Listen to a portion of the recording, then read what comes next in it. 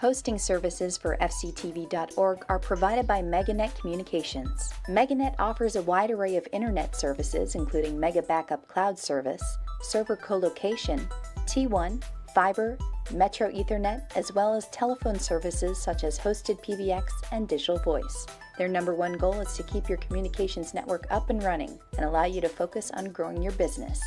877-634-2638 or meganet.net. Proudly serving the New England area, K&K Talent Partners provide a personalized approach to full-cycle recruiting services. Their level of integrity and empathy is rare, and it speaks volumes about who they are as people and as recruitment partners. Our goal is to build trusted relationships and to create genuine connections that help companies grow. K&K Talent Partners, kktalentpartners.com. At Martha's Vineyard Bank, we know Falmouth, with locations in Woods Hole, on Palmer Avenue, and the Village Green. We deliver personal banking tailored to your needs, business solutions to help you grow, flexible lending to move you forward, and investment strategies that work for you. Whatever brings you in, we're your local partner. Martha's Vineyard Bank, your goals, our guidance. Opening the Town of Falmouth Select Board regular meeting, we do have to go into executive session to discuss M.G.L. C30A S.21A3 to discuss strategy with respect to collective bargaining, the United Federation of Police Officers, Local 151 Police Lieutenants. May I have a motion to adjourn? Motion to go into executive session. Thank you. Not adjourning. I'll second that. All right. And by roll call, Reed, aye. Muscali, aye. Brown, aye. All right. We will resume at 6:30.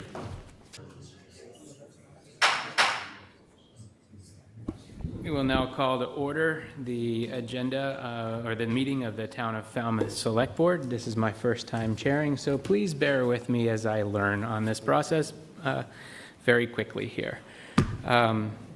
Please join me in the Pledge of Allegiance. I pledge allegiance to the flag of the United States of America and to the republic for which it stands, one nation, under God, indivisible, with liberty and justice for all. Great, thank you very much. We previously had an executive session at 6 p.m. to discuss the strategy with respect to a collective bargaining agreement, and we did agree on the memorandum of agreement. With that being said, do we have any? We have two proclamations for tonight, starting with the 250th anniversary plaque dedication. Mr. M.G.L. Thank you. So whereas the 250 Committee is proud to represent the citizens of Falmouth on Cape Cod at a ceremony on July 1, 2026, recognizing and honoring those patriots who defended the town of Falmouth against a British invasion on April 2nd, 1779. And whereas, as part of the ceremony,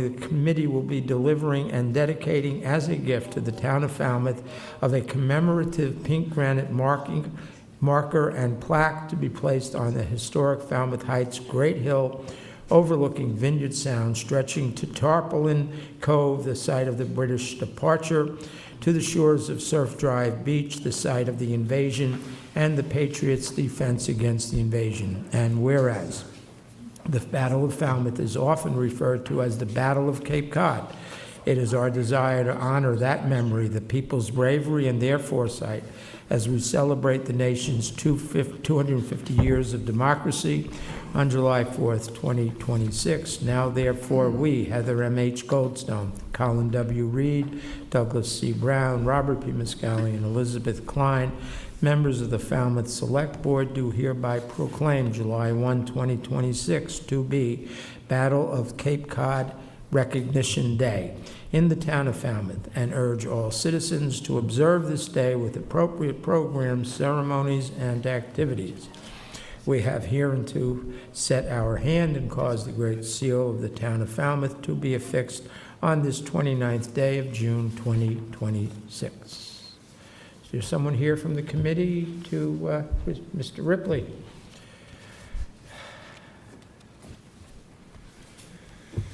We will hold this to process it, but if you wanted to say some words, I'm going to take that back from you because we need to process it, and then I'll bring it on the first. But if you'd like to say something, please do. Bob Ripley, Chair of the committee. It's been a long process, probably about a year of planning, and we were appointed by the select board over a year ago, and so we just want to welcome everyone to Wednesday, July 1st, at 9:45, drum and fight start, and then at 10 to 11 o'clock we have a list of speakers, and the proclamation will be read. Our town manager is going to be speaking, and a whole host of speakers. So invite everyone on out, and after we've been invited to the old casino for refreshments. Okay, so thank you. Thank you. Thank you. And next up, we have a proclamation honoring Ted T.M. Murphy. Mr. Brown? And this is the annual Quahog Day on Cape Cod Proclamation. Whereas Ted T.M. Murphy has dedicated himself over the last 3 decades, not only to the craft of writing, but to shaping the next generation as a teacher of the Just Write It class at the Writer's Shack in Falmouth Heights, and as a guest speaker at schools across Cape Cod and beyond. Whereas Ted Murphy gives back to the Falmouth community, participating in polar plunges, chicken wing eating contests, and the Falmouth Chamber of Commerce Christmas Parade and golf tournaments, especially Jimbo's Golf Scramble, all to support worthy causes. Whereas Ted Murphy has steadfastly protected Cape Cod's mascot, Doug the Quahog, since 2009 as a founding member of the elite Quahog Security. Whereas Ted Murphy, a.k.a. Lead Dog, is retiring at the top of his Quahog security game after 17 years, having set the standard for how to protect and not serve Doug the Quahog. Now, therefore, we, Heather M.H. Goldstone, Colin W. Reed, Douglas C. Brown, Robert P. Mascali, and Elizabeth Klein, as members of the Select Board of the Town of Falmouth, by the authority vested in us, do hereby proclaim sincere gratitude and thanks to Ted T.M. Murphy, a.k.a. Lead Dog, for his years of service on Quahog security. In witness thereof, we had hereunto set our hand and caused the great seal of the town of Falmouth to be affixed this 29th day of June, 2026. All right. Okay. Thank you very much. I think we need some applause.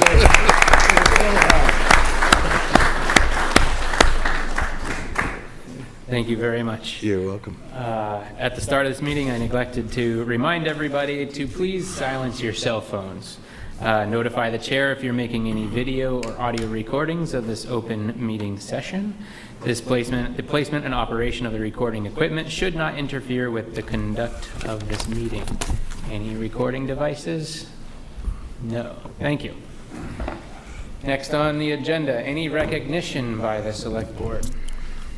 I would think it's just, I don't have a list of names of all the key players, but I'd like to recognize the fact that the community put together, I think it's $450,000 in donations to fix the playground at T-Ticket Elementary School so that it could be done within a year rather than having us try to appropriate money and take another extra year. And that's a pretty, quite an accomplishment, so I'm pretty happy about that. So thanks to all the people who did that. Very quickly, later on in our agenda, we will be hearing about the reappointment of Dr. Gladfelter. But there is, I just wanted to mention that the restoration of the Coonamessett River received an award from the Boston Society of Landscape Architects for the wonderful job that they did in great measure to the efforts of Dr. Gladfelter. So just wanted to mention that. Great. Any further recognition? Seeing none, we'll move to announcements. Any announcements? Well, we just had a good one. Yeah. All right. Yeah, that's. Seeing none, we'll move to the town manager's report. Thank you, Mr. Vice Chair. I do have one update for my report this evening. It's good news.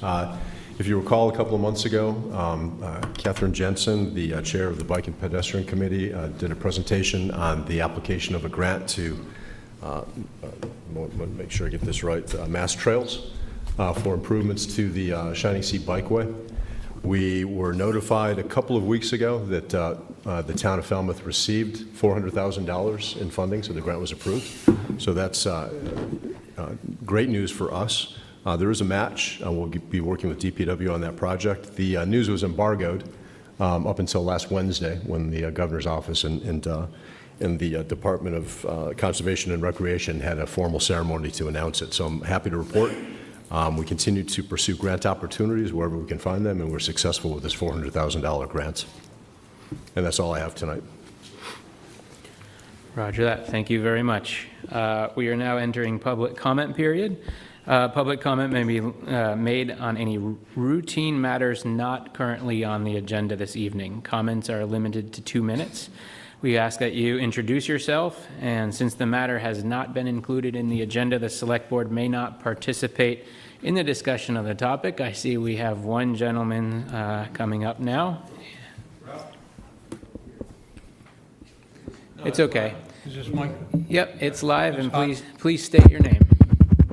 This is hot, right? Yeah. My name's Ralph Herbst, Precinct 8. Town meeting member for 20 years, Planning Board for 14. Currently on the Community Preservation Committee for the second time.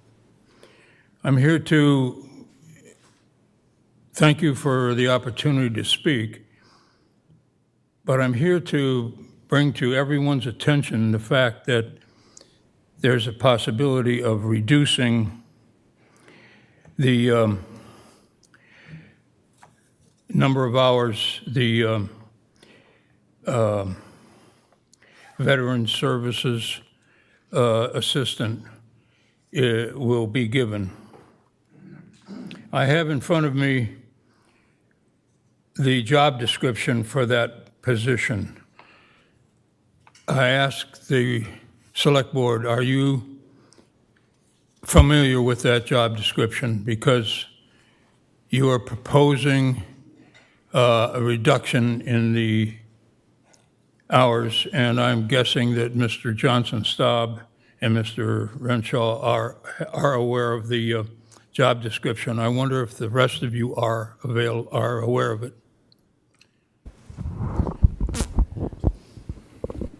Mr. Vice Chair, if I may. Yep.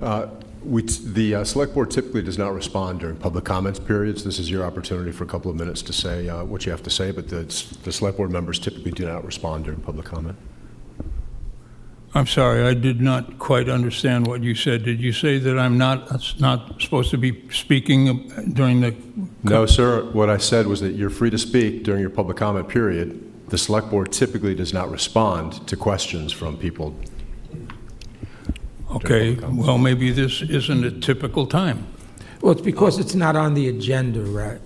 So that's the reason typically why we don't respond.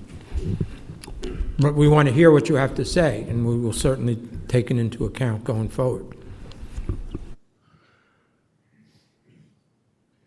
All right, I have in front of me the job description for this person, and there is a proposal to reduce that person's number of hours in the office for Veteran Services. I personally am a Vietnam veteran, and I don't speak for any veteran organization here in town. I'm only speaking for myself. It seems to me that before the hours are reduced for Veteran Services, that there should be an opportunity for veterans groups to speak to that. And I'm hoping that some of them are here tonight. I don't propose to speak for them. I'm speaking for myself as a veteran. If you're not familiar with the job description, I'm not going to read it. but I will read one thing on it. It's talking about the skill necessary to hold this position. Mr. Herbst, you have 30 seconds left. I'm sorry? 30 seconds remain on your time allotment. You're giving me 30 seconds? It's public comment is 2 minutes. We're allowing for a little extra. How much more time do I have now? I will start the clock. 30 seconds, please, sir. All right, the skill is maintaining the manual and electronic files, skill in organizing statistical records, skill in the operation of all types of office equipment. So if this town is going to support the veterans that are living here and that are citizens here and that have served their country, then it doesn't make any sense to me for the administrative portion of this town to consider reducing the number of hours for this principal office assistant for Veterans Affairs.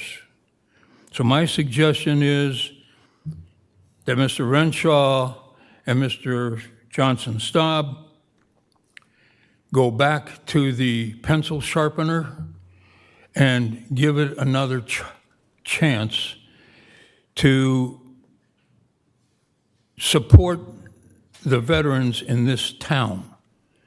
I don't know if any of you up there are veterans, with the exception of Mr. Brown. I know he is, Mr. Renshaw. So you understand what I'm talking about. Okay, thank you very much for your comments. We're going to have to wrap it up now. Thank you. All right, thank you, and I hope you'll take to heart what I have to say. Very much so. Thank you. Any other comments?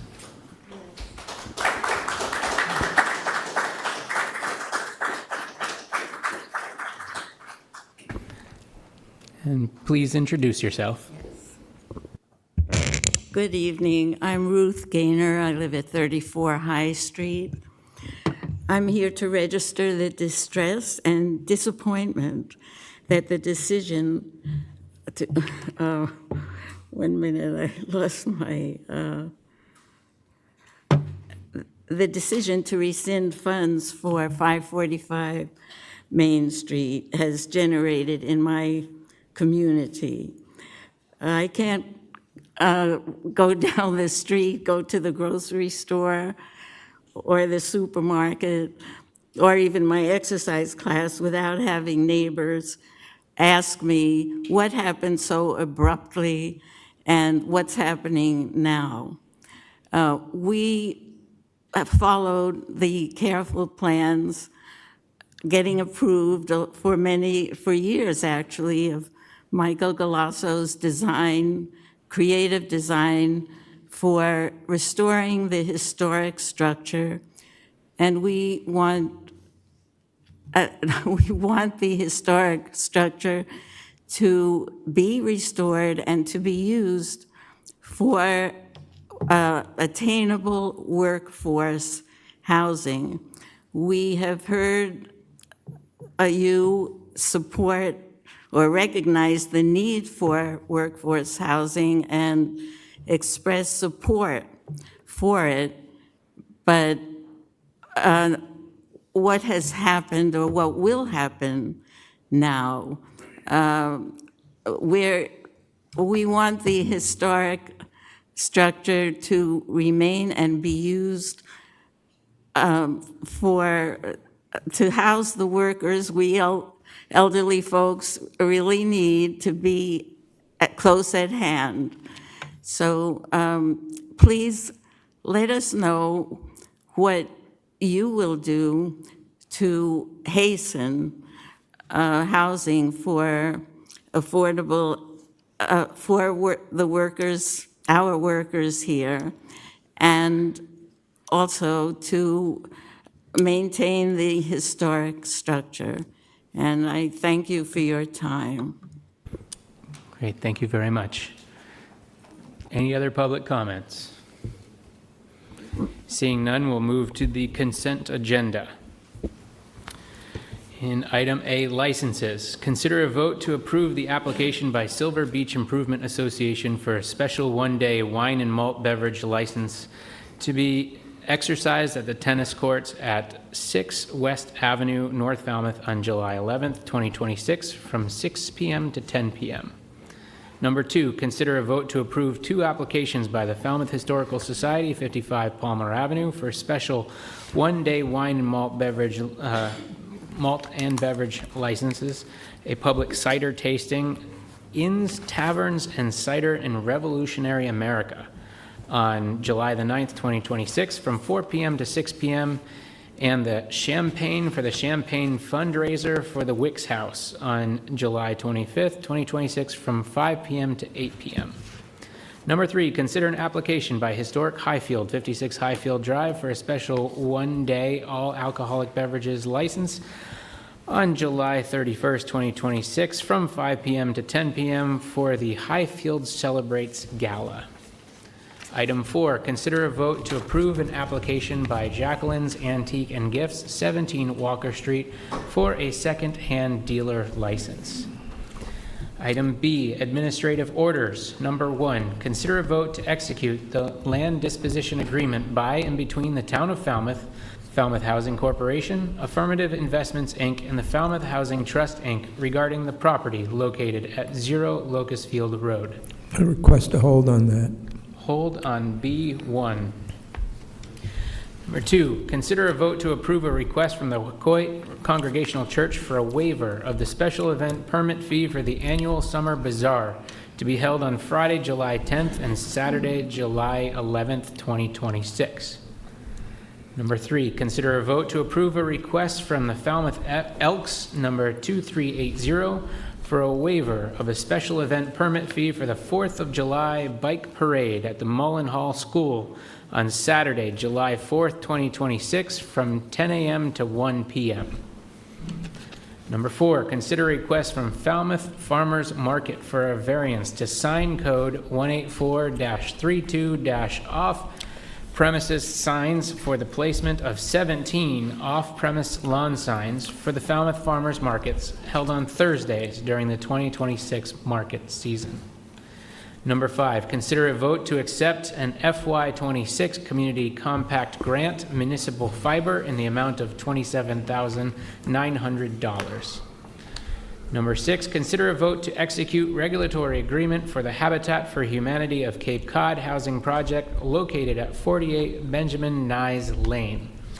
I will hold that. We need to do a separate vote. Item 7, consider a vote to execute the quitclaim deed transferring the property located at 20 Brigantine Drive to Falmouth Housing Trust, Inc. Number 8, consider a vote to accept a donation from the Old Stone Dock Association in the amount of $1,093.68 to the beach donations account for Surf Drive window boxes. Number 9, consider a vote to approve an expenditure in the amount of $1,093.68 from the beach donations account to pay for the Soares nursery invoice for the Surf Drive window boxes. Number 10, consider a request from Farming Falmouth for a variance to sign code 184-25 freestanding signs for the installation of a sign measuring 60 inches by 40 inches, that's 19.17 square feet, at 578 Locust Field Road as the sign exceeds the size permitted under the current Falmouth zoning bylaws for signs. Mr. Vice Chair, if I may? Yes. On that particular item, our office was notified late last week after the agenda posted that Farming Falmouth actually amended the dimensions of their sign to bring it into compliance with the sign code. So that item is no longer needed. The sign is going to be in compliance. Okay, 10 is struck from the record. Number 11, consider a request from Penzance Road Trust for a variance to sign code 184-32A off-premises signs, town property, for the installation of a sign at the junction of Barneck Road and Gosnold Road. Can we I think hold we're that? going to hold that. Request a hold. Hold number 11. And number 12, discuss and consider the dissolution of the Short-Term Rental Advisory Committee. Mr. Vice Chair, I would move the consent agenda except for items B1, B6, and B11. Roger that. May I have a second? Second. Second from Mr. Brown. All those in favor? Aye. Aye. Everything passes. Let's go to Administrative Order B1. Consider a vote to execute the land disposition agreement by and between the Town of Falmouth, Falmouth Housing Corp., Administrative Investments, Inc., and the Falmouth Housing Trust, Inc. regarding the property located at 0 Locust Field Road. Mr. M.G.L. Yeah, thank you. This was a lot to unpack on an administrative order, the land disposition agreement, the various exhibits. I know this board supports this project. It's a wonderful project, and we're going to be hearing about it later in the evening with requests for funding from the Affordable Housing Fund. I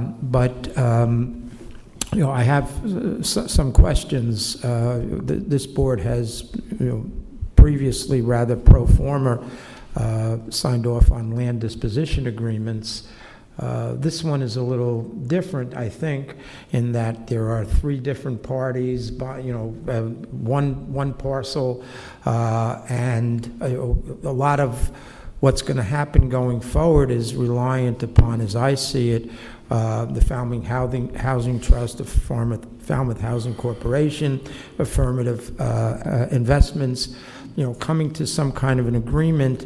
I'm wondering if council could maybe just, briefly describe how, or Ms. Fish, if you're in the audience, how this is going to play out going forward with respect to their decisions as far as the condominium setup, or even better, Ms. Moynihan can explain it.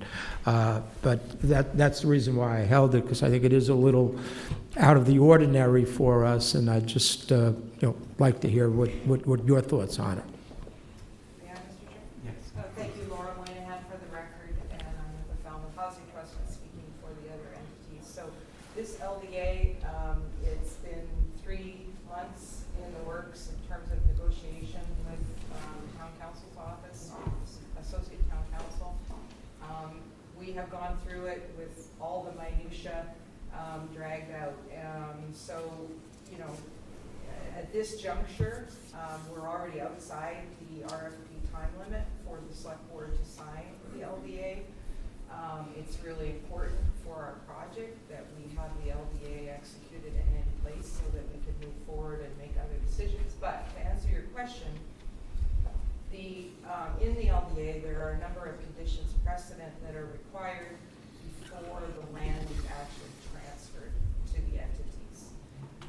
And those conditions precedent involve having all our permits in place. So that means the zoning board doing a thorough review of the project.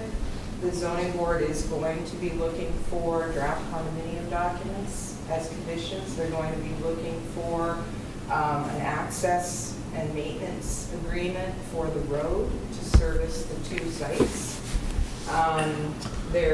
In my discussions with Associate Town Council, we also talked about having that agreement ready to be recorded with the deed from the town, because of course those rights have to be put on record before anything else to ensure that both properties have access rights. So the concerns that you may have about how all this is going to work, it has really been dissected very thoroughly between Town Council's office and myself and the parties involved.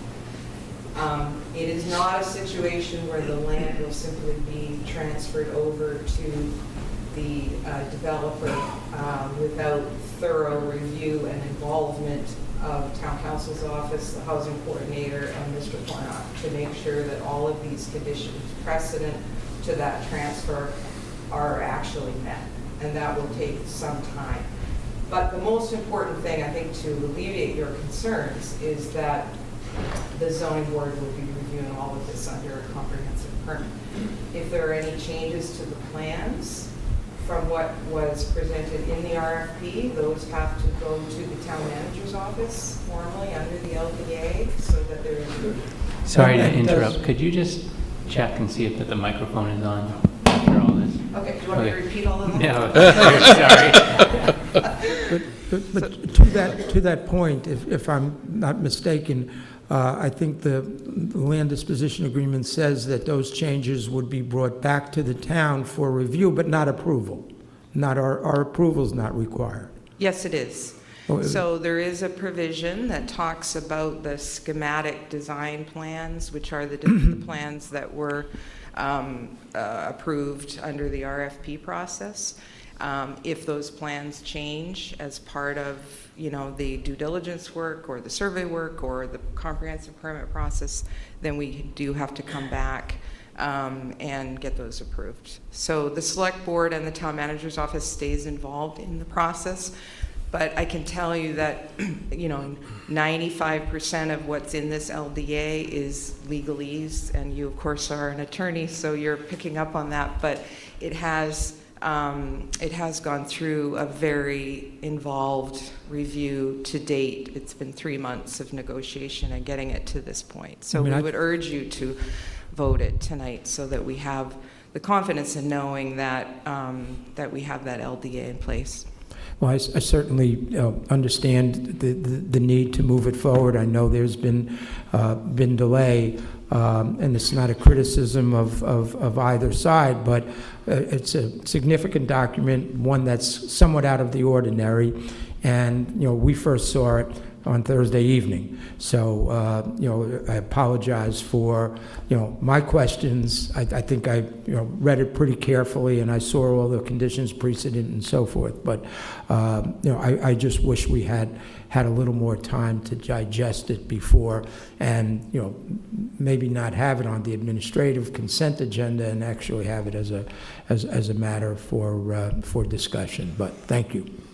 Okay, I can tell you that in substance it is relatively the same as the other ones that you have voted. There are a few, differences here with the 3 entities involved, but generally speaking, it was the template that we were working from for the Brigantine Drive and Pheasant Lane, with a little more added to it to deal with the 2 separate lots and the road parcel, but in substance, it has the same premise of approvals, how the transfer will occur, not until, as I said, all those conditions are met, all the permits are issued, which is the most important thing. The town maintains control over the land until all those things are met. Mr. Chair, if I may? Yes. Sorry. Old habits. Just to reinforce the point that Attorney Moynihan made, Mr. M.G.L, it is in section 3.6 project permitting sub-item C, where it lays out in the event schematic design plans are materially altered because of a requirement by the ZBA, Board of Health, Building Division, or any other agency or approving authority, the buyer shall promptly submit such material changes to the seller for its review, but not for its approval. Thank you. Yeah. That was what I was referring to. Right. Review but not approval. I think there's another section on the building permit, but I'm sure there is. That's it's just a lot to digest. I know. And rest assured, our goal, of course, is to always be working with the town, make sure there's always ample notice of things. We're here to try and collaborate on this project, not to do something without people knowing about it. So. Certainly speaking just for myself, but I'm sure for other members as well, your involvement, the Housing Corp's involvement, affirmative investments involvement in this and past projects gives me a very good level of comfort that this is going to be a very successful project. So certainly nothing I've said should in any way indicate any concerns I have with the overall project. So I don't know if anyone else has any questions. Mr. Brown, did you have any questions? Are you okay? No, I don't. Okay. Are you comfortable making the motion? I'd make a motion to let's see. Make a motion to execute the land disposition agreement by and between the Town of Falmouth, Falmouth Housing Corporation, Affirmative Investments, Inc., and Falmouth Housing Trust, Inc. regarding the property located at 0 Locust Field Road. All right, I'll second. All those in favor? Aye. Aye. Great, Okay, thank you. Thank you very much.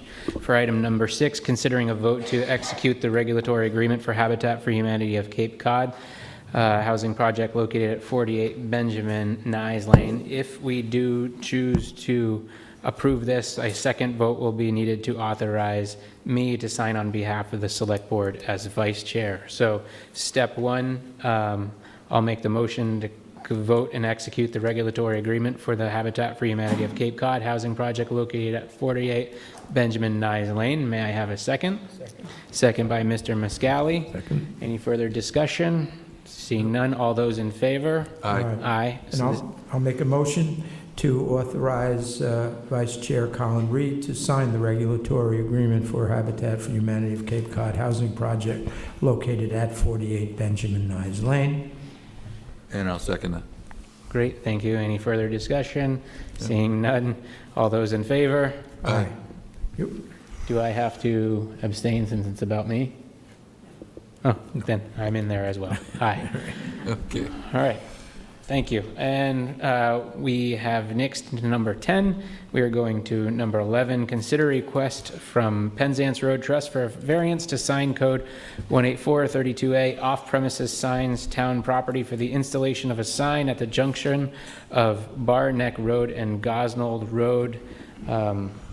You held this, Mr. M.G.L. Well, I Oh, think we Mr. both- Brown? Yeah. And then Well, we Mr. did Renshaw, receive- you also have comments for this as well?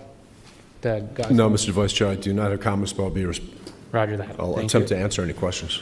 Thank you. So I'm curious about the location of the sign, and we did receive an email from a resident of Woods Hole saying that they felt like the sign at the end of Bar Neck Road was confusing to motorists, and I'm wondering if there's any staff feedback on that? So, Mr. Vice Chair and Select Board Member Brown, I did have the DPW Director go out this afternoon to take a look at there's two issues here with regards to this request. There's an existing sign about 350 feet on the town property side of Penzance Point that was never issued a grant of license nor a variance. So we're going to have to, the Select Board is going to have to consider conditioning perhaps the approval of this request, removing that illegal sign from its current position. When DPW Director McConerty went out this afternoon to take a look at the site, I asked him specifically to look at the site plan, I'll call it, that was submitted by the applicant, and I think the applicant's attorney is here tonight, and give me his professional opinion whether having a sign posted at that particular location, and I'll call it the intersection of Bar Neck Road and Bar Neck, and Gosnold, is appropriate in order to give folks enough turn radius to make the turn safely if they're proceeding down Penzance Road without getting to the guard shack and having to take a 6 or 7 point turn, an unsafe way to maneuver the vehicle. So it was the opinion of Mr. McConerty that if the Select Board were in favor of approving the variance and a grant of license to place it in the town layout, that would be an appropriate and safe location to place such a sign. That way we don't have motorists going down further down towards the what is the guard shack and in effect having a more challenging time turning their vehicle around. Okay, so just to be clear then, so the sign that I'm seeing at the lower photograph, which is up at the far end of Bar Neck, will be removed because it's kind of incorrect? Yes, there is an existing sign that's placed on town property that would have to be removed. Okay. And I can let Attorney Nickerson may be familiar with the sign that I'm talking about. It's an existing sign that's mounted in the town layout that would have to be removed. Right. There's also part of that email that was received over the weekend from the gentleman from Woods Hole. Also, there's a photograph of a sign, a turnaround sign or private road sign that was mounted on a utility pole. We confirm that has been removed, so that's no longer there. Okay. There is an existing sign that, in my opinion, is not authorized to be there. Again, about 350 feet on the town side of Penzance that would have to be removed. So the approval of this particular request to place it at the intersection, I'll call it, of Gosnold and Barneck, in the opinion of the DPW director, would be a safe location to place it. But we would have to, the select board would have to not only approve the variance, but importantly, a grant of license to place the sign on town property. And would that be something we would do in a further meeting, or we would be able to do it this evening? I think we could do it. Could we do it this evening? Or would we need to post it? The license. It's would not have to be. part of the agenda item, unfortunately, and it is different enough of a consideration that I don't think it fits within this agenda item. So we would need to deal with the license issue at a subsequent meeting. And we could hear the application subject to, a license approval at a subsequent meeting or at a date certain meeting. And we can put that on the next agenda. So will we table this for today and come back and revisit it when we have more complete I think we information? should hear the sign. Let's get the sign taken care of, and then the matter is just the license. We don't have to deal with the sign again. The applicant's here tonight. Right. That's how I feel. I don't know. Feel that way? Would you like to hear from Mr. Nickerson? Mr. Nickerson? Good evening. So Jeff Nickerson here on behalf of Penzance Road Trust. And the reasons that have been identified are exactly why the trust would propose to locate the sign at the junction of Gosnold and Barneck Road, because it gives people an opportunity to take a right if they don't want to travel further down Barneck, because the opportunities to turn there are pretty limited. As you mentioned, it'll be a multi-point turn or backing up. So the request would be to locate the sign there, give people a clear and safe path of travel if they decide not to go further down Barneck. And happy to take down the other sign. It's been there for quite some time, based on what I could see from some of the aerial photographs, at least 20 years, but happy to take it down as a condition for this. Okay. Based on that, Go ahead. I would say based on that condition, I would move approval then. Because I do think it's a better location. So motion to approve the request from Penzance Road Trust for a variance of sign code 184-32A off-premises signs town property for the installation of a sign at the junction of Barneck Road and Gosnold Road has been moved by Mr. Brown, and a second. Second, with the understanding that it's still subject to the grant of a license by this board. And conditioned upon removal of the currently unauthorized. And conditioned upon removal. May the minutes reflect so. Any further discussion? Seeing none, all those in favor? Aye. Aye. Thank you very much. Thank you. We got through the consent agenda. We have a loaded slate of committee interviews here. The first set for the committee members for regulatory boards, we will hear from each of you. For the committee members for non-regulatory boards, we may try to consolidate a bit more. So to start things off, we have the Conservation Commission. We've received applications from David Kent, Elizabeth Gladfelter, and Michael Beckerle. There are 5 vacancies. We've received 3 applications. There, meaning we have 2 remaining seats open. So if anybody has any interest in the Conservation Commission, we have 2 seats for you. So first up, Mr. Kent, are you here? We will consider, please come to the mic. Please consider your application as having been read, but if you have any further comments or what you'd like to bring to the Conservation Commission, anything not covered in the application would be helpful. Well, I've been on the commission for about a year now. I joined last June, and I found it very fulfilling. It's really something you sink your teeth into. I've enjoyed it, and I hope I've contributed, and I'd like to continue. Great. Thank you very much. Do we want to vote individually or the whole slate altogether? Probably the slate altogether. I think we should hear from everyone first. Okay, roger that. And Elizabeth Gladfelter, are you here? I'm here. Hello.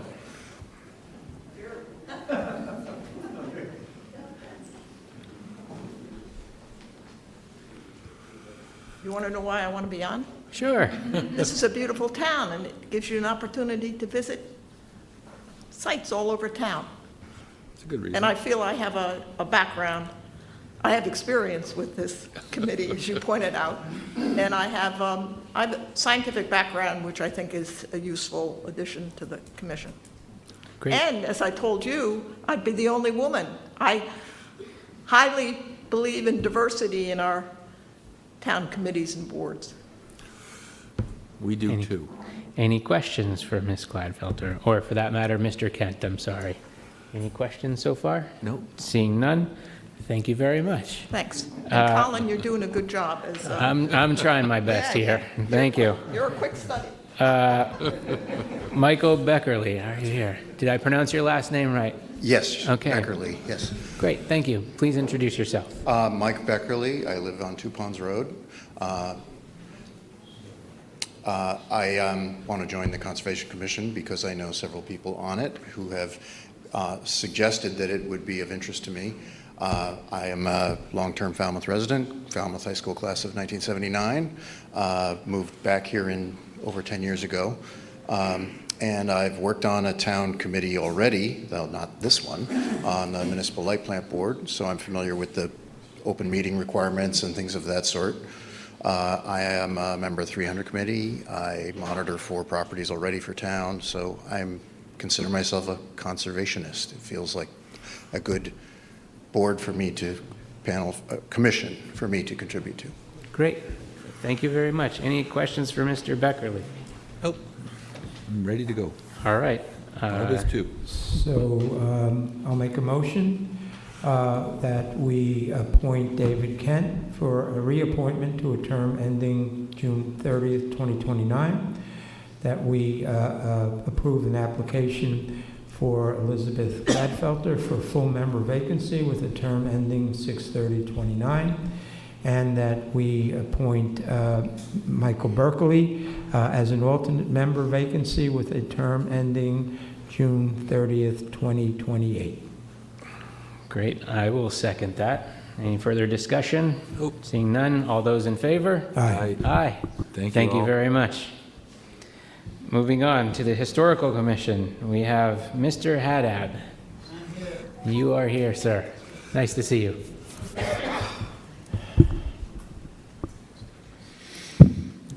Still ready for more, huh?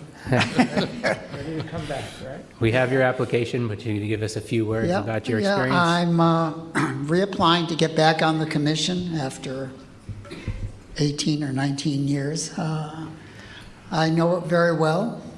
I think the board does a great job, and I think that what they do is very important to the town. It's an important asset, so I think it's something that I enjoy being part of, and that's why I'm reapplying to get back on the board. So just to be clear, you'd be wanting to be the full member vacancy with a term ending 6/30/29? Correct. Okay. All right. All right. May I have a motion to, or any further questions? Mr. Brown? No, I'm glad he's back. All right. Having seen no others, do we have a motion to approve Mr. Haddad for the Historical Commission with for the full member vacancy with a term ending 6/30/29? Second. All right, so moved by Reed, second by M.G.L. All those in favor? Aye. Aye. Aye. Thank you very much. Thank you. Please note that there is one remaining vacancy on the Historical Commission. And third, we have the Zoning Board of Appeals. We have 2 vacancies and 2 applications. Is Mr. Morse here?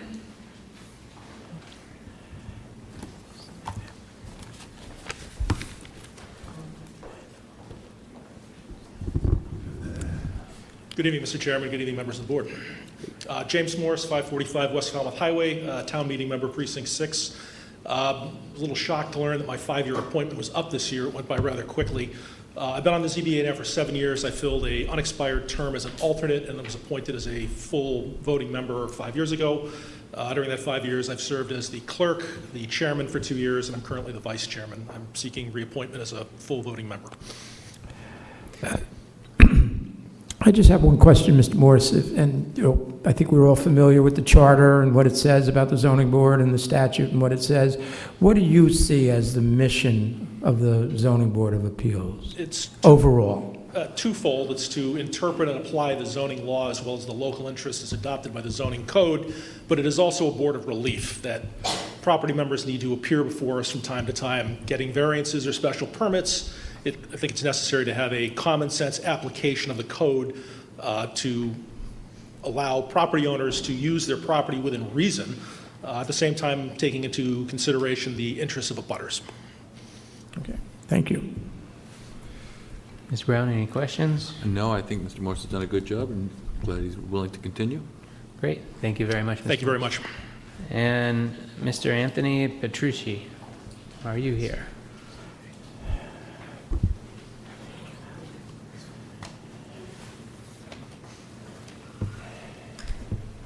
Good evening.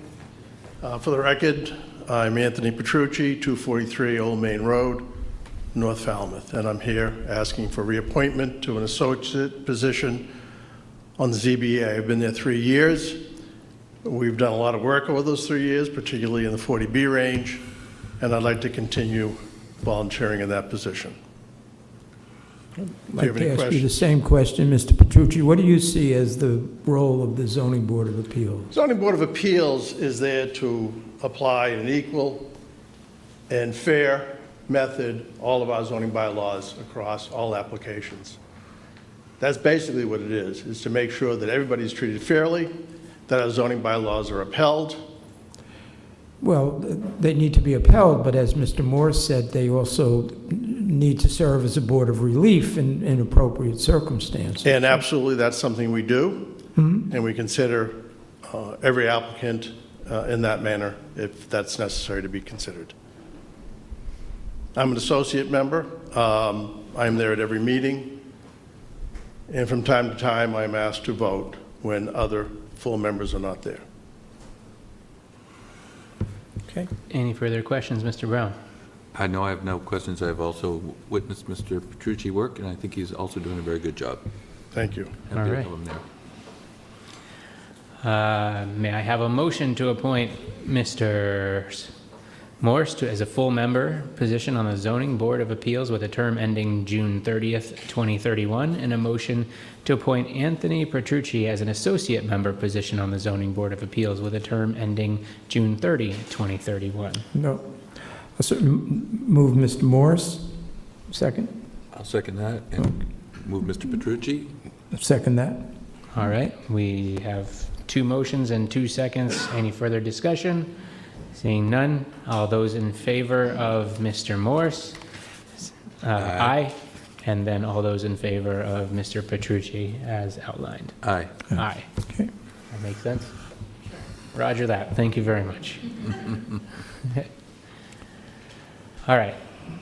For the benefit of time, I'm proposing that we look at the remaining committee members to non-regulatory boards.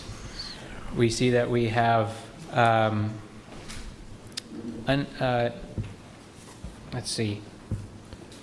uncontested seats in numbers 1, the Commission on Disabilities, 2, the Bicycle and Pedestrian Committee, 4, the Energy Committee, 6, the Shellfish Advisory Committee, and the 7, Water Quality Management Committee.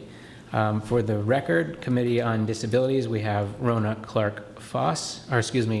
Foss, 2, Bicycle and Pedestrian Committee, Dennis Murtaugh, 4, Energy Committee, DeWitt Jones, 6, Shellfish Advisory Committee, Joseph A. Neto and David Velisig, and 7, Water Quality Management Committee, Alan M. Robinson and Peter R. Walsh. Would any of you like to hold any of these for interview questions, or can we push to approve them as they are written? I just have a question for Mr. Robinson. What, did you just didn't want to take a break after all your many years on the Solid Waste Advisory Committee? You just needed to do something else? Is that, you want to tell us a little bit? We'll give you an opportunity to tell us. You know what? I had so much fun on the Solid Waste Advisory Committee, and it was so great working with the administration, with you all, with the Department of Public Works, and the committee and the town as a whole. I just couldn't stay away. And the Water Quality Committee does some really good stuff, and there's some real challenges ahead, and I'm looking forward to continue making a contribution. That's why I'm here. All right. And to have more fun. There you go. Thank you. Thanks for stepping up. Okay. Do we want just a blanket motion with respect to the individuals on non-regulatory, non-contested? I'll move the slate.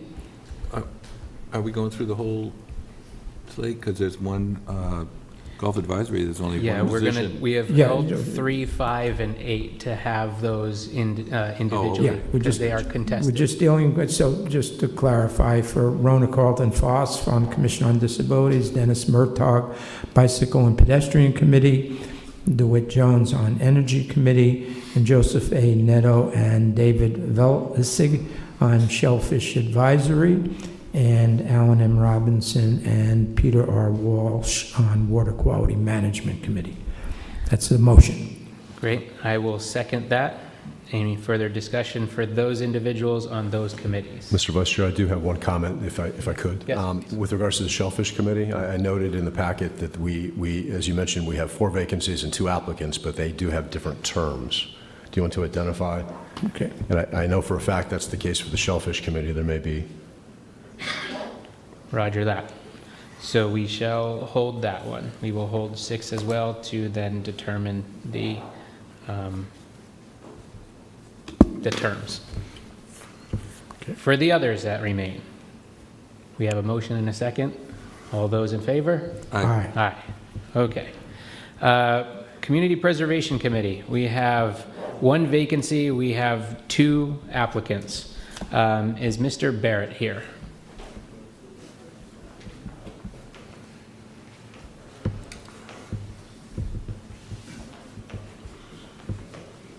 Hi, please introduce yourself. Hi. My name is Michael Barrett. I live in Precinct 4. I was here a couple months ago. I had applied for the Lawrence School Building Committee. Didn't make the cut. We had a lot of great candidates. At the time, I may have mentioned that I was interested in getting my feet wet as a new permanent, new year-round resident here in Falmouth. I've been a homeowner here for 30 years, but we just renovated the house and moved down this past year. Previously, I lived up in Stoughton, Massachusetts, and I was involved. I was on the Community Preservation Committee there for 12 out of the last 14 years. I served mostly as treasurer, although the last 2 years I served as chair and treasurer. Really enjoyed my time there. Came to Falmouth, wanted to give back to the community the same way I was able to do up in Stoughton. So I was kind of pleased when I saw that there was an opportunity here for the Community Preservation Committee. So that's what I'm here for. I can answer questions if you want. I mean, you've got the background, the whole application. We went through it last time around, but really the relevant part this time is the Community Preservation Committee connection. Great, thank you very much. Any questions? No, as he said, it's a very thorough application with a lot of information and certainly qualified for this job. Certainly impressed with your past experience. Have you, on the Stoughton Community Preservation Committee, have you had an opportunity to follow any of the meetings of the CPC, you know, that here in Falmouth over the past few months? I have not looked at the meetings. I have looked at the website, and in fact, I've looked at the website many times over the years and kind of borrowed some of the procedures, some of the policies that I saw going on here, brought them back and implemented them at Stoughton, because I thought they were the right way to go for a lot of things. So, Okay, thank you. Great, thank you very much. Thank you. No further questions. Ronald P. Clattenburg, are you here?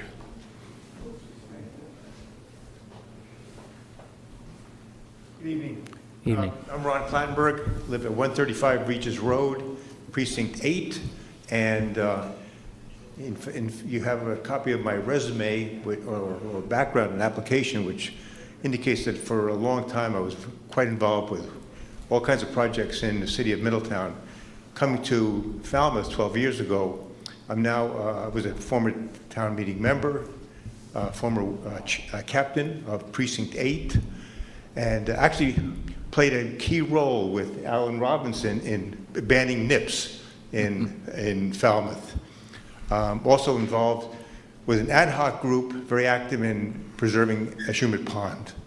So many of the projects that the CPC is involved with are projects that I feel very passionate about because they all deal with quality of life issues, and that's been a very important part of my background, my career, and my political environment. Any questions you have, I'd be happy to answer. I don't have any. Do you have any, Mr. Brown or M.G.L? I mean, you got a great resume too, and your service has been impressive.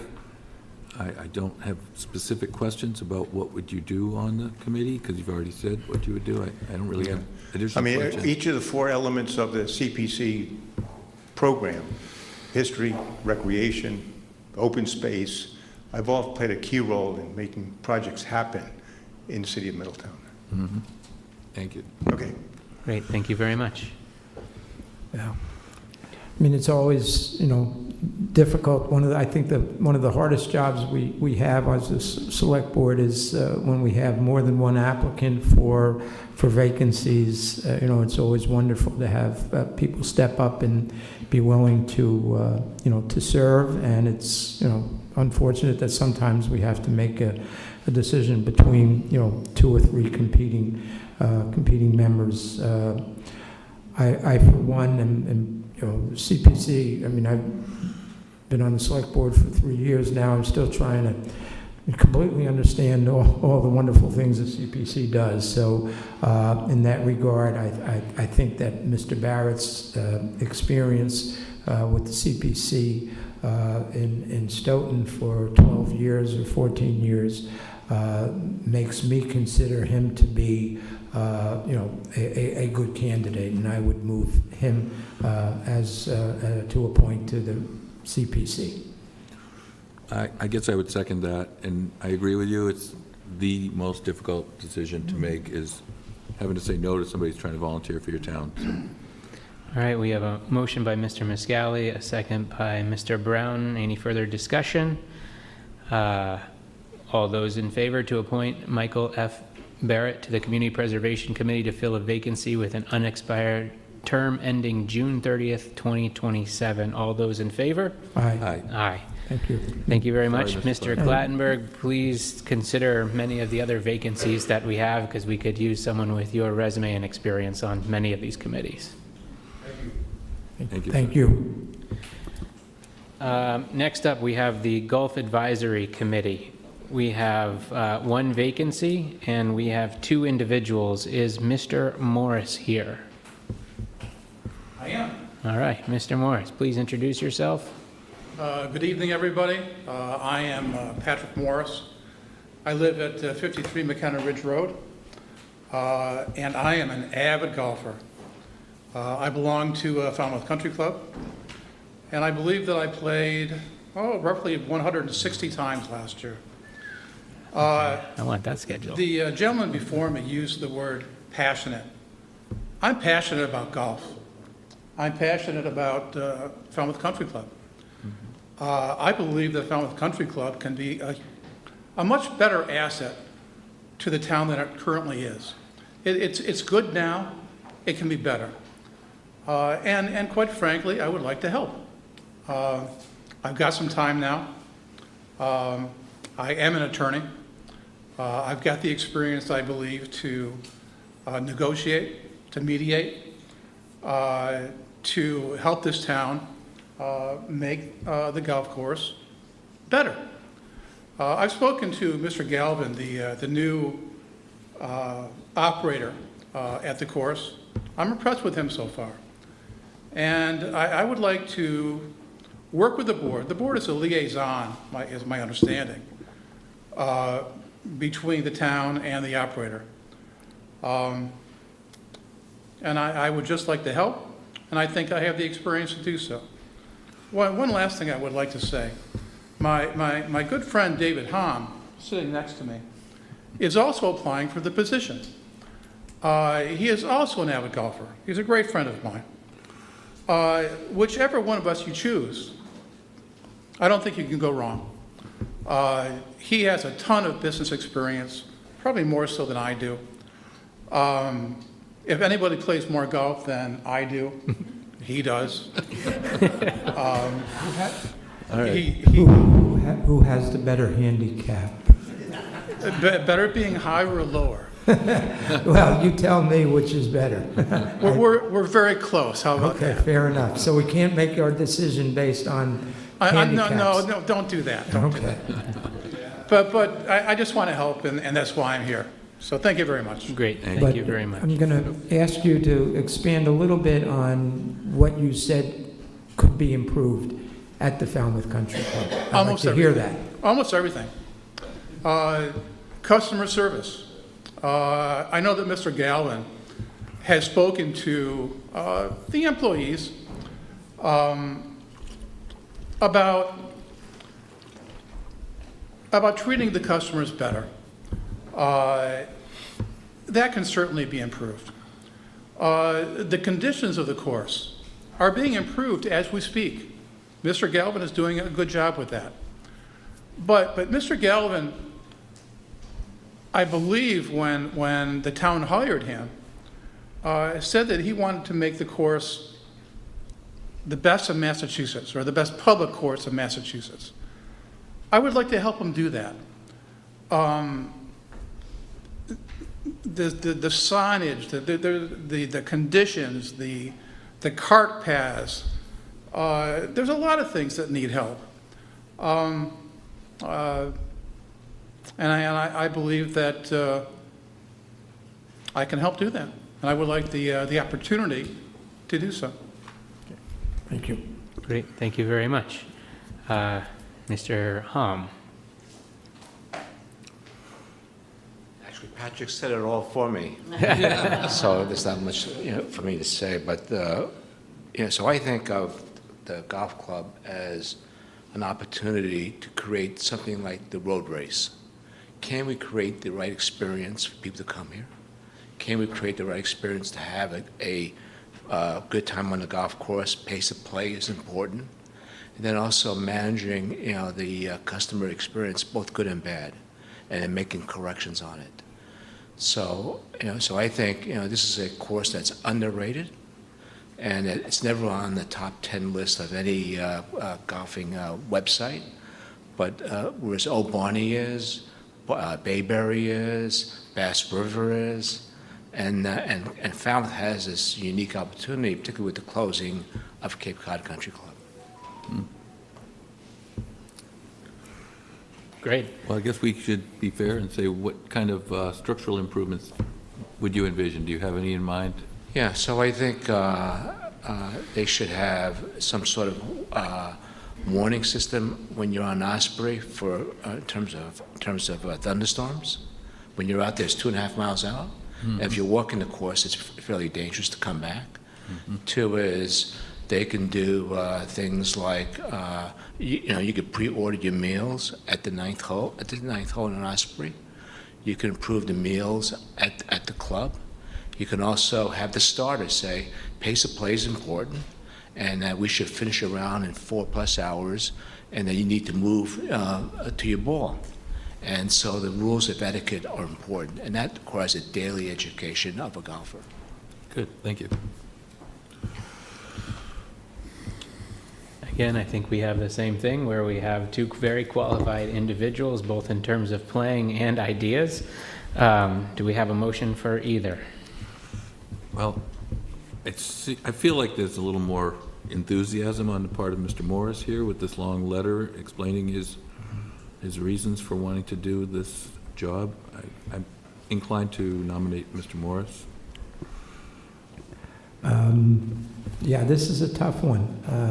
As we said, they all are when there's two qualified or more, but I agree with Mr. Brown. I think Mr. Morris's letter is what impressed me the most, so I'd be willing to second that motion. So we have a motion, a second, to appoint Patrick Morris to the Golf Advisory Committee with a term ending June 30th, 2029. Any further discussion? Seeing none, all those in favor? Aye. Aye. Mr. Hom, please stay committed to the Falmouth Country Club with Mr. Morris, and we look forward to your ideas for improvement. Thank you. Moving on, Shellfish Advisory Committee, we have Joseph A. Neto and David Velisig. We have 4 open positions with 2 applicants. It was noted that there are various openings or vacancies, or terms, I should say, excuse me. And while I navigate to that point,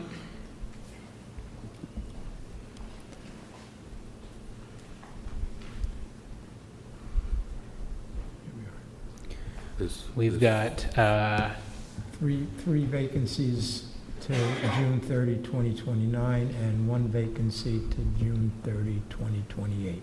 So do we want the 2 of them to be the longer term? We could ask. We can ask them. are they here? Misters Neto or Velisig here? Mr. Neto's here. Mr. Neto. Mr. Neto, can we get you here to 2029? Okay. Okay. Fine for him. You got it. Mr. Velisig, are you here? Seeing none, I think that's a voluntary 2029 appointment. I think so. Okay. All right, so the motion to appoint Joseph A. Neto Jr. to the Shellfish Advisory Committee and David E. Velisig to the Shellfish Advisory Committee with terms ending June 30, 2029. So moved. So moved by Mr. Brown. Second. Second by Mr. Miscali. Any further comments? Seeing none, all those in favor? Aye. Aye. Thank you Thank you, very guys. much. Will town management please let Mr. Velisig know that we've signed him up for the extra? Yes, sir, I will. Thank you. Waterways Committee. We have 1 vacancy, 2 folks. Is Mr. Jackson here?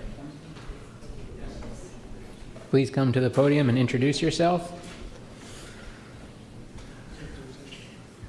Thank you for being here.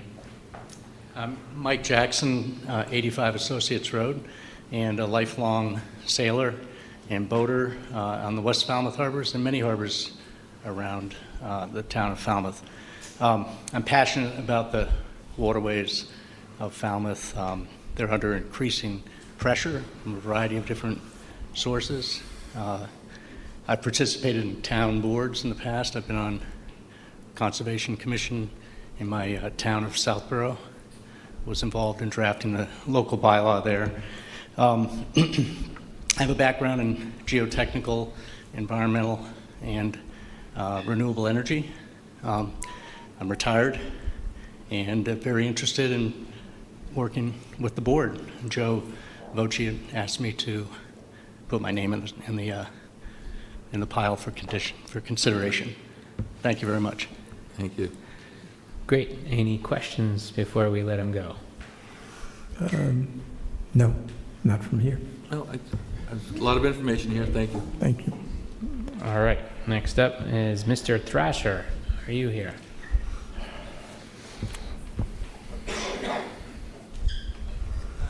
Good evening, Scott Thrasher, 58 Kroll Road.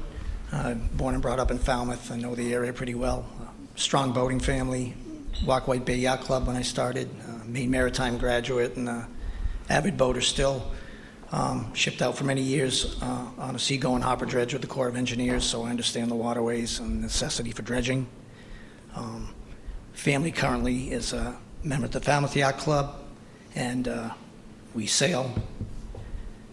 I use the waters all over town, both through my employment with the fire department training, and also on my personal boat.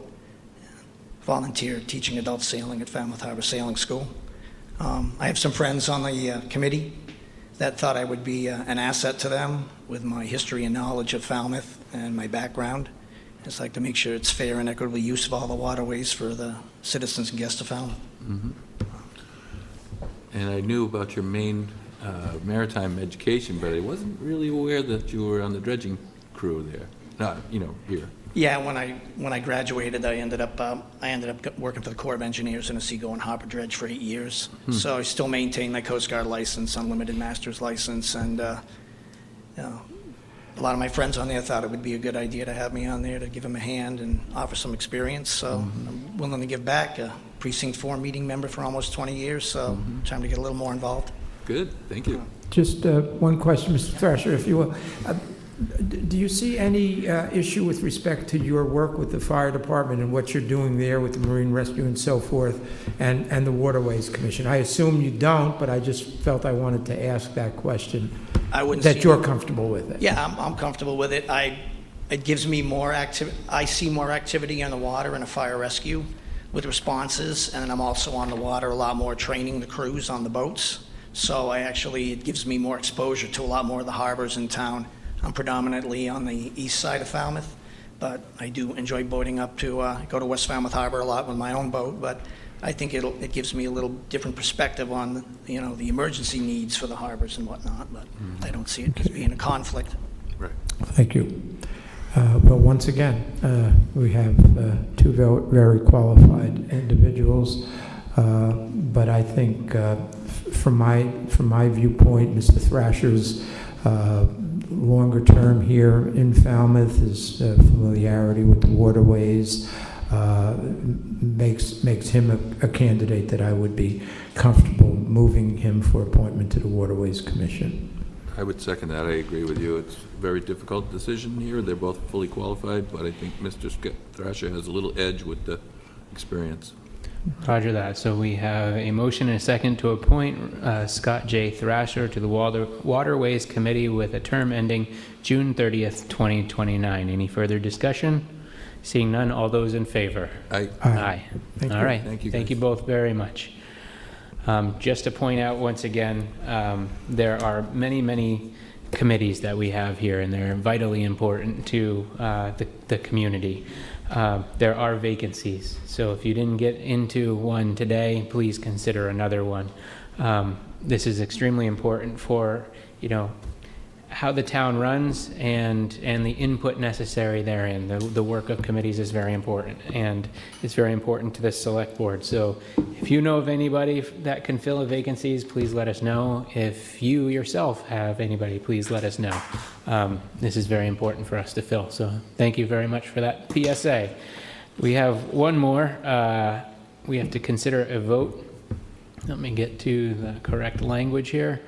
To reappoint committee members of non-regulatory uncontested seats. I know that we have to hold two from the slate that is given there, and that is for me and the EDIC and Mr. Miscali for, remind me of... Cape Cod Regional Transit Authority, since we can't vote for ourselves. So that being said, holding those for the next meeting, do we have a motion to approve the slate with the two exceptions? So moved. Second. So moved by Mr. Brown, second by Mr. Miscali. Any further discussion? All those in favor? Aye. Aye. All right.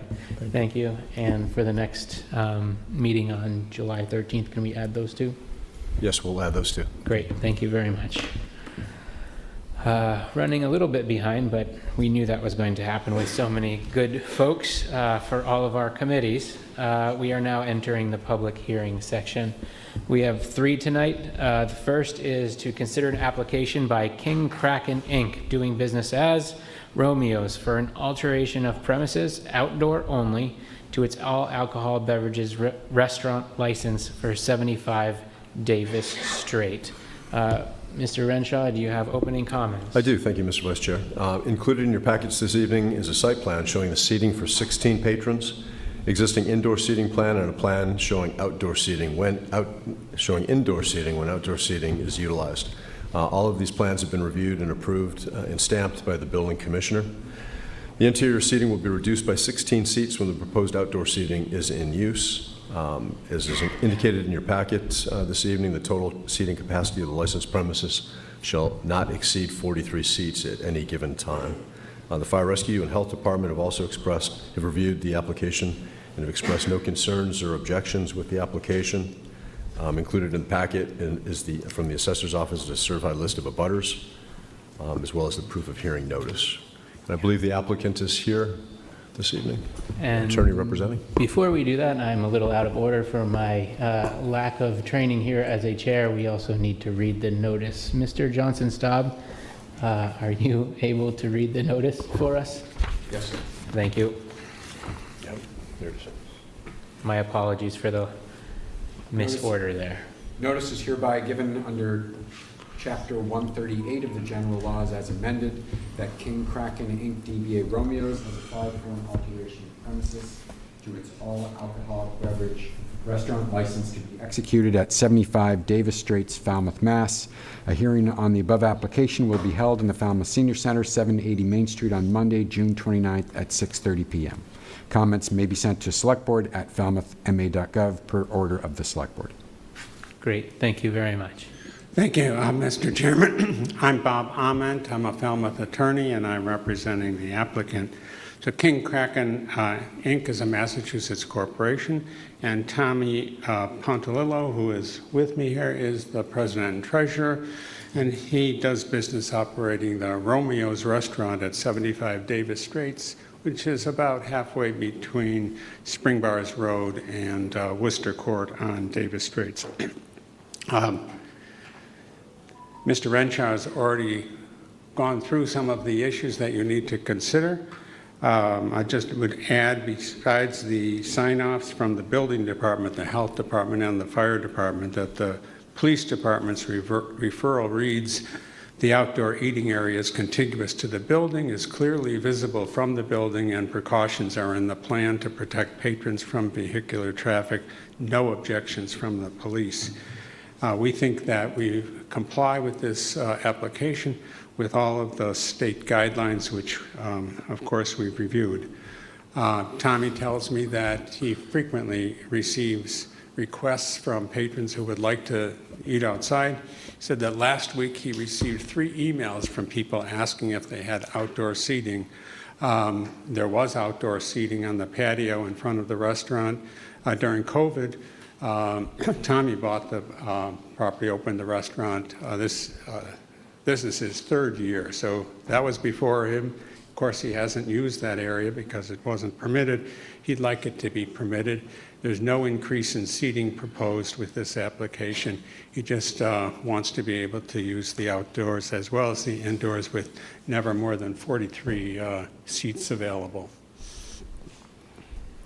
All right, thank you very much, Mr. Ament. Any questions? No, looks reasonable to me.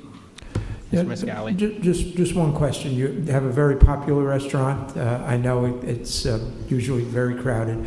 Just how would the people waiting to be seated either inside or outside, and people would normally be sitting outside, or because inside's a little tight. Do you have any concerns about massing or a lot of people there with other people dining and so forth? You're a victim of your own success, but. Well, basically with staff training and, we'll have a hostess for each section of the restaurant and knowing how many are allotted at any given time. For the most part, for the inside, we do a lot of reservations. I was just going to ask, yeah. So that's fairly easy to police on the inside, but with the outside, it's just as simple. As first come, first serve, making sure that they understand how many can be on premises in the patio at any given time. Yeah, Mr. Arm addressed the pedestrian, the vehicular concerns, which obviously you'll take into account. So absolutely. Motion to close. Do we have any further public comment? Any members of the public here to comment on this application? Seeing none, we have a motion to close this hearing. Second. We have a second from Mr. Brown. All those in favor? Aye. Aye. Further discussion or questions? No. Ready to have a motion? Unnecessary. All right.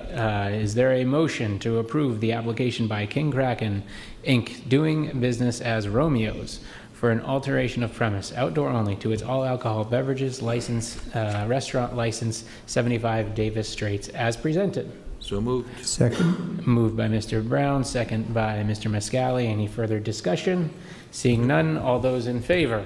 Aye. Aye. Thank you. Thanks very Good luck much. with your outdoor seating. Thank you very much. All right.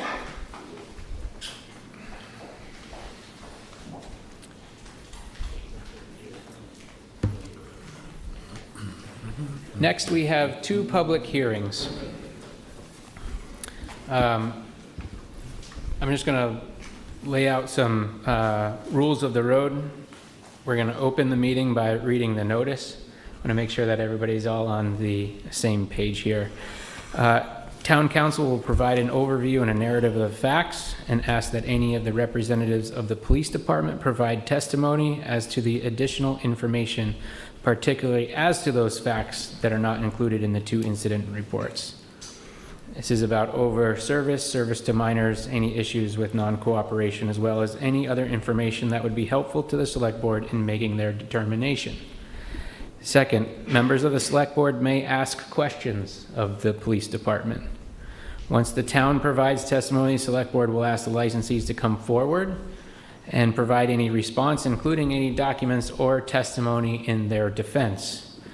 The licensee may not cross-examine the police officers or town council, but may only provide information to the select board. Once the licensee presents their case, the select board may provide the PD with an opportunity to respond or give additional information. Because the board is acting in a quasi-judicial role during this hearing, no public comment is required. If the chair, me acting as interim chair, decides to allow public comment, it should be at this point in the hearing. Once all the testimony is received, the select board will vote to close that hearing. Once that happens, the select board will commence discussions on the findings and the possible discipline. The select board must make the findings as to the facts, and to make the findings of the fact, the board must weigh the credibility of the testimony and set out which facts show that a violation has occurred and are important in issuing discipline, if there are any. There must be findings to fact to support each allegation, and we will vote on the findings of fact. The board will then make a determination based on the findings of fact whether the allegations are supported by the findings and a violation has occurred, and we will take a vote on that. If the board determines that a violation or violations have occurred, then they will determine what discipline is appropriate, if any. The board must follow the violation policy in making the determination about the appropriate discipline, and that will be voted on as well. And finally, there's a vote to authorize the town manager to issue a written decision consistent with the findings of fact and discipline as determined by the board. Following the hearing, the town manager will have a reasonable amount of time to issue the written decision, and once received, the businesses will have 5 days from receipt of that decision to appeal to the ABCC. This goes for each one. We have 2 before us today. We also received, I will note to the select board members, we have before us in our packets the alcoholic beverage violation, license violation policy that was adopted in February 22, 2016. Part 1, Title 20 of Chapter 138, Section 64A and 69, as well as the alcoholic beverage regulations dating back to June 1994. So with that, that's the process that we will see going forward. If at any time we need to regain order, I will use the gavel accordingly. Hopefully we will not do that. That being said, Mr. Johnson-Staub, will you open the hearing by reading the notice for item 6B, conduct a public hearing in accordance with M.G.L. C. 138-64 to determine if there are violations of the all-alcoholic beverage restaurant license issued to Falmouth Pier 37 Boathouse, LLC, doing business as Pier 37 Boathouse, located at 88 Scranton Avenue, Falmouth, Massachusetts. It would be my pleasure. You just read most of it, so it'll be slightly redundant. Notice is hereby given under Mass General Law, Chapter 138, Section 64, as may be amended, that the Town of Falmouth Select Board will conduct a public hearing in accordance with Mass General Law, Chapters 138, Section 64, to determine if there are violations of the all-alcoholic beverages restaurant license issued to Falmouth Pier 37 Boathouse, LLC, DBA Pier 37 Boathouse, located at 88 Scranton Avenue, Falmouth, Mass. In addition, the Select Board, in accordance with Mass General Law, Chapter 138, Section 64, and the Town of Falmouth Alcoholic Beverage Beverages Regulation 16 may modify, suspend, revoke, or cancel the license upon a finding that a violation has occurred. The hearing will be held in the Falmouth Senior Center, 780 Main Street on Monday, June 29, 2026 at 6:45 p.m. And that notice of hearing was issued by the members of the Select Board acting as the licensing board. Great. Next up, Town Council, will you provide an overview and a narrative of the facts and ask that any representatives of the police department provide testimony therein after?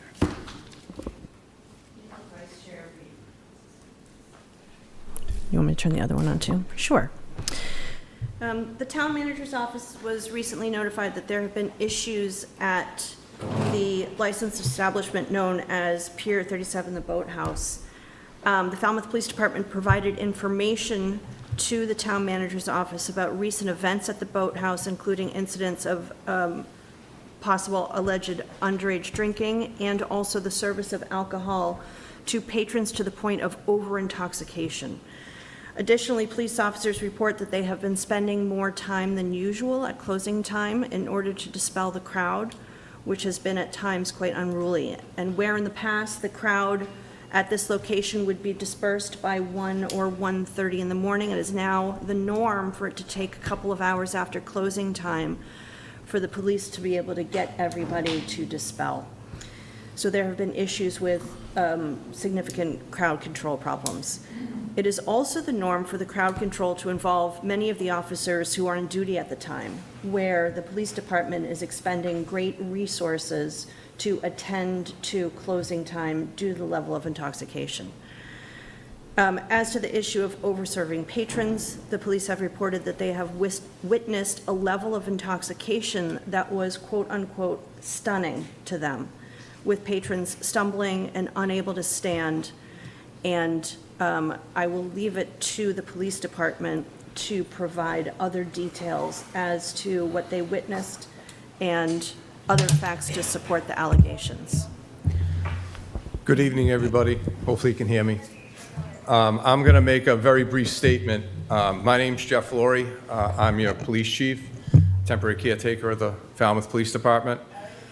I can tell you that our goal is to work with all businesses in Falmouth, to work with them to ensure compliance. But our mission, quite frankly, is to ensure that our residents and our visitors are safe. And some of the things that we're seeing were very concerning to us. I can tell you as your police chief, getting woken up on a Saturday at 1:46 a.m. that 2 of your officers are in the hospital is not a phone call that I want to take. And that's a phone call that I did take, something that happened, at the boathouse. The issue is we were having some problems. It's the beginning of the season, starting Labor Day. And what it causes is we have to hold over the entire 4 to 12 shift. I've spent probably over $10,000 since Labor Day on overtime. Because of some of the violations of the things that we were seeing and the contacts that we were having, I directed our detective bureau to conduct some enforcement, not just at selected businesses that were having some issues, but several throughout town. And we did that in conjunction with the ABCC. They planned on being here tonight, but because of the World Cup, they were all sent to Foxborough. It's been a challenge. And I brought, Sergeant Oliver made it. He's working an overtime shift today, 4 to 12, and that's been the norm with the department.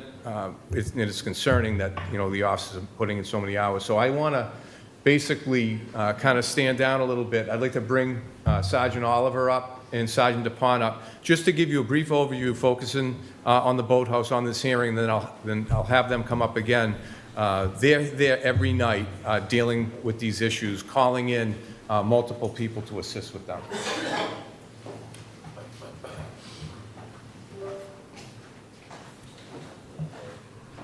I just want to remark that I believe the chief said that these issues have come up since Labor Day. I believe he meant Memorial Day, just for the record. Sorry about that. Sure, I just want Labor Day to come.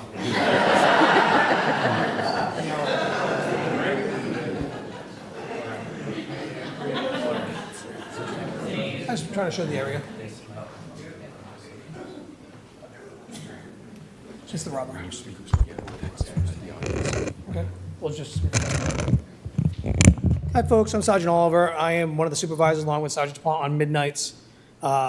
We've had a long history of trying to work with the establishments in our town to kind of maintain order at night and minimize the risk to the public and to patrons of the facilities. Most of the employees at the places we know on a first name basis. We deal with them quite regularly. It's come to a point where our staffing level is hindered controlling what goes on in this area. As you can see, this is a picture of Scranton Ave, Robbins Road. Scranton Ave, it's kind of very dark, so we have to, on these most nights, stage in the area between the boathouse, the Raw Bar, and 7-Eleven. Due to this, our staffing numbers, we kind of pull away from other calls in town for, a noise complaint or fireworks. And unfortunately, with the amount of people that we're putting over here, we're taking service away from everybody else. We've dealt with numerous calls for disturbances in front of the residents out there. You have on Scranton Ave, you have the elderly complex, you have the Admiralty Apartments, also the new apartments across from 7-Eleven. Many patrons from this area, from the restaurants and bars, come out and then stay in the area till late hours of the night, and we're out there quelling disturbances to keep down the noise for the local residents. It's become an issue with us just to prioritize what we're doing here and being able to staff and take care of the rest of town. I don't know if Sergeant Point has more to say on it. Yeah. And, like I said, the establishments have tried working with us in the past. Some have added cameras, some have added more lights to their facilities, but we have more to work on. And we definitely need to work with the establishments to make it this the best and safe area that it can be without taxing our manpower.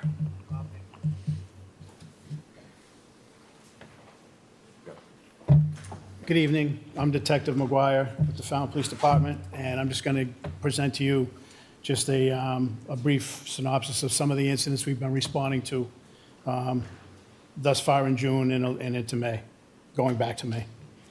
On the 12th, we encountered a 50-year-old male who was stumbling in the roadway, intoxicated. He was coming from the boathouse. He was left in the custody of two sober friends who were able to escort him to the Falmouth Inn where he was staying. We had also on the 12th a disturbance assault. During a self-initiated investigation of a commotion, an officer located a male party who had been assaulted. We learned that the victim was assaulted after leaving the boathouse. He had visible injuries to his head, his face, and his hands, and he was transported to Falmouth Hospital. On the 30th, May 30th, we responded to a disturbance, disorderly, where an officer observed that boathouse security was involved in an argument with underage patron. The argument was related to the boathouse staff attempting to take his false identification. Those parties eventually left, but returned to re-engage with the staff. And our officer who observed this gets out and engages with that party, who presented the officer with two forms of ID, one from Maine, one from Mass. One was his legitimate ID from Massachusetts, and the false one from Maine. That was confiscated, and he's being summoned to court for presenting the false ID. On the 29th, officers responded to, the call was put in as a domestic in progress. Essentially, it was reported that two intoxicated parties were attempting to leave their establishment and get into a motor vehicle. Our officers encountered them. Due to the female party's apparent high level of intoxication and her emotional state, they contacted rescue to evaluate her. During that encounter, she became increasingly agitated and eventually assaulted one of the officers by shoving and punching him in the chest. As they were attempting to handcuff her and place her into custody, The male party she was with charged the officer, the officers handling that female, and the officers are pushed, punched, and kicked during that portion of the incident. He was eventually taken into custody after a taser deployment. Two of our officers were injured during that incident. One had a dislocation to a finger. As Chief Laurie indicated, they had to go to the hospital. The other had a cut to her wrist. And those parties continued their disorderly behavior up at the hospital. The male party eventually spit on some, I believe it was a nurse up there. They're being charged with assault and battery, resisting arrest, disorderly conduct, disturbing the peace. On the 24th, an officer who was in patrol in the area, just kind of like monitoring the area, observed a male party in front of the bar holding a belt. The officer exited his vehicle and approached the male, directed him to put the belt down while he spoke with him. During that encounter, he discovered that the male party was underage, and the officer stated that that party informed him he had not been drinking at the Raw Bar, but was at the boathouse prior to the officer's encounter. He was located in front of the Raw Bar, but during that incident, he said he drank at the boathouse. Attempts to unite that party with a sober adult were futile, and due to that fact, he was taken into protective custody. We had a loud music complaint on the 23rd. Officer indicates that the establishment was in violation of the noise bylaw on his arrival, but notified the staff who had the DJ turn the music down. There was no further incident. We responded to a disorderly on the 23rd of May. An officer located and spoke with the involved parties. Nothing physical was reported or observed, but while on scene, the officer discovered that one of the parties was in possession of an open container of alcohol. Also on the 23rd, an intoxicated person incident, whereas officers are directed to the involved party by staff who located the intoxicated female passed out in a bush. This party was intoxicated to the point that she could not sit up on her own or speak on her own or speak. The officers eventually contact a male acquaintance of the female. That male party presented officers with a fake ID, which was seized. It was discovered that the female party also entered the bar using a fake ID, which was also confiscated. Due to her intoxication level, she was transported to Falmouth Hospital, and both parties were summoned again for presenting false ID. That's basically it for the boathouse. Just to add on to that, this weekend, we also had a report of people trying to have fights in front of the boathouse out at the roadway. We went up there, we located approximately 12 to 13 people out in front of it. This kind of quelled the issue of them starting the fight, seeing the officers across the street. They then all went over to the M.G.L and started yelling and screaming, to which we further had to follow them up the road and quell the issue to keep the noise down for the neighbors. It's just taxing on our shift. And if I could add one other thing, in relation to these incidents occurring, we had reached out to the ABCC, and on the 5th of June and 6th of June, we went out and did some compliance checks at the bars in town. And during those compliance checks, they confiscated about 20 or maybe a little over 20 fake IDs at the bar. The two bars, a combination of the two bars. So the bars had taken these, I'm sorry, when you went there, the fake IDs? Yeah, so members from the ABCC, Yeah. they confiscated them. So they would, essentially, Where were they, that they confiscated them? Some were at the boathouse, some were at the Raw Bar, so it was a combination of the two. That they had already taken possession of, the operators? Both the Raw Bar and the boathouse have given us IDs that they have confiscated. Right. But in addition to that, we have members from the ABCC who confiscated IDs while on the premises is doing their compliance checks. From underage drinkers? From underage drinkers, Or yes. fake IDs themselves, not from the operators? Correct, from the people who were drinking, who were That's what I meant. underage. Okay, Yeah. thank And for example, when we went on the 5th, the first night we went out, I was maybe a minute into walking in there, we encountered, I observed, the ABCC members were speaking with somebody. I saw a young male, appeared to be underage. In fairness, at my age, they all appear to be underage to me. But he approached them, and he had an alcoholic beverage in his hand and was underage. They confiscated his ID, and he was escorted off the premises. And if I'm not mistaken, and the boathouse can fill you in on this, but that might have been a wristband issue with something to do with, like, so some of them, to try to bypass the age thing where they come in and get ID coming into the bar, they go in during eating time, if that's fair. And this individual appears to have done that and then just stayed on the premises afterwards. But nonetheless, he was there in violation with an alcoholic beverage. But in those instances where the operators, and not just these, but anywhere, where the operators actually find fake IDs, are they obligated to turn those over to you? The staff, yes. The staff? Yes, and they have. And they have. Yep, they've turned numerous IDs over to us. Okay. Thank you. Okay. So now we have a chance as select board members to ask further questions of the police department. Mr. Brown, do you have any questions?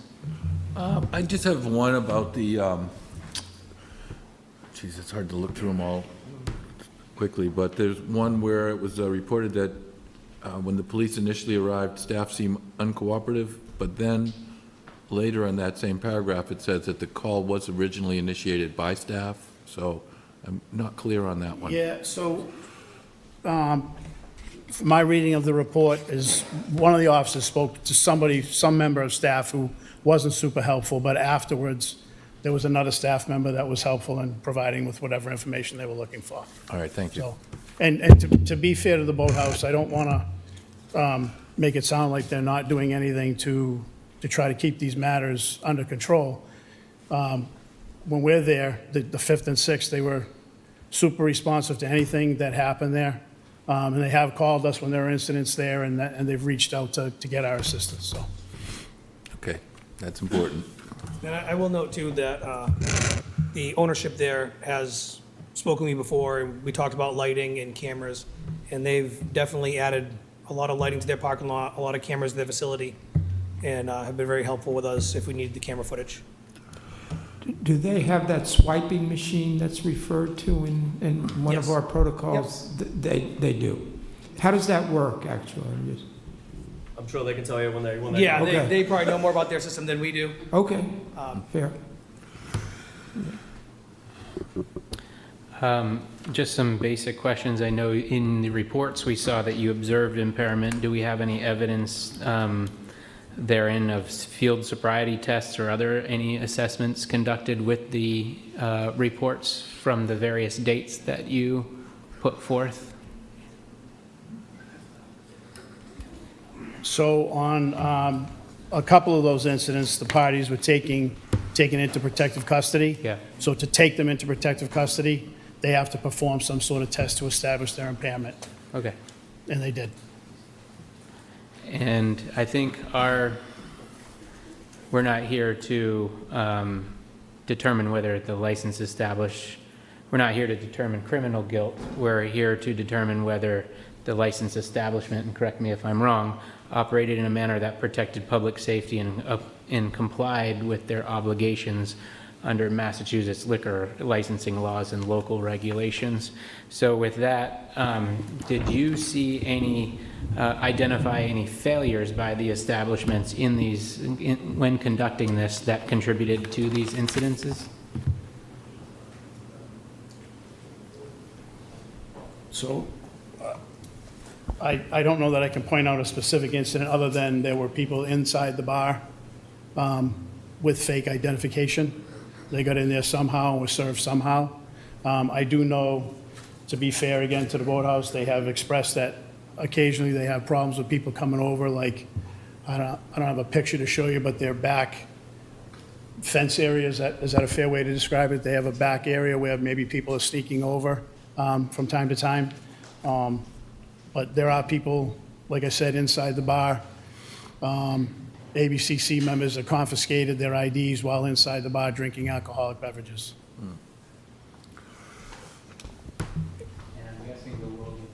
And I'm guessing the world of technology and AI and everything is further complicating fake IDs. So from your perspective, are you seeing really good fake IDs now? Yes, yes, in fairness, yes. Things And- that can get around swiping machines and whatnot? So they have scanners which Yeah. scan the IDs, and even some of the IDs that are false are beating the scanners. So usually what's asked for is a second form of ID, and that's helpful in determining whether or not the ID is legitimate or not. As a matter of fact, on one of the, it was at the boathouse, maybe Detective Logan can speak to it a little more if you have questions after what I say, but we had an ID that seemed like it was a false ID, but we were able to go and determine that it was legitimate with the second form of ID, and we were able to run it on our system because we had an officer there with a cruiser, so we could run it through the computer to verify. More May I? questions? It appears to me, I mean, certainly fake IDs and underage drinking, major problems, but it seems to me the bigger problem is, over-serving and overly intoxicated individuals. Do you see that, I mean, certainly your reports indicate that. How do we try to stop that? What do you suggest? We're going to let you go. Yes, I'm going to keep going. It's not that easy. Obviously, you need a bartender to establish, like we would do if we take somebody into protective custody, that they've become impaired, to look for signs of intoxication and so on and so forth.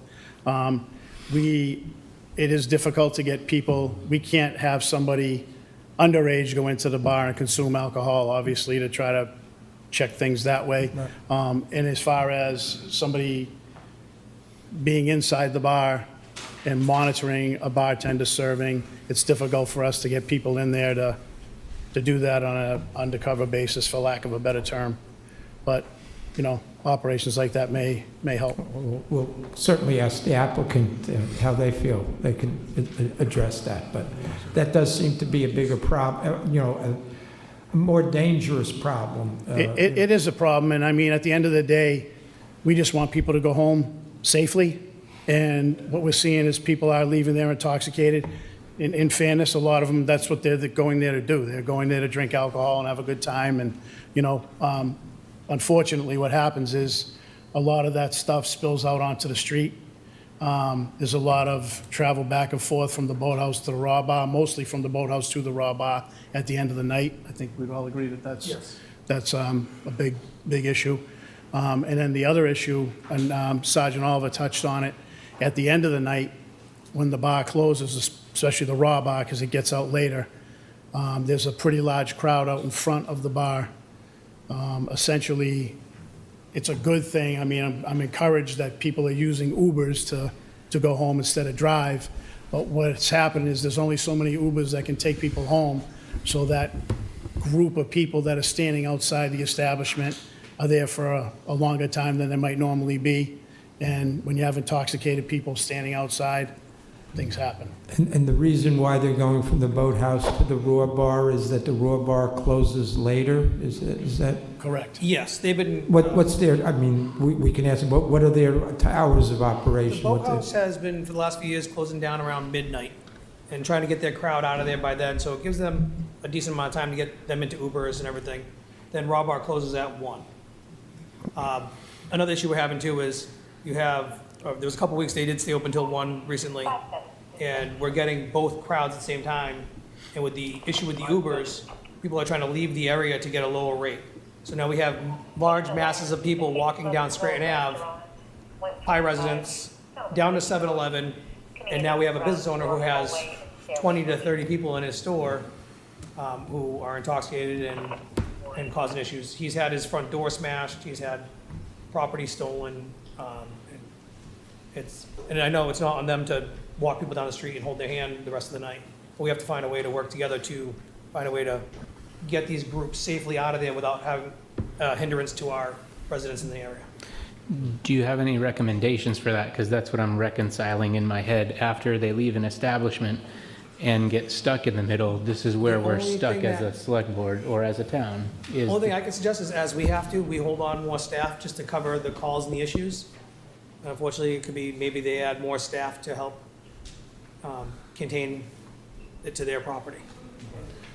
Would it be helpful if the Raw Bar closed at 12 o'clock as well, or tried to turn things up or turn things over by 12 o'clock? Would that be helpful? I do you think that no matter what time you use for a closing, and now we're gonna run into the same issue where we're spread thin, where we're trying to cover both closings at the same time, because now if they're at midnight, you move the Raw Bar back to midnight, so now we're back to dealing with the large group together, instead of kind of a staggered closing. Yeah, that's what I was trying to get to. Thank you.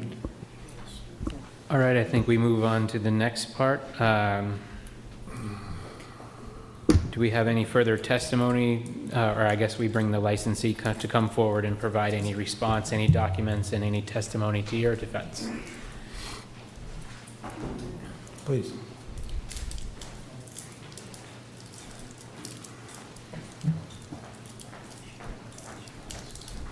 Hello, my name is Connor McLaughlin, owner operator Pier 37 Boathouse LLC.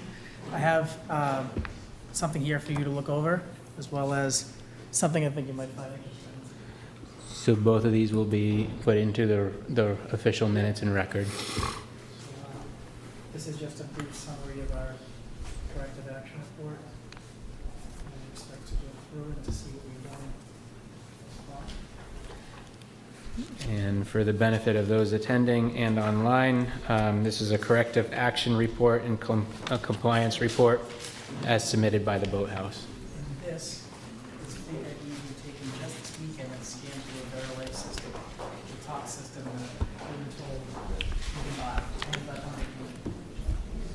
That's from just the boathouse in one weekend? Boathouse this weekend. And the ABCC said our scanner was of their best quality. Huh. So also for the record, the boathouse has handed us 29 fake IDs that I have also been advised by town council that we will not keep. Okay, I just But wanted we you to will see- share the stack Just so you accordingly. could look at them and see if it scans through a system and you're looking at that in an individual. It is true that it And will you has do me gotten- one favor? Bring your microphones closer together and speak up a little bit, just for Sorry. our- I just wanted to give Thank you. everyone on the council an opportunity to see what we see and to know that we have two of these verification systems. They're the same verification systems they use at the airport, the Veriscan systems that it passes through and comes back out. And it passes that, and then it's the same picture as the individual, and it becomes really difficult to attain that it's actually fake. These are really good quality, aren't they? Yeah, I mean, they really are. Luckily, a lot of them, some of them are kids in town, and it's because of, the acquaintances we have that we've been able to be like, hey, someone actually knows that person, they're not being truthful.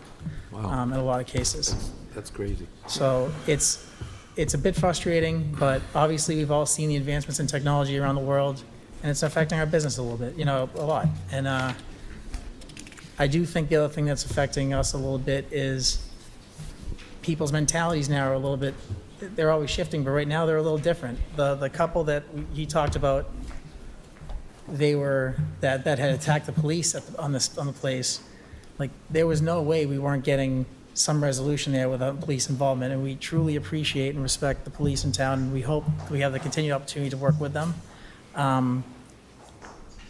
The last chief was not necessarily in favor of an opportunity to doing a detail or something, but we do know there's a financial burden to having people out there, and the unplanned incident, like in the restaurant business, becomes chaos.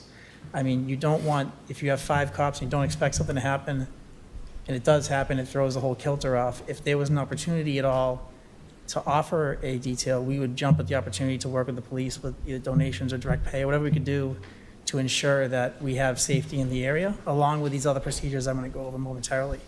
But I just wanted everyone to know that we would keep it in our budget and do what we can to continue to work with the police to offer as much safety in the areas we can. We recognize that the street is also dark, It's not all our street, but we would work together with the Rob or whoever else to add additional lighting, put up light posts with the town, do what we can to ensure there's some illumination there. I mean, where Windfall Market is black. It's a whole black parking lot. They didn't have a single light post. So it becomes a problem. But if you could bear with me, I'm just going to read this briefly. This is our corrective action plan for the events that have taken place and hopefully for betterment in the future. Pier 37 Boathouse takes the concerns raised by the town and the Falmouth Police Department seriously. We recognize our responsibility to maintain a safe environment for our patrons, employees, neighbors, and community. We have immediately upon learning about the concerns identified and the notice of violation, management conducted a comprehensive review of our nightlife operations. This report summarizes the corrective actions to be implemented. First is the security protocols. The new procedures include assigned security personnel conducting full perimeter patrols every 15 to 20 minutes, additional monitoring of the waterfront perimeter where unauthorized entry attempts have been previously observed.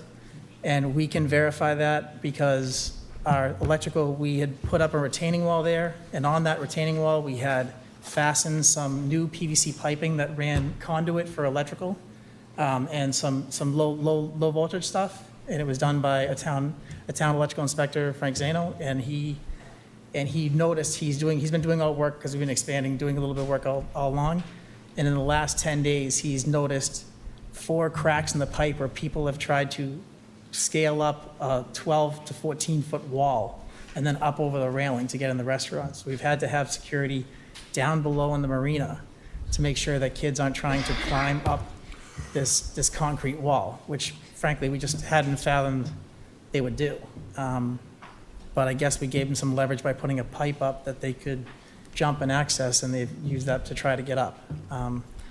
We did have one security guard catch someone doing that and have him safely come over the railing and then ask him to leave the facility. But that's when we've added the extra security to roam the perimeter down there to make sure that that's happened. The second is to expand the video surveillance. As we mentioned, we have over 30 cameras already around the property, as we have a lot of expensive boats and assets to protect. We're going to install new cameras in the areas that we have kind of expanded into in just over the last few years and ensure proper coverage of everywhere, including the entrance and exits of the parking lot. We're going to strengthen identification verification. Every guest entering the nightlife requires to present a valid ID. It's pretty obvious, but again, very difficult to tell. It's the VeriScan system that I'm talking about, and it keeps the back pages of my report here are actually from our scan summary. So I can show you that, we scanned 1,366 IDs through one system, and there are 2 separate systems, and the 3,300 on the other system, just in the past few weeks. Could I just ask a question? When does nightlife begin as far as you're concerned? So we're seeing lines form around 8 p.m. And we're not full until 9:30, 10 o'clock. We're rock and rolling, if you call it that. But then we stop serving at midnight. We do try to allow people, and I think it's beneficial. One thing that he had mentioned is this idea of people pouring out and nowhere for people to go, and people becoming, another issue we have is that Ubers have been kind of taking advantage of the system. And so if you try to get an Uber out at 11:30 to midnight, it'll cost you $150 to get a quarter mile. They have surge pricing in place. So these kids get out of the bar, they go to get an Uber, and then they're like, I'm not spending $200. So they walk around and roam where they shouldn't be. But I can't, it becomes problematic when you tell them that they can't drive away, and the valid driving source they have has kind of gouged the system because they have this price surge operation, and so it's created this problem. I think it'd be beneficial, we continue stop serving at midnight, but people are allowed to stay in the building, and we serve food and water to a certain point, because now we have this ability with pizzas in the food truck to be able to allow people to sober up and kind of, and still have a place to kind of congregate until they're ready to leave. I think if we were allowed to keep people there till one, and just only consume water and, non-alcoholic beverages and food, I think it might be beneficial to kind of that that big push out the door as we've experienced in the past. Could I ask one more question, Mr. McLaughlin? Yep. What is your security staff? How many people on a Friday and Saturday? How many? 9. Do So you have? I brought my head of security, Harry Pena, here with me. We typically have 9 security staff members on a Saturday night, which is now up to 10 with the person roaming the back, as well as a few individuals who are helping with the cleaning of the facility. So they can just focus on the security of the patrons and ensuring all proper exits are open and closed. We have never felt scared for repercussions to reach out to the police department for help. So we're the ones who reached out when we saw that the woman was out front and we didn't know who she was with, and we just immediately called. We didn't think twice about it or it being an issue. We asked for help twice when we were in the parking lot, one of which being the person who was then assaulted the officer and the woman assaulted the other officer. And those people were like not, even before that, when they were talking to security, they were just not right. I don't know, they were maybe going through something, but it was not, they were not going to be talked to by anyone and be reasonable. It just wasn't going to happen. Could I ask? Just one more. In addition to the security personnel, how many managers, how many supervisors are on staff on a Friday or Saturday night to kind of keep track of what's going on? Right. It's only Friday and Saturday that are kind of in discussion, as you'd imagine, and there are typically 3 managers. Myself, Andrew, and Bridget Grogan are the 3 managers that are typically on and around the area during those operations. Thank you. Is it your contention that that couple that had that altercation, were they actually served at your place, or did they just show up? They definitely were served, but from our check report, it wasn't like they had 12 shots of Jameson. Like, that's sometimes where it gets difficult, is we get into a situation where someone has either come from a previous establishment or someone has a few drinks, but we had a woman who was in the restroom, and we were concerned that, she had come from another establishment, she had a drink or 2 at our place, but then when the ambulance, we were like, it just doesn't seem right, but when the ambulance got there, they were like, we think she's also kind of having a nervous breakdown. She's having like something going on besides just the alcohol. Because we were like, maybe you took something else, it just doesn't add up. But I do think there's something there of that there's some people, we had like he mentioned, there's a bit of a defiance sometimes to people when we're seeing kids present a fake ID and then call the police on themselves and give the fake ID to a cop. I mean, there's not many of us who would do that, but the guy thought he was right all the way up until he was getting arrested. We would tell him the whole time, like, what are you doing to yourself? But he was defiant, and there was no way to talk to him in a way that was going to get him to listen to us. Like, he had it built in his head. Can I ask another one? Why do you think your place is such a draw to these younger people? Is there something that you could maybe do programmatically, that maybe different music or something that's... I could definitely, frankly, I could not have DJs at all and just make it acoustic music, acoustic guitars the whole time. There is something to be said about the fact that it's an expansive area and that it's always been a younger place, and I've tried my best, and I'm still trying to do more family-friendly events. I'm not throwing college-rated parties, costume parties, 80s parties, anything like that this year. I'm doing, family movie night on the water on the AstroTurf. We're having a dog party over there. But I'm not trying, outside of playing DJ music, to draw any of the crowd I'm getting at night. It's kind of been, in a way, a blessing because it obviously creates revenue, but it's been built into the business since the 90s. Even when I took it over, it was always a happening night place. Yeah. And so I can't even take credit for it being as successful as that because it's something that's genuinely always been there. Another question I have for your expanded video surveillance, it's one thing to install more cameras, it's another one to have someone stationed watching your various points. I'm a sucker for all of the, restaurant TV where they come in and try to improve. And what do? They go to the cameras and they watch where violations are happening, whether it be quality of service or, in this case, security. Do you have people of your 3 managers or your security staff stationed at the video surveillance helping your team? I'll be honest, pick things up? we review them, we have it, it's on it says for 2 weeks, I believe. The system holds information for 2 weeks, and we monitor it when something is, when we're told, or we feel like something to go back to monitor.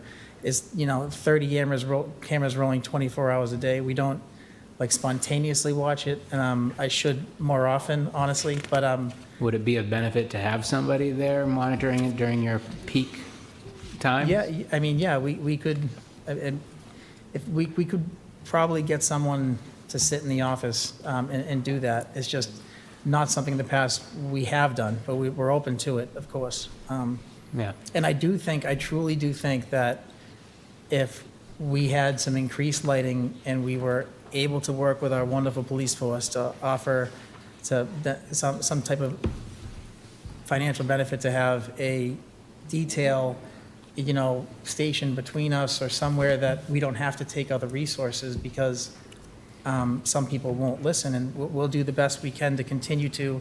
One thing I think we're doing better now is bracelet color variation. So as you mentioned, how do you know someone's been there for 6 hours and not 2 hours? Or how do you know that someone wasn't here before?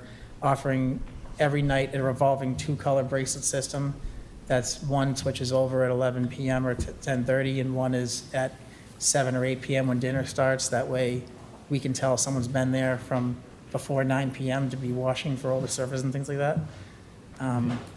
We also have a difficulty in, obviously someone can come to a bar and order 2 drinks and walk away and hand it to somebody else who's sitting at a table. And we're trying our best to monitor people's visual cues and things like that, but it's not necessarily that we served the person sometimes the cocktail is intoxicated. They have a legal right to get 2 drinks at the bar, so Right. I can't say that hasn't happened. So thank you. I think, based on the announcement that was sent to you and received, our job is to determine if any of the following violations whether they occurred or not, and that's sale or delivery of alcoholic beverages to intoxicated persons. The second being sale or delivery of alcohol to persons under 21 years of age, and then 3, permitting an illegality on the licensed premise. I think you're helping us through all 3 of those. If I were to say where my concern is, it's the first, the sale of alcoholic beverages to already or severely intoxicated individuals. The evidence provided by the police station of people in bushes is not a good look for Falmouth, not a good look for that area. We're going to need to tighten up there, hence the cameras. But I think just to keep this moving for the benefit of everybody, the next step here, unless you have any further questions for the licensee, is have the PD back here with an opportunity to respond or to give any additional information. Do you have any further questions? Just one.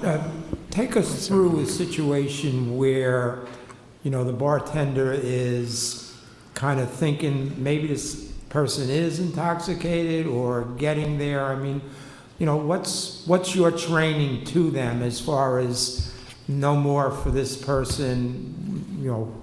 How do they come to that decision? What kind of training do you give them? So besides normal tips training, which is mandated that every bartender and server has, we also do staff meetings about every 2 weeks to go through and make sure that our bar staff knows they always have the right to deny service. That's the first and foremost. If anything of them makes them uncomfortable, they understand their own liability in serving the drink, and it's their ability to deny the drink. We teach them to look for visual impairments and obviously word slurs and things of that nature. And the other thing is to try try to slow yourself down. I think one issue is when you have, especially when you're at a bar that has 2 sides to it and there's a lot of people around and they're asking for things, it's hard to sometimes slow down and look the person in the eyes while they take the drink and make sure that they're giving the right proper cues. And so I think that's something we'll continue to work on, is even though it's a busy environment, to take a step, slow down so you can do these inspections before serving individuals, especially after 11:30 p.m. or 11 o'clock. Well, thank you for your testimony. I think regardless, attention is on you and your establishment in that area. We owe it to our residents, both visiting, well, I guess residents that are here full-time, part-time, and those visiting that we have a safe Falmouth. We don't want any accidents. We don't want any injuries. We don't want any fatalities, right? So that's why we're here, is to make sure that, you know, you are complying. We're also here to make sure if there's any violations. So thank you for this compliance report. Absolutely. One thing I'd like to just add is I'd love to be able to put a sign up front and be able to continue to work with police to let kids know that, because they may not know that it's illegal to give false identification. It's an arrestable offense, and it's something that's serious. Because it may seem like a simple, you know, you're a young kid. It seems like a simple thing to get a fake ID and give it around. And it's right, exactly. But ultimately, they need to know it's serious. I could sue you for falsifying information and coming into the establishment if it got serious. Because that's with these IDs, they're pretty insane. So I own all my responsibility in it, and I would love to put a sign up, but I would love to be able to let the kids know, hey, it's serious to false identification. So will you be doing that? We'd like to, but I'd have to be able to continue to reach out to the police when that happens, or continue to confiscate IDs and be dropping off handfuls of IDs every week until, and it is a deterrent, honestly, because people don't want to lose their stuff, and when you do take them, their friends find out you took them, and that's why, it's one of the main reasons we've been taking them, is to let people know, like, their friends know, don't bother coming in, we're going to take you. Well, that sign is free. Go ahead and put it up. We're going to give you these back, please. And would I ask that the police department please come back up with an opportunity to respond or give any additional information. Also, if you happen to have a summarized summary of any over-serving, we did not receive that in our packets, but that would be helpful. We have anecdotal evidence, but if we have a summarized list of events, that would be helpful. I'll have Detective McGuire explain one incident. We tried to bring in some body-worn camera video tonight, but we had some issues with the technology, so we will get those to town council to review, to get you to look at. But there was one, and Detective McGuire can give you the date, where the young lady who was 20 years old at the boathouse was literally unconscious. She was transported by Falmouth Rescue to Falmouth Hospital, and when I say obliterated, intoxicated, which was very, very concerning to us. And we do have that on video, as well as some other body-worn camera video that's very telling. But Chief, do you know if, Chief, that incident, do you know that person was served at the boathouse, or just that she was in such a state? I would fairly say that we know such a state. However, if you come out of the boathouse, it's likely that she was served at the boathouse. I mean, that's what people are there for after the dinner rush is over and the people there are consuming alcohol. I'm not saying it's not possible that alcohol is consumed at a cookout, a party, another bar before going to the boathouse. It's just a difficult thing to identify sometimes. Thank you. Yep. I think the premise is we have some evidence from police reports where we've gone back and looked up the person's name with the management and have seen where purchases were made. We're wondering if anything like that for this individual was done? Not to my knowledge at this point, but that can be followed up on. A question for town council, possibly. Mr. McLaughlin suggested the possibility of, extra detail, donation, helping underwrite the costs.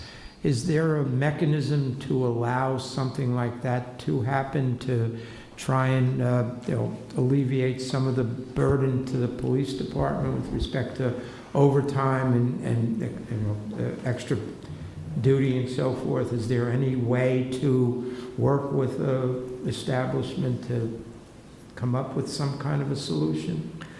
As far as a police detail goes, you have this board has wide latitude to fashion discipline when you're considering whether to modify or suspend the license in some fashion, as long as the discipline is in furtherance of the public good and in order to protect public safety and welfare, you have latitude.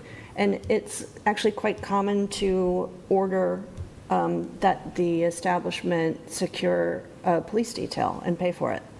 The problem that we might have here, however, is the staffing of it. So the police department is already stretched thin, and you're just about to go into the height of the season where the chief regularly has problems just deploying his force where they're supposed to be. So it's one thing to require a police detail and have the licensed establishment pay for it. It's another thing to actually have that filled. Mr. Brown, do you have any questions? I'm trying to think of how we can fashion an improvement in this situation, and I don't really have a handy one. May I add something? Please. So I've spoken to Mr. McLaughlin and his staff numerous times, and officers from our department have spoken with him and had conversations on how we can do things better. They've been open and receptive to it. We could have a meeting at the PD.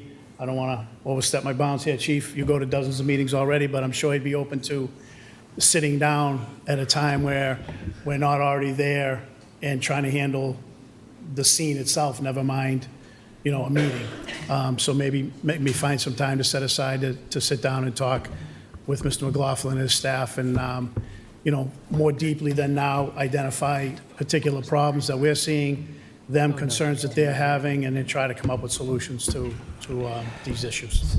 And then the other thing I have a challenge with is you see the police log, and obviously there's a problem, but we don't know exactly how the problem is created. If the person maybe had a bottle of booze in their car, but it's up to the staff to be professionally trained and say, that person doesn't look right, but what do they do then? They just tell them to leave, or do they call you? We're overburdening you now. They have called us. Yeah. Quite frankly, they establishments have called us, and at the next hearing, we'll get into some other things, but, at the end of the day, you're right, it's a younger crowd. I think he hit the nail on the head, social media, something goes up, and all of a sudden, you got 50 kids showing up, underage. There's a lot of challenges, but at the end of the day, there still has to be, some compliance and safety issues, for these kids. You're talking 19, 20-year-old kids that, that we're coming in contact with, and I don't want to speak for the sergeants and their staff, but are extremely intoxicated with some of the videos that I've seen. And I can tell you, I'm entering my 4th year here in Falmouth as your chief, and I've been to both establishments on 2 occasions in the past, and one was to say, hey, I appreciate things are looking better. So it's not just we're here to condemn anyone. We're here to say, I want to come back someday and hopefully say, hey, we're doing great, but we got to get a hold of this. It's not, like you said, people in bushes. We had one kid, he blew, we picked him up at 1 in the morning, and he blew at a 1.5 at 8, 9, 10 in the morning. I mean, this is a 19-year-old kid. I'm sorry, that wasn't. We'll talk about that later. But at the end of the day, we have to do something about this. Right. Okay. I'm going to suggest as a possible resolution for this evening that rather than close the public hearing, we continue the public hearing. And I think that would give you an opportunity to get that body cam evidence together, and also maybe give us a little time to digest a corrective report that the applicant came up with, see how it plays out, see with the eye on them, see if there's more compliance, and I'm also concerned that we're at only 3 of us here tonight. And it's a pretty significant decision as to any discipline or punishment. So I'd like to make a motion to continue this hearing to our next date, sir. July 13th? Yeah. Yeah, I would second that. Council, is any problem there as far as doing that?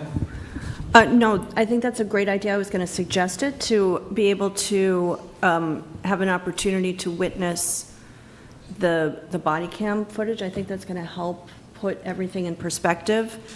It would be preferable to have to have Mr. McLaughlin sign on to the continuance. Yep. Is that okay to continue this so that they can take in all of the? Yeah, of course. Okay. Anything that brings some clarity. Okay, so we take that as your consent to a continuance. Absolutely. All right, Roger that. We have a motion and a second. Any further discussion on this particular issue? Seeing none, all those in favor? Aye. Aye. We will see you again in July 13th. Yes, it is July already. Next up. You've got one under your belt. All right. Bear with me while I get through the thing. We are now in item C. I will refer back to the procedures that we will be using for clarity, just so we have that. We will open by reading the announcement, the notice, and this is regarding an all alcoholic beverages restaurant license issued to the Falmouth Raw Bar, doing business as Falmouth Raw Bar, located at 56 Scranton Avenue, Falmouth, Massachusetts. Mr. Johnson-Staub, will you please read the notice? And before doing so, I would just like to remind members of the public to silence your cell phones. I would also ask members of the public to keep your discussions down to a minimum. We're getting some disturbance here. So I may have to remind everybody with a gavel. I would prefer not to. So please give proper respect to the folks speaking. Thank you. Mr. Johnson-Staub. For the motion, sure. Notice is hereby given under Mass General Law, Chapter 138, Section 64, as may be amended, that the Town of Falmouth Select Board will conduct a public hearing in accordance with Mass General Law, Chapter 138, Section 64, to determine if there are violations of the all alcoholic beverages license issued to Falmouth Raw Bar, Inc., DBA Falmouth Raw Bar, located at 56 Scranton Avenue, Falmouth, Mass. In addition, the Select Board, in accordance with Mass General Law, Chapter 138, Section 64, and the Town of Falmouth Alcoholic Beverages Regulations, Section 16, may modify, suspend, revoke, or cancel the license upon finding that a violation has occurred. The hearing will be held in the Falmouth Senior Center, 780 Main Street, on Monday, June 29th, 2026, at 6:45 p.m., issued by the members of the Falmouth Select Board, acting as the licensing board. Chief. In the spirit of time, I stand by my opening statement, if that's okay with the board. The sergeants did a good job of explaining the general overview in the area, but we're going to make one addition to this. And just to remind everyone that this is also extra work for the police department on Friday and Saturday nights. So one of the main issues that we have over there is the lighting in the area itself. The Raw Bar has parking which is located across Scranton. Excuse me, I'll turn my radio down. The parking is located across Scranton Ave. It's the same parking used for, I believe, the Island Queen, possibly during the day. And the issue we have is with being so dark, a lot of the issues we have are on the side of the building there where you can see where it's poorly lit in front of the realty office and the parking lot on the side where some of the staff and other people park. To try and quell this issue, we've actually, this weekend, started borrowing a light tower from the DPW. Just find the right picture. So we took it upon ourselves to kind of lighten up the area because it gets to the point where you have people in areas that we can't see what they're doing, and that tends to be where we're having more of our disturbances People think they're out of sight, out of mind once they leave the establishment, and then we're having fights. We're trying to combat this by lighting the area up. I have spoke with the business before about the lighting out front. They did add a string of lights out front to kind of open up a little bit. One of the issues that we have too is there's a large grouping of trees, and it's just very poor lighting. We actually had the staff at one point, they were kind of just closing, pushing everybody outside, and then going back inside. We spoke with ownership. They've actually now been putting their staff out on the lawn with them until the group dissipates. So I believe it's just one of the things too, is we're gonna have to work together to kind of alleviate the issues that we're having and getting rid of the disturbances for, you know, the hotel and the other people in the area. The lights are being brought in on the back of our police truck, actually. This is a mobile unit that the DPW purchased for us for using for crash scenes, 4th of July, and for instances like this. This actually takes me off the road because I'm hooking up to a light tower, bringing it over there and setting it up. So it's again taxing our staffing and manpower.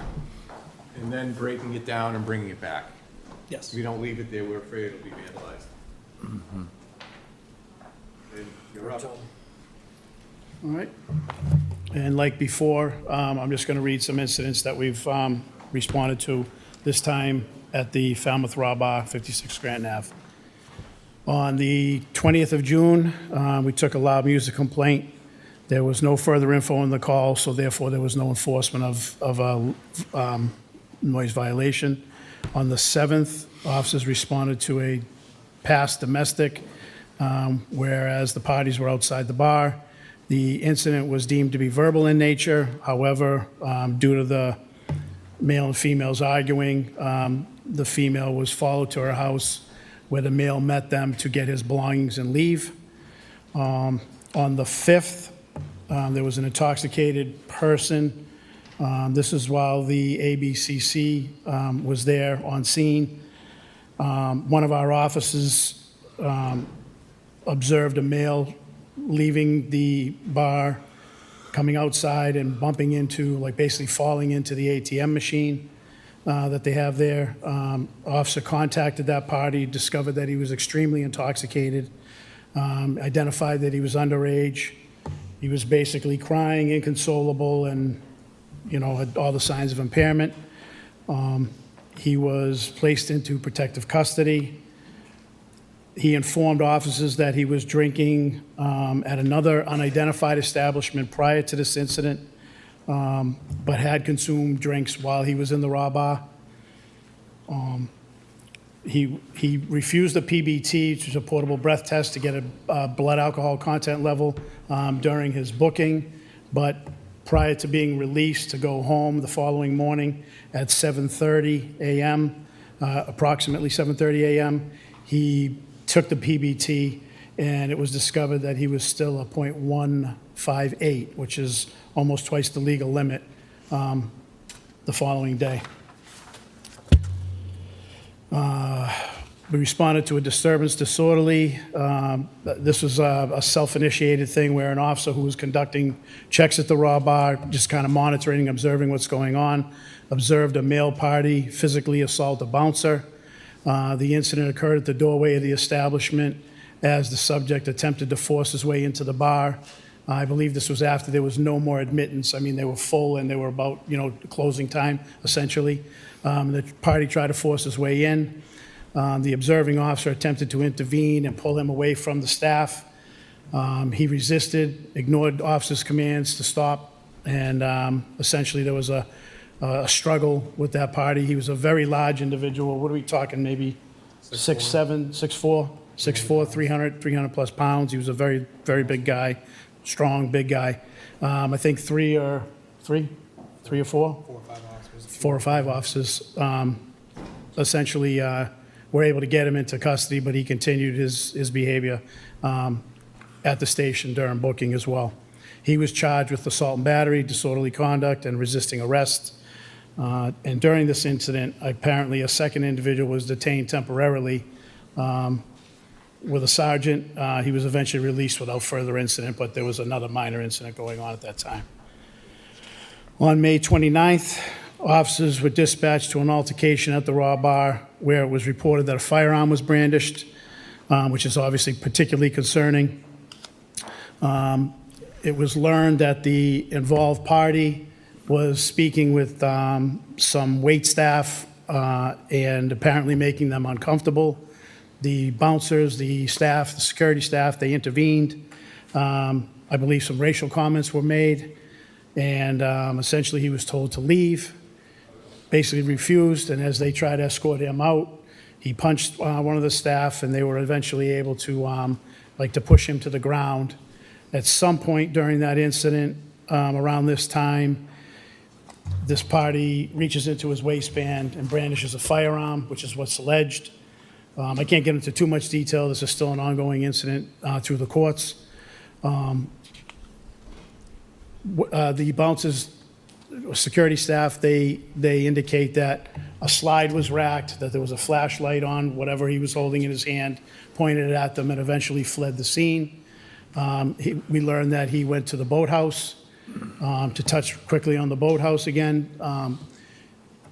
They were super with providing us surveillance camera information and video, so we were able to corroborate the information we had that puts him, showing up at the boathouse shortly after this event, which was helpful. They were gracious. They reached out to their IT staff and got us quite a bit of video. We were able to put him on the scene at the boathouse. He was not involved in any incident at the boathouse. He just went there after the incident at the Raw Bar. He was placed under, that party's friend brought him to the police station shortly after we had located the vehicle at the boathouse, and he was placed into custody, and he was charged with assault with a dangerous weapon, assault and battery, and assault. On the 24th, an officer on patrol in the area of the Raw Bar observed a male party in front of the bar holding a belt. I think I already spoke about this one. We talked about this one. He was witness there, but that was an incident at the... May I ask a quick question, sir? Yes. It's in both of our reports that he said he was drinking at the opposite. Is it the same individual? No. I apologize. He was witnessed outside of the Raw Bar. He said he was drinking at the boathouse. Oh, and I So thought that's I where read it in the other one. They encountered him outside of the Raw Bar. The incident, he said he was drinking at the boathouse. And then on the 10th of May, we responded to the Raw Bar for an unresponsive male on the ground, and that party was transported to Falmouth Hospital.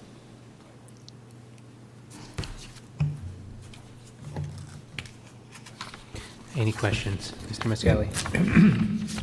It seems to me, Detective McGuire, that the most consequential interactions were on May 31st and May 29th.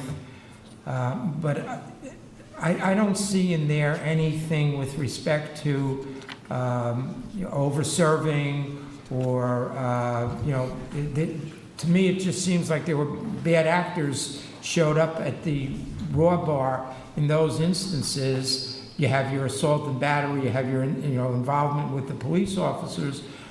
I mean, other than those people being there, I don't see anything that implicated anything that Raw Bar was doing wrong in either of those two instances. Am I correct?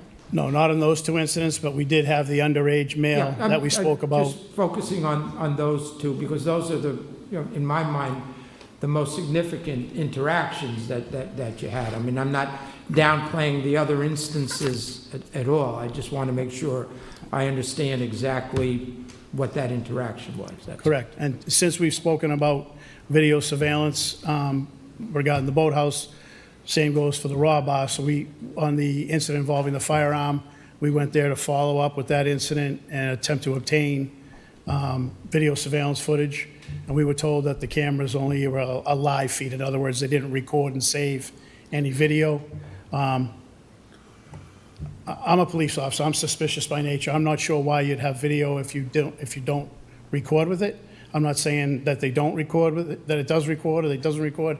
I'm just saying, I don't see the point in having video surveillance if it can't be used to, follow up on incidents and Certainly ask the applicant that question. right.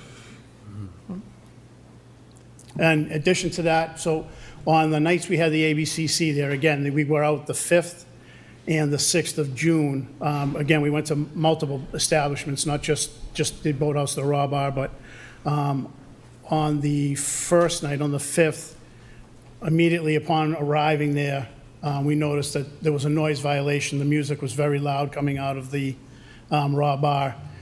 Per their liquor license, if I'm not mistaken, it says that the music has to be contained inside.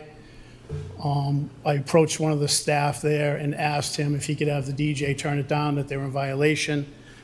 The staff member complied. He went over. I saw him go to the window, knock on the window, get the DJ's attention, and tell him to turn the music down. When the staff returned, I waited. I paused a little bit, but there was no corrective action at that point. So I re-engaged with the staff member and asked him to go over again. I said the music has not changed the volume whatsoever. You need to ask him to turn it down. He complied, the music was turned down.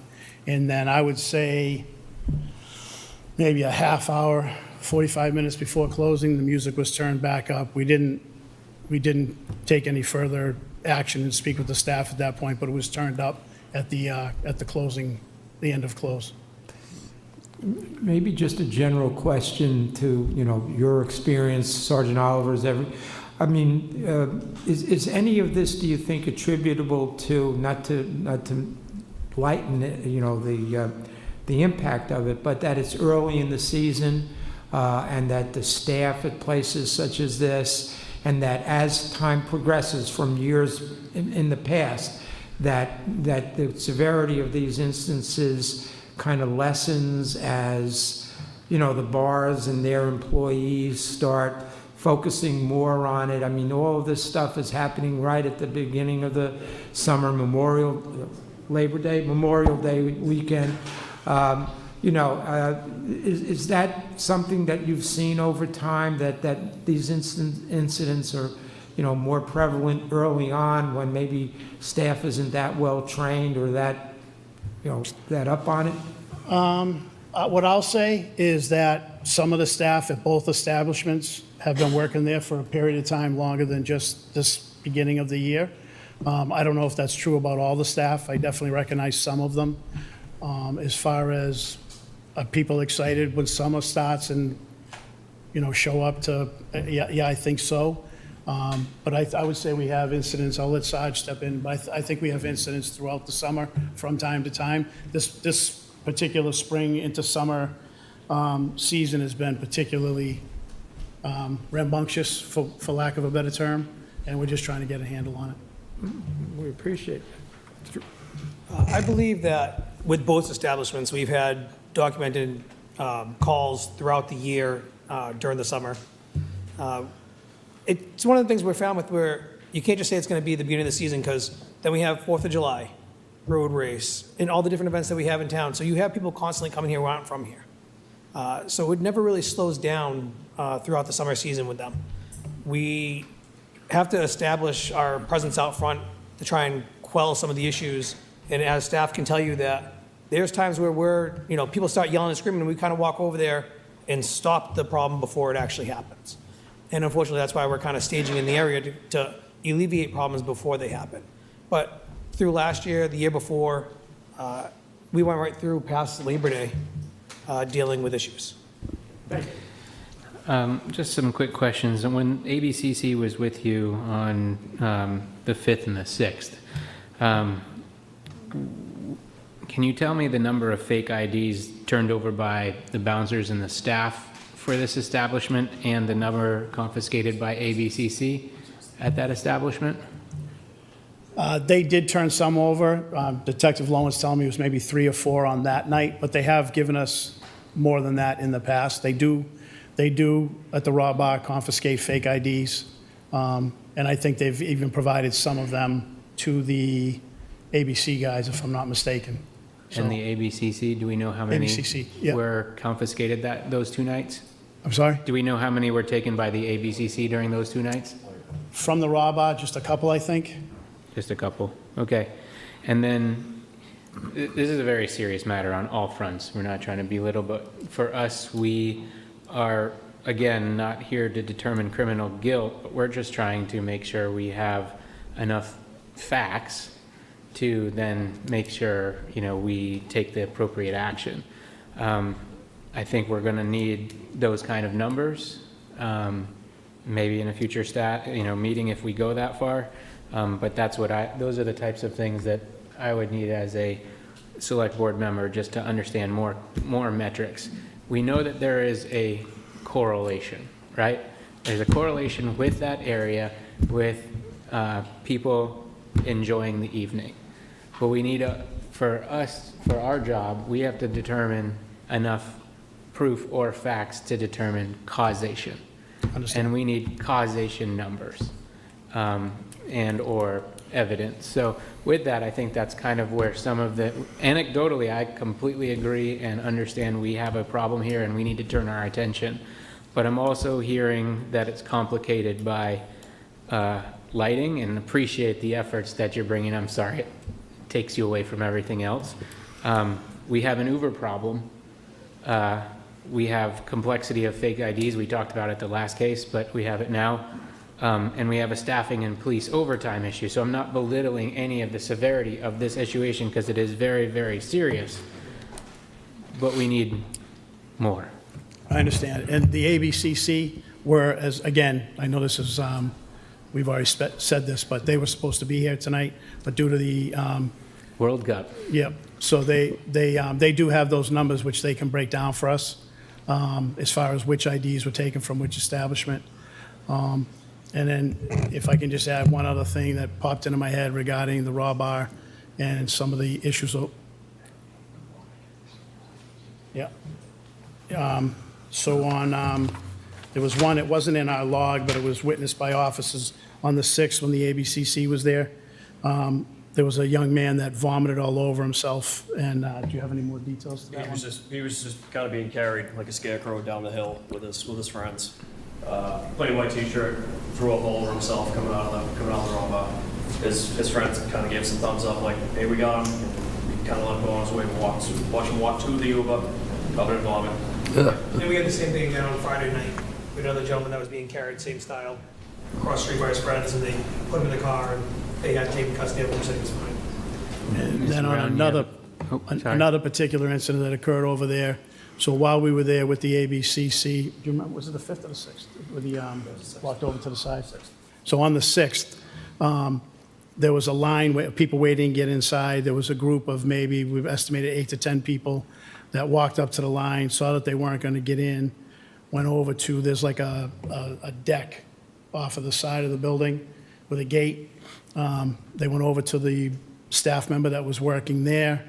That staff member looked over. I know he saw us. I shouldn't say I know. He looked in our direction, looking at us, what we believe, looking right at us, and just let the people into the side.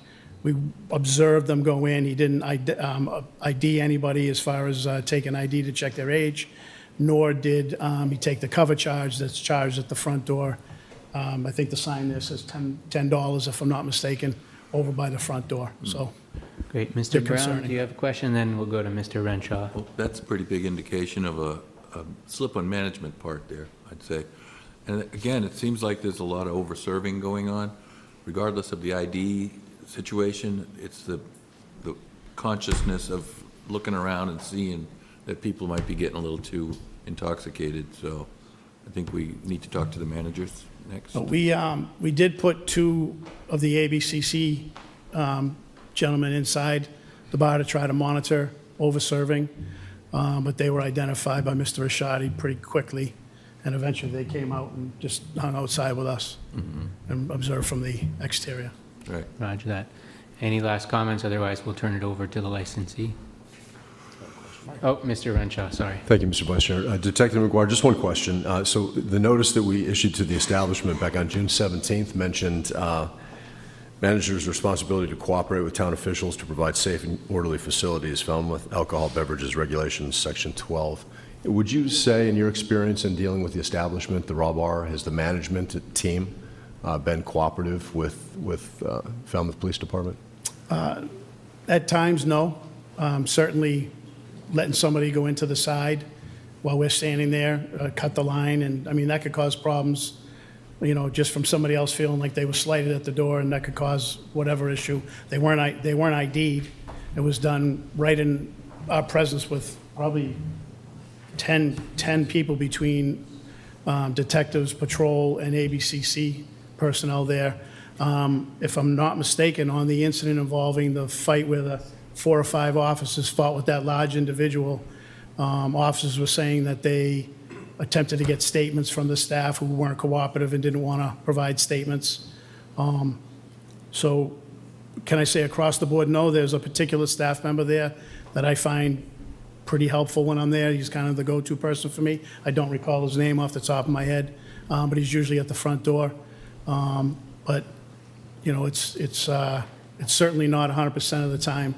And I know if, I'll just interject that if we're going to make recommendations, having video surveillance that records and they hold on to the video for a period of time adequate enough for us to obtain it, to follow up on these serious incidents, you know, like a fight where, you know, there's a violent struggle, or somebody brandishes a firearm, that would be extremely helpful in hopefully stopping people from going there to do those type of things.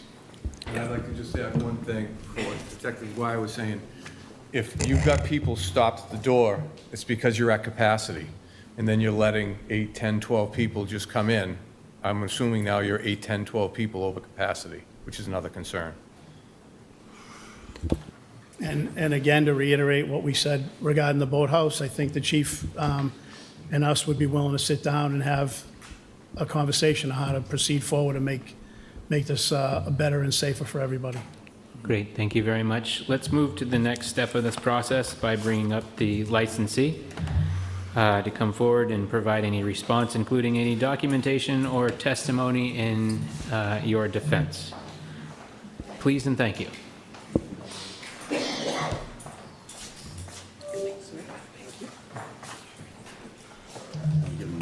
Yeah. Good evening, Mr. Chairman, members of the board. My name is Rob Mills. I'm with the law firm of Princey Mills, Law and Hyannis. I represent Falmouth Robart, and here with me is the manager, Mike Ricciardi.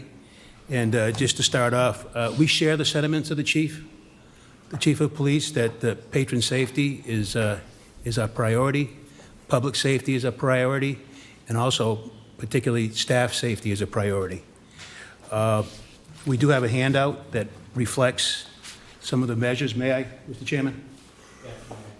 A handout that reflects some of the processes that the Falmouth Robart observes, and also some mitigation that we're suggesting where improvements can be made in the future. Thanks. A note, because Mr. Mills was not on mic, we are receiving a note regarding a note from the owner, a note about the security program, as well as a security deployment plan. These will be written into the record and kept as documentation. Please proceed. Thank you. Thanks very much. So Mike's been the manager at the Falmouth Robart for 11 years. And fortunately, this is the first time that we've been before you for any kind of violation. So I did want to make note of that. He has a very high level of management. He has eight security staff at various points. And if you look at the handout that I gave you, I think it's the last page, shows a floor plan of the premises, and it points out where all these security staff are situated. The process to get into the establishment is you come to the front door, and the entrance is cordoned off with a rope. And he generally lets in a group of somewhere between 5 and 10 people. They do keep count because they do have an occupancy limit of how many people come in and out of the establishment. So as people leave, when the occupancy declines, they're allowed to let in other occupants. But typically in the K, there's 5 to 10 people in the K. And then, as people leave, he'll let in groups of 5 to 10. The next stop is the identification machine, which you've heard about, which is required. It's right there at the front desk. They run, everybody who comes into that establishment has their ID run through that system. I understand, because I represent several restaurants and bars on Cape Cod, that you almost have to change the software every 3 to 4 months to keep up with these IDs. The machines themselves can become, the software can become obsolete. The ability to create these IDs is so advanced that it's hard to keep up with, but all they can do is the best they can and use the machines that are available on the market and the software that you can obtain to keep up with it. So the ID is scanned individually, and that's given back to the guy that's coming in or the girl that's coming in. Staff visually can confirm that the person that's presenting the ID is the same person that's picture is on the ID. If there's behavioral issues that are observed, despite the fact that the ID is good, patrons are turned away. What we intend to put into place, which we didn't have in place at that time, is a hand stamp, which Mike and I discussed, and we think it's a way of keeping track of who's already been, who's been ID'd, and who hasn't been in, because there have been issues. There's a fence, and if those of you that know the property know Pier 37, sometime recently put up a chain link fence along the property line, which was probably helpful.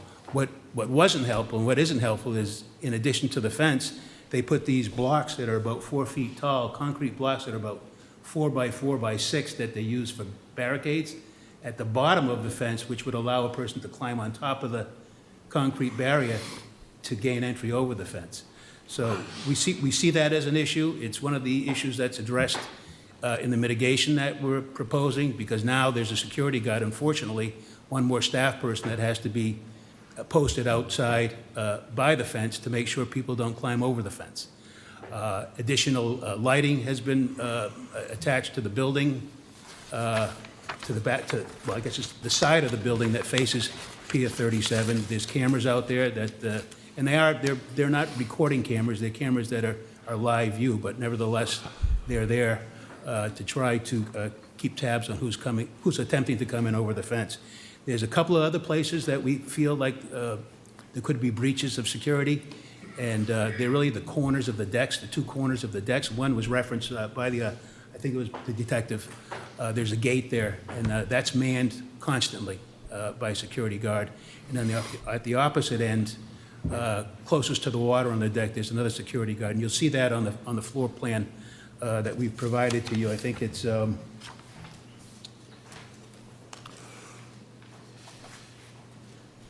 so it'd be the security guards that are stationed at 7 and 6. Those are the corners that I'm referring to. Where the fence is over where it's a roving patrol. It's a security guard 8, and that's just kind of an open area where, again, particularly underage people, if they do try to gain entry, that's probably the way that they would try to get in, is through that way. Excuse me. When there's issues, disorderly issues there, Mike's there all the time. He's there every night from 5 to closing. He makes the calls. Most of the calls that are initiated are from the establishment. They're not calls that are generated by some third party. He believes the communication is open, at least with himself. We've heard tonight that maybe there's been some communication glitches, which certainly we'll take into consideration and bring back to the staff at the appropriate time. He feels like they have a good working relationship. 11 years with no incidents probably demonstrates a decent relationship, I would say, and that may be an understatement. He feels like the security personnel that he has, they're returning security people. He feels that as though they have a good working relationship with the police department. They not only patrol the inside, but at closing, they actually go outside to the front lawn and try to disperse the crowd. If they see people that he feels or they feel need rides, they accommodate or try to facilitate ride share in Uber to the best of their ability. Some of the other things that they've employed since some of these incidents have occurred recently is that fence that I was referring to, which is owned by Pier 37. He's got bells on that now. there's numerous bells along the fence that sort of to alert people that, hey, somebody may be trying to climb the fence to get in. There's a tree at the entrance that I think which the department has been somewhat concerned about because it kind of obstructs the view into the front of the restaurant, and steps are being taken with the tree warden to make sure that that tree can be trimmed back, so perhaps raising the canopy will give better view into the facility, which may assist in security. So I know you didn't really want to hear from me. I'm just here to try to facilitate the discussion. So Mike is here, and he'd like to address you as well. Hi, thank you. How you doing? My name is Mike Ricciardi, and I'm the owner of the Falmouth Raw Bar. Do you have any statements? Well, I do, and I'm taking into consideration everything that the police said, and I'll definitely add, some lighting to the front, and we'll get the trimmed back as well. Go ahead, sorry. Mr. M.G.L. In addition to yourself, Mr. Ricciardi, what other managers are on duty in particular on Friday and Saturdays? We have 2 managers. In addition to yourself, or yourself and one other person? Myself, and then, a head of security, yes, sir. Thank you. Mr. Brown? Do you think that you might be able to get the cameras that record? I mean, at the Pier 37 staff? Yes, it was just the subscription, and I can add the subscription, definitely. And the cameras, the reason why they're not recording is generally because I watch for, to see how busy it is, to see the tickets in the window, when we have food. When we have food up, and how busy it is during the day and the night. It's because we also are a restaurant that's very busy. Right. So that's what the cameras are for, because we don't have a lot of security issues. Right. Yeah. That would be helpful, though, in the rare instance when you do that. I have no problem with that. In the case like this one bad actor, no problem. Great, thank you. You're welcome. And you stopped serving at 1, or you stopped serving? We stopped serving at 12:45. At 12:45? I actually, we do last call at 12:40. Okay. Yes.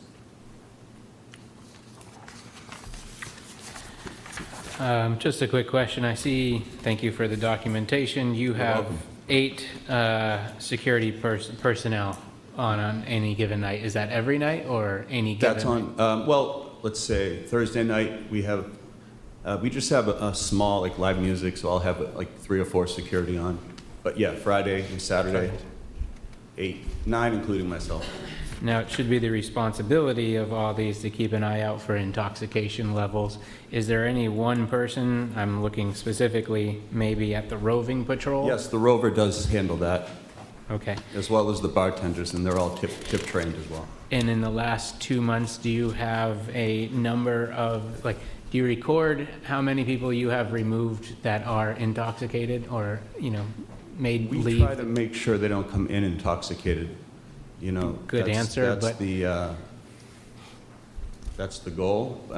Sometimes people, they tend to have a few too many, and I don't keep a log of that. No, I do not. Roger that.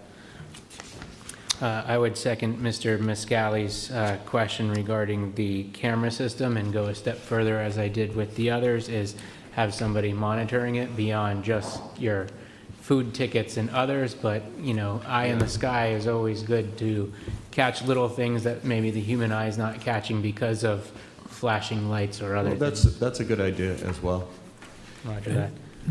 Do you see, the expanded weekends, and we're talking about Friday and Saturday, but, we're seeing people staying over Sunday a lot and extending it on. Do you have the same kind of same kind of staffing on a Sunday night, or do you see a drop-off in Sundays? No, anytime there's a holiday, we always, we'll keep the 8 people, not including myself, on. But not just a regular Sunday. I mean, you don't see that kind of business on a Sunday with people staying over Sunday and heading out of town Monday morning. We usually close about 9:30, 10 p.m. on Sunday. On Sunday, okay. Yeah. It's really Friday and Saturday nights that are the busy ones. And also, I have no problem adding more lighting to the front of the building for the officers. I can add some floodlights on the front if that helps, as well as the tree, trimming the tree. That would be useful. Yeah, I think so. I think, if we go by just what's written for both accounts, but on this one specifically, it sounds like there's no problems, yet at the same time, we are presented with people that are highly intoxicated. For whatever reason, we have this issue of major concern in this neighborhood. My concern is that we really need to buckle down. We need to make sure our folks visiting us, and I'll say it again, the residents, everybody that's in Falmouth are safe. And that's whether you're out having a good time or you're a bystander that could, the worst thing could happen. And it's our job to make sure everybody's safe. So all eyes are on this neighborhood now. And one thing I would also recommend in this is cooperation. It was identified that your one bouncer is very cooperative. I'd like to hear that you're as cooperative as many of the other institutions in this town and establishments. Yeah, I was really surprised to hear that, honestly. And it's part of customer service, but it's also part of safety on this one. So any other further questions for the licensee? I see you've given us, is there any other measures that you've come to mind here tonight as we've been talking? Well, I moved some security guards around. I have some new veteran security guards that have returned. And you can see from my plan, I've implemented a few other ideas as well, which I had in place last year. But I mean, it takes a little while to get going, to get everybody on the same page. Mm-hmm. So now I feel like my staff, myself, we're at full speed right now. So it's, I'm looking forward to having a good summer, and a safe summer as well. And will you be willing to work with the police department? Oh, absolutely. To develop a better plan going forward? Yeah, I think, definitely, of course. Okay. We always have. Okay. I think, and actually, if I may, Mr. Chairman, Mike mentioned to me that he thinks it's a great idea if we have a meeting with the police department, and whether the boathouse is there at the same time, we would encourage that kind of a meeting. Okay. Yeah, we establish communication with the boathouse as well, just in case, we have some people that, do things that they shouldn't be doing. We want to know about it, and I think it helps them as well. Thank you. And just two quick things before we move on, because we will bring the police department back up, is, Mr. Mills, you mentioned some communication glitches, quote unquote, and some fence with some sort of alerts. I would look into how to fix said communication glitches and the fence. We've talked about the fence with lighting, but these are very important to the safety. So we use some squishy words there, but we need, to solidify some good plans. Agreed. All right, thank you. And thank you for your words. We will bring the police department back up. Thank you very much.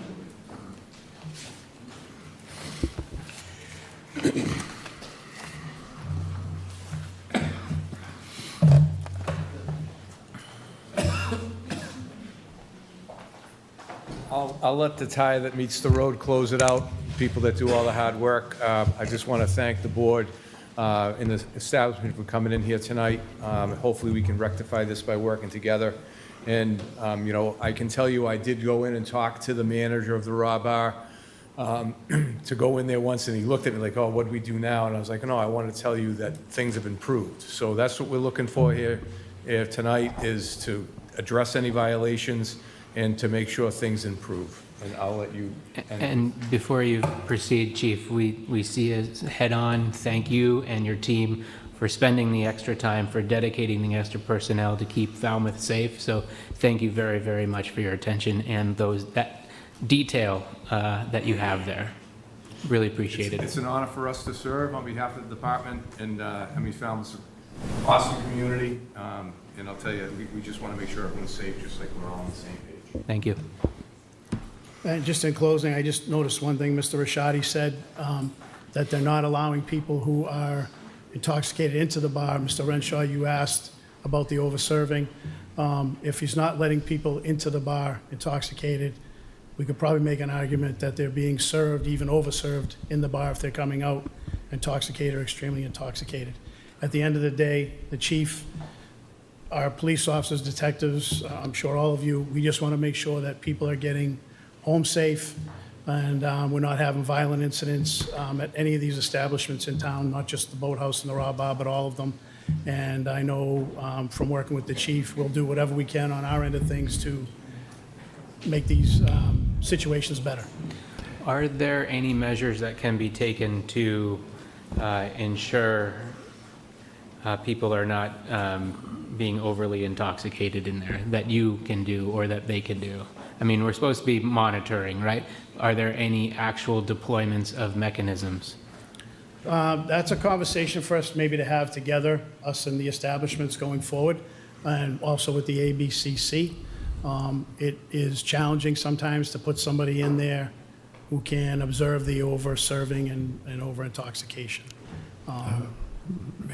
We've talked about some things to do. I wouldn't want to share them right now because they're part of our plan. But, you know, we'll do our best to try to monitor that best we can. That's a challenging thing to deal with. May I, excuse me, Detective, you mentioned that you wanted to have ABCC here this evening to, you know, have some things to say. If we continue this proceeding, which I'm going to make a motion to do you think they would be available to come when we continue this hearing? I can't speak to their particular availability. I can speak to their willingness to be here. They had told us they were going to be here tonight, but because of the World Cup, they got sidetracked. So initially, it was intended for them to be here and to speak on some of the issues that they dealt with. But I'm sure we could arrange some time to get them together. That would be helpful. So as with the application, or the hearing with respect to the Raw Bar, I'd make the same motion that rather than close the public hearing, we continue it. We'll ask the applicant if they would consent to a continuance. Well, I consent to that, yes. And so I would make a motion to continue the hearing. I'll second that. Okay. Any further discussion, Mr. Brown? Anybody? All right, I will say in between there, if you can set up a meeting, that meeting that's been discussed, please do so. It's extremely important that we do this sooner than later as both entities, the police department. If you need someone from town management or the select board there, happy to participate, but make this meeting happen. It would be great. So we have a motion and we have a second. All those in favor? Aye. Aye. Okay, thank you very much. Thank you.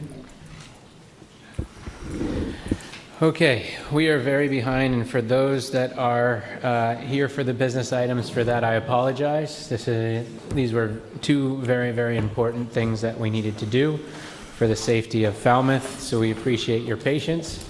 And we will start next with Eversource. We have an update on the Falmouth Tap Substation Expansion Project. If you folks could take your conversation outside, that would be great. We have you listed as 30 minutes. It would be great if we could, cut that in half, so we also have time for public comment as well, if necessary. Mr. Renshaw, do you have any opening comments? Just real briefly, I do, and we'll let Eversource get on with the presentation. About 3 months ago, back on March 23rd, Eversource representatives provided the board an update regarding details of the project, the TAP expansion, as well as an overview of the community comments that had been received as a result of the company's outreach efforts. Following that presentation on March 23rd and the comments made by abutters and members of the Select Board, Eversource was requested, to examine and evaluate potential new sites, as well as to consider moving the currently designed project further back on the Sam Turner Road parcel in order to minimize impact on the surrounding neighborhood. In addition to the above considerations and concerns, abutters have also raised access issues to the property via the East End Road. I also wanted to mention that on May 14th, as you all know, the Energy Siting Review Board held a public comment hearing at Lawrence School, where many of the above concerns were also noted. And with that, I'll turn it over to the Eversource team.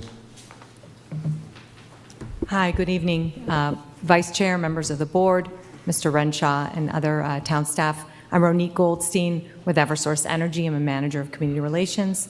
Thanks for having us here for an update on the Falmouth Tap upgrade project. As Mr. Renshaw noted, we were before you in March, and we're here specifically not only to update you on the project, but more specifically on alternatives that were raised to members of the team at Eversource by the neighbors, and we'd like to provide an update on the work that we've done in the last months since we saw you. I'm here accompanied by colleagues who will introduce themselves as they speak to the project. So the agenda will provide a project overview and understanding of the Falmouth Tap property, shifting the station away from Sam Turner Road, which was one alternative proposed by the neighbors, as well as a suggested alternative parcel. Before we jump into the agenda, I did want to ground the discussion in a few relevant items. First, just to note that, and I may be stating the obvious, but that the core responsibility of the regulated utility is to provide safe, reliable power while balancing customer rates. And when the utility goes in and petitions the state for a project such as the Falmouth Tap, we have to incorporate 3 key elements in that petition. And I'm speaking broadly. And so you'll hear, and I'm stating this because you'll hear these types of topics coming up through the presentation. Element number 1 is we have to exhibit a need. We have to show the need. We have to articulate the solution to the need and why we choose where we're going to build the infrastructure, how we got to that site, and we also have to meet that need in terms of timing.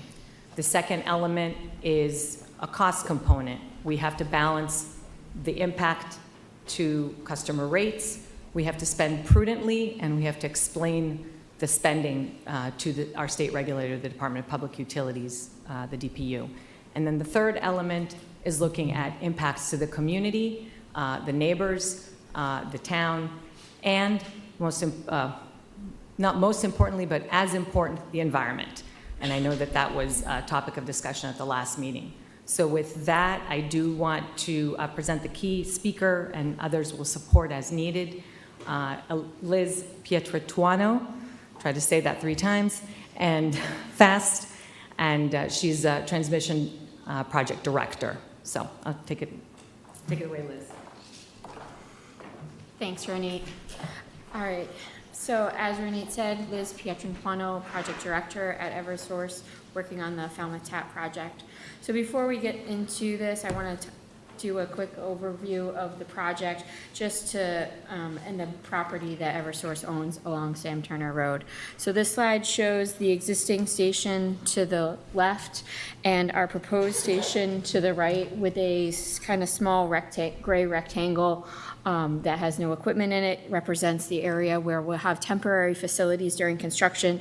That square would not be there, but I wanted to show it for reference for people to understand our temporary facilities that are needed to maintain our switching capabilities during construction. So the proposed project includes rebuilding the existing transmission switching station to a transmission and distribution substation so power can be delivered more directly to the surrounding neighborhood.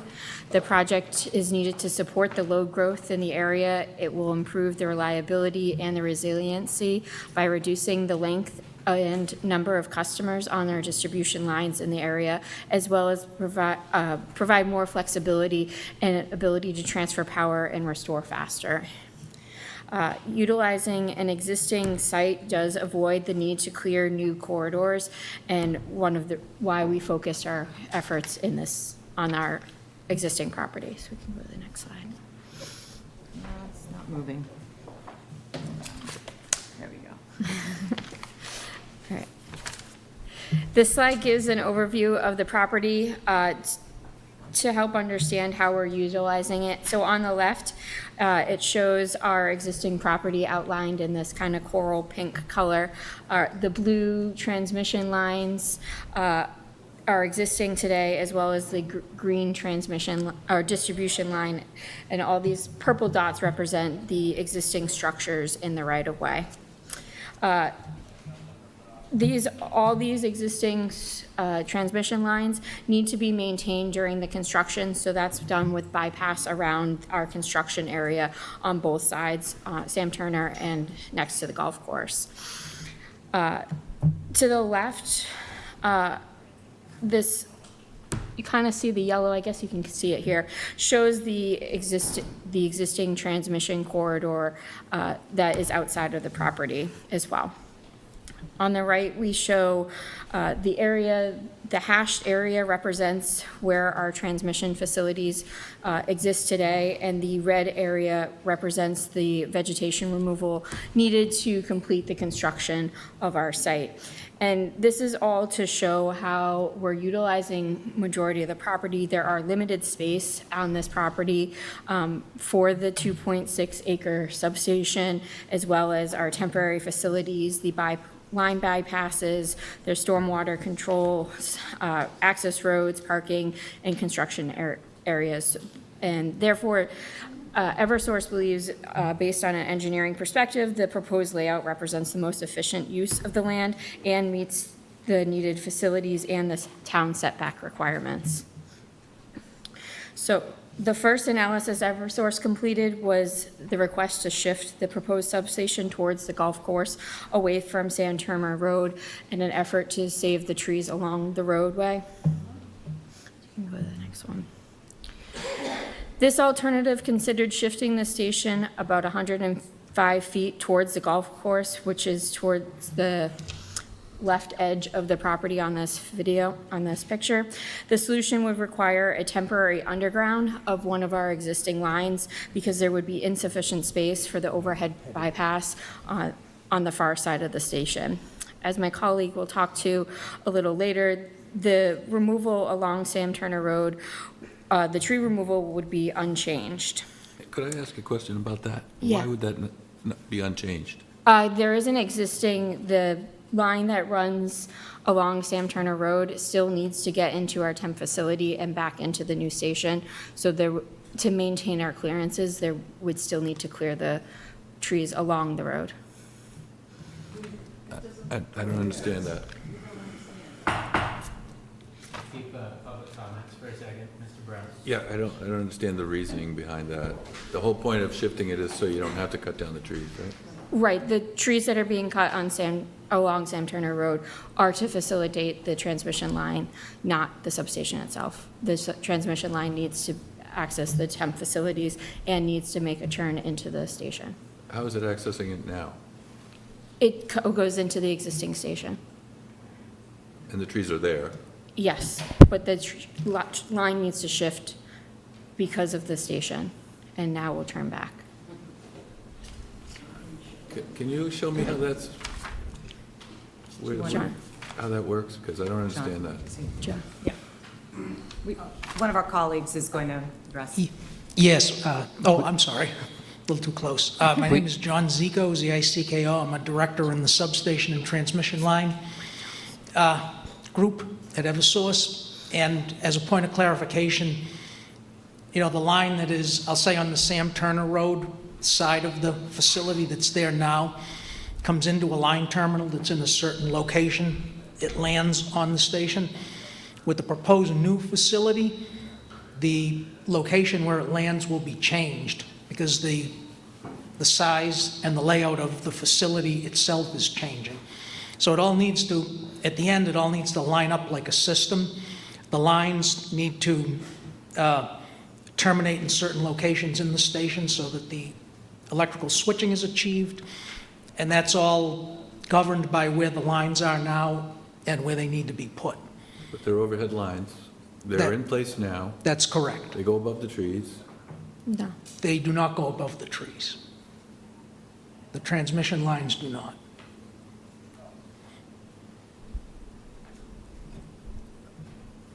Are they not overhead wires? They are overhead wires. For transmission, overhead transmission, it's typically edge-to-edge clearing on the right-of-way or the corridor. I don't understand that. What's that? For a transmission, overhead transmission line as opposed to an overhead distribution line, the clearing is edge-to-edge on the right-of-way. or corridor, and that is an outcome of the 2003 blackout that started in the Midwest and kind of rolled its way east to New York State. There's been enhanced vegetation clearing around transmission infrastructure, as opposed to the distribution infrastructure where you'll see they'll sometimes like cut a notch in the tree. That's the defining characteristic. That doesn't sound very practical. So you're going to clear all the trees on the whole lot regardless of, is that the idea? It's not the idea, it's the outcome. I think, are we a couple slides ahead on that, or? This is the side we have, I think. Yeah, I mean, I'm not an expert on vegetation management, but I can say, so just to make the distinction, the poles and wires in the street, the allowable clearances are different than high voltage 115 kV large transmission lines. And so I think what John was saying is that there must be complete clearance around these lines. It's just a different, it's a different part of the system. That was the distinction I was attempting to make, but obviously didn't, so thank you for the clarification. Excuse me, complete clearance. Comments from the public will be heard. We're going to stick here. We're going to continue. No, I appreciate the comments. Just want to make sure that we have it separated right now. This is for select board, and then we will open up public comments. Mr. Brown, continue on your questions. Well, first, sir, I came to the first open house here, and I spoke with you, and I asked you a lot of questions. I recall that, yes. And you told me at the time that a lot of those questions you weren't going to be able to answer because there was another level of your company that was going to be responsible to make those decisions and give those answers. But yet, I always just see you here. So I'm wondering, are there other people that are going to come, or are you the actual person that is going to explain all this to us? I am the representative here from the substation and transmission line engineering group tonight. Okay. But so now you are prepared to answer all the questions? Because you didn't seem to be at the open house? I mean, did I misunderstand you that day? No, I don't think you did. When we were at that open house, I was hearing some of those concerns and issues for the first time. Right. I wanted to go back. I'm not an expert in every area of the engineering discipline. I'm not an overhead line engineer. I deal with them. Right.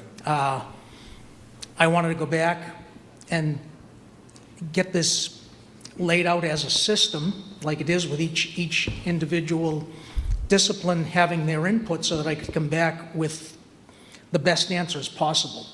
I didn't want to bluff and, guess and be wrong that evening. Right, but this seems like a pretty basic question, because if you're saying that the rules of these overhead transmission stations are clear-cutting the trees, then it seems like you could have just said that at the first open house, right? The distinction is that for the station itself, there is a vegetation protocol for around the station itself. What I was referring to in my earlier remarks this evening was the corridor where the lines, run through the town and through the community, not the station property itself. Okay, I'm going to put a tack in this one. Tree removal and keeping trees is extremely important. Let's continue through this presentation. We are going to come and revisit this. Maybe some of our questions will be answered in the following slides. Okay, thank you. Okay, so as I was discussing the evaluation of shifting towards the golf course, this would result in additional earthwork and a approximately 600-foot retaining wall, because we'd be shifting the station into the existing hill that exists on the property. These These coupled with the need to temporary underground a transmission line would materially increase the project scope, costs, schedule, the constructability, as well as the operational complexity of this without the benefit of saving the trees along Sam Turner Road. So I think, John, is there anything else that you wanted to say about the temporary facilities or the stormwater basin? I think in the interest of time, so that we can, get through select board questions and the public questions, I think we'll take a pass on that now. Yep. Thank you. Thanks, John. Okay, so this slide shows a view from Sam Turner Road, south of Bayborn Court, looking kind of north up the road, showing the station on the left is the proposed, with on the right shows the station slightly shifted away from the road. But this is without any visual mitigation, and we do have a slide later to talk about the options for on-site and off-site visual mitigation, which the company is prepared to offer for this project. And then again, similar view just from Bayborn Court looking across Sam Turner Road. Do we have any more questions on the shift before I talk about the other alternative that we looked at? I have to say, several years ago, we talked about this project. There was some modification that you were doing to it, and at the time, some of the vegetation was cut back, and the property use has somewhat changed now. It's more of a staging area for projects, and at that time, I was on the board, and there was talk about mitigation and vegetation and possible things that could be done.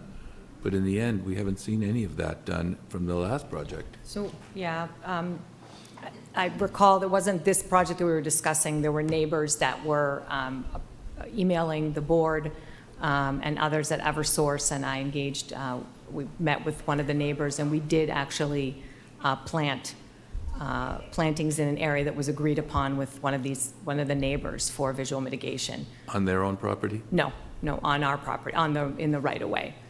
But we do, and that can be, I believe that's part of the discussion in a later slide, we do offer mitigation on customer property, to help with visual I saw that impacts. in here. So we do both, where appropriate. But to me, I drive by there a lot, and it just seems like it's getting more industrialized with less screening.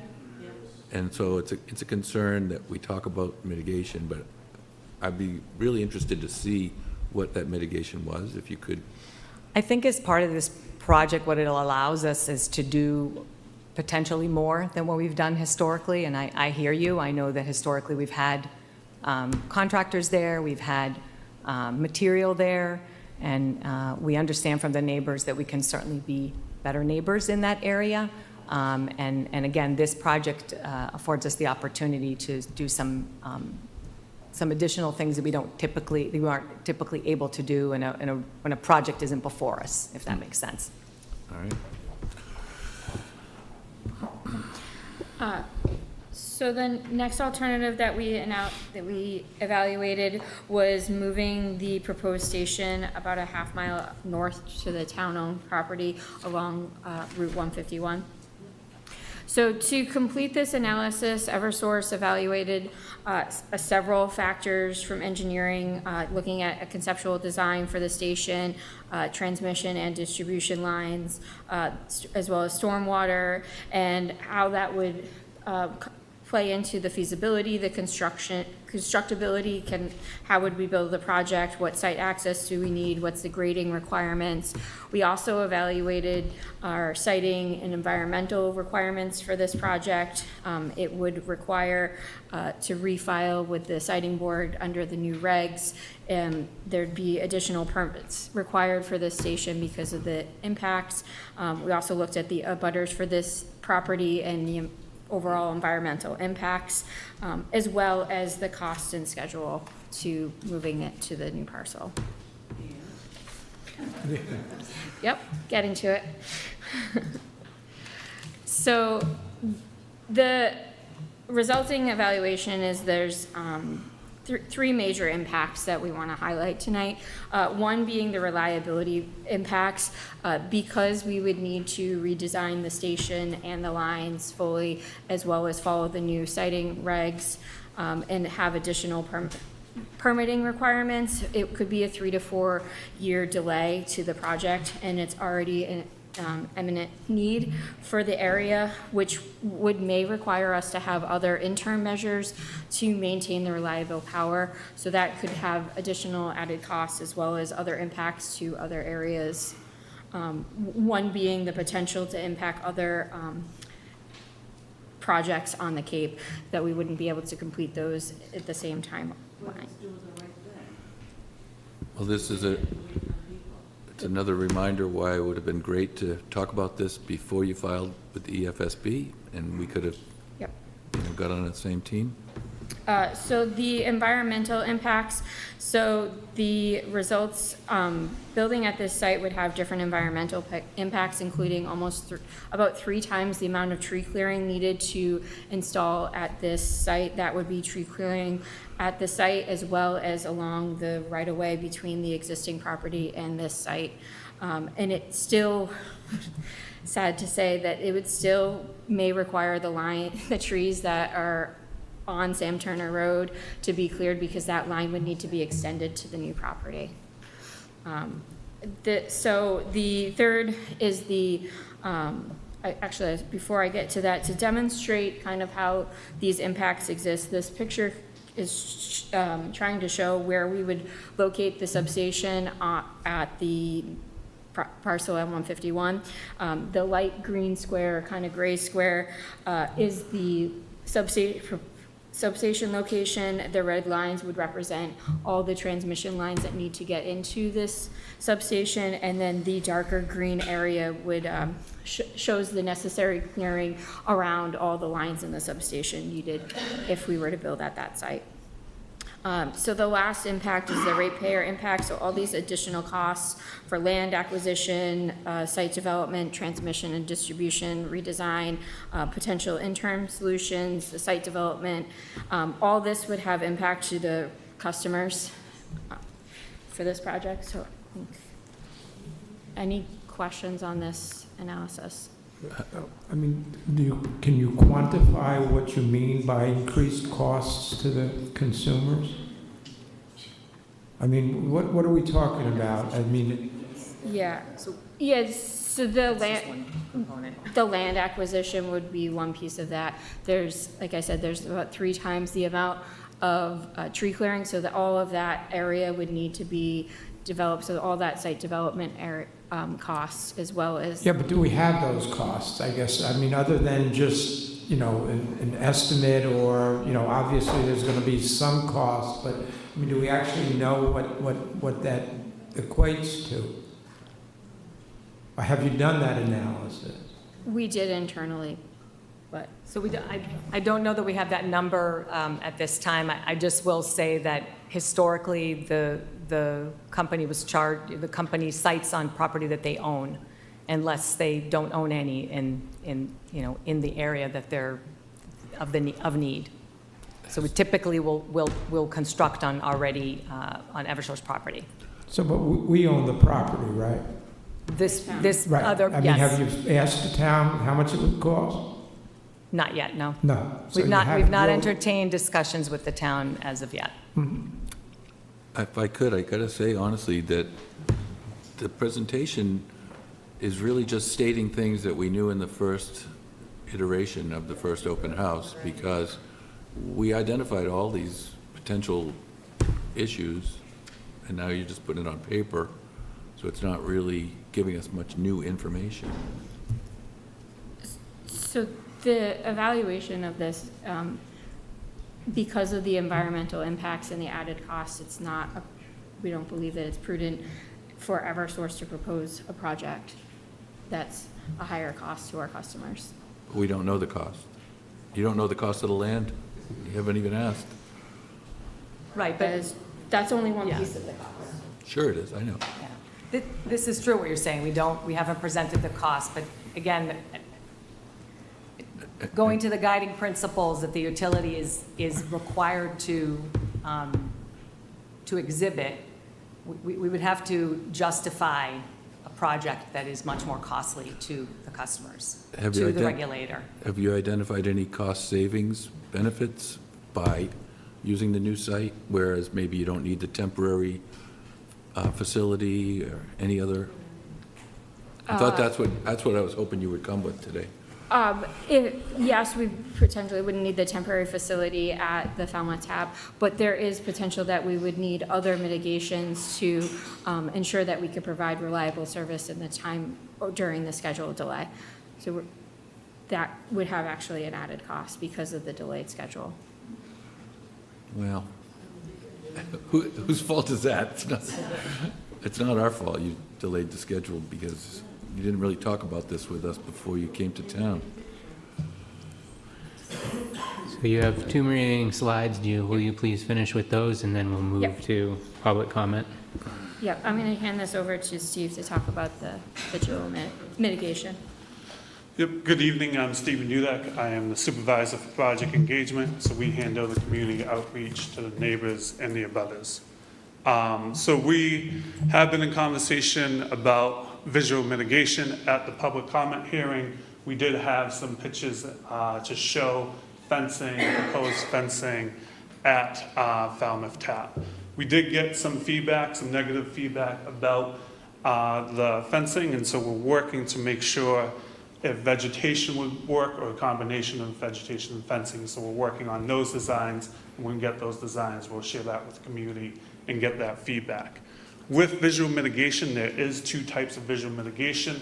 On-site visual mitigation is what we're talking about on the actual site, Falmouth Tap. And then individuals who are impacted, their view shed, they get off-site mitigation, where we've had preliminary conversations. So these are the abutters that are directly facing the substation, so 255, 261, 245, Sam Turner Road, directly across.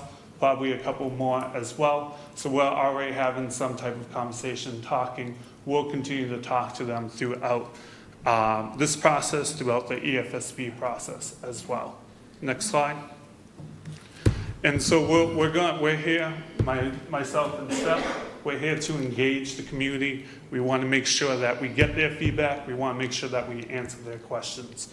We do have a monthly email that we try to send out with updates, such as visual mitigation, such as where we'll be speaking, also asking if anyone who wants to meet with us individually, that we would come and meet with them, answer their questions, make sure that we're responsive, okay?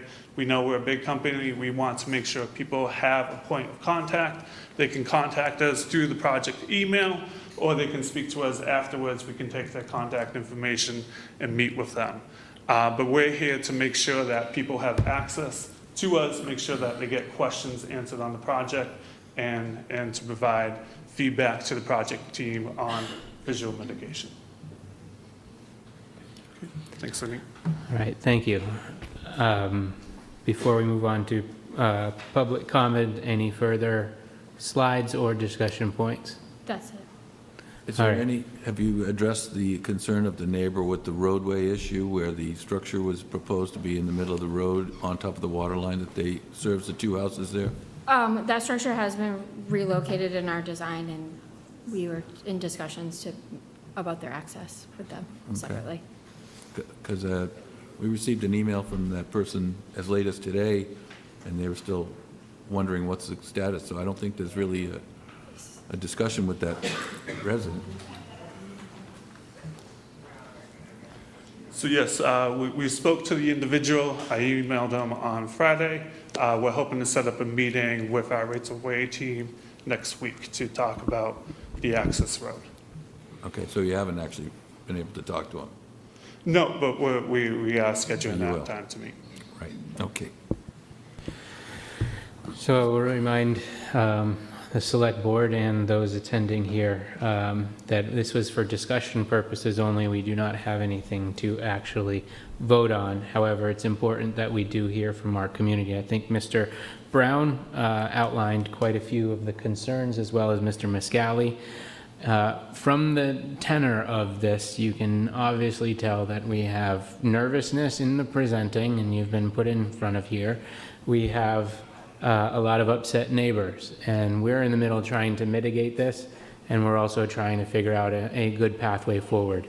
I will paraphrase what Mr. Brown has said in saying that it doesn't appear that we have gotten anywhere with you in regards to any kind of compromise. We're hearing squishy words of responsiveness, but responsiveness hasn't resulted in a change of plan or doing some of the major requests that we're hearing from our abutters. We're hearing, we're listening, but that's not equating into any change. So something that we, the board, would like to see is a little bit more give and take. I think in a previous statement made by a previous select board member, Mr. Richardson, we're at a time of unprecedented profit, especially for Eversource. Some skin in the game would be very nice to help mitigate some of this. If we can save some trees, because it's just procedure, not necessarily policy, that would be great. If we can have some other landscaping measures. Fencing does not equal trees. Fencing and vegetation equals trees. I think there's a lot that can be done to meet us halfway. I'll stop there before we go to community. Mr. Miscali, one more. Just a question of council. Where do we stand in relation to the siting board and our intervention in that proceeding, and what are next steps in that proceeding? I don't have any update at this time. It's a litigation, so it's a long procedure. We will be filing a brief that attempts to address all of the issues that are being raised, not just by the select board, but by members of the public. I understand it's a long process, but do we have an idea when something like that would be available for us to see and take a look at? Is there a timeline for doing that? I do not have an answer for that, but I can assure you that we will provide you with an opportunity to review the material. Okay. Are we under any deadlines or not really? Chair, I'm sorry, Select Board Member Muscali, I do not have dates for you. Okay, thank you. Okay, I would like to open this to public comment. Same rules apply.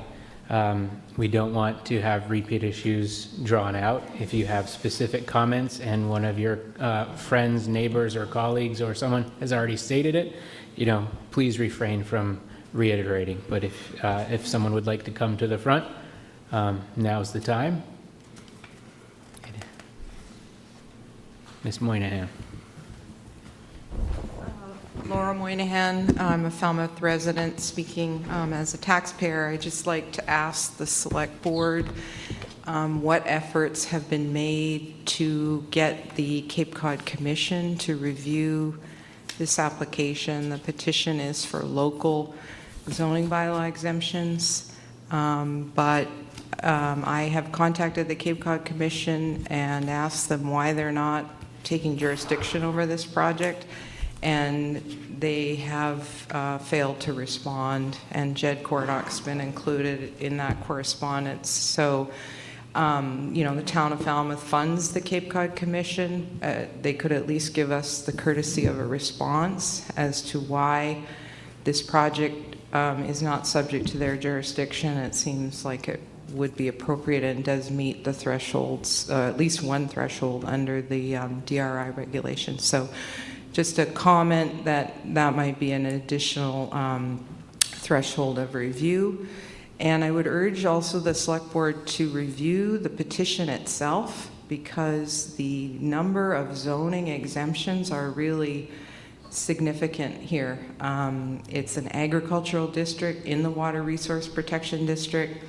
There are pervious surface limitations. There are site plan review requirements. There are building height requirements. Some of these structures are 75, 80 feet tall when we have, 22-foot high and 30-foot high limitations. So I urge you to review the zoning exemptions that are actually being requested. Herbicide applications in a water resource protection district are not allowed under zoning. to really understand what's happening here. This is an industrial development in an agricultural district, in a water resource protection district. So, thank you. Thank you very much. Any other comments from the public at this time? Yes, sir. Will you please come to the microphone and introduce and give us your name? I have a couple comments / questions. My name is Sean Everett. I live on Brayburn Court. I have several properties. My question on what kind of a visual vegetation would hide such an unsightly substation? No kind of visual changes to 255 and some of the other properties up the road are going to hide this thing. So I don't know what that means by their visual vegetation, how that would help. And the impact, my other question would be the impact of additional heavy vehicles on Santana Road.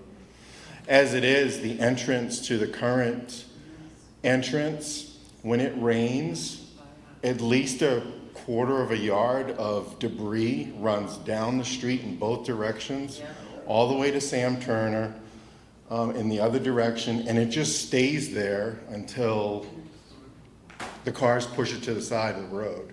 So that's pretty much all I have right now, and hopefully this doesn't happen. Thank you for your comments.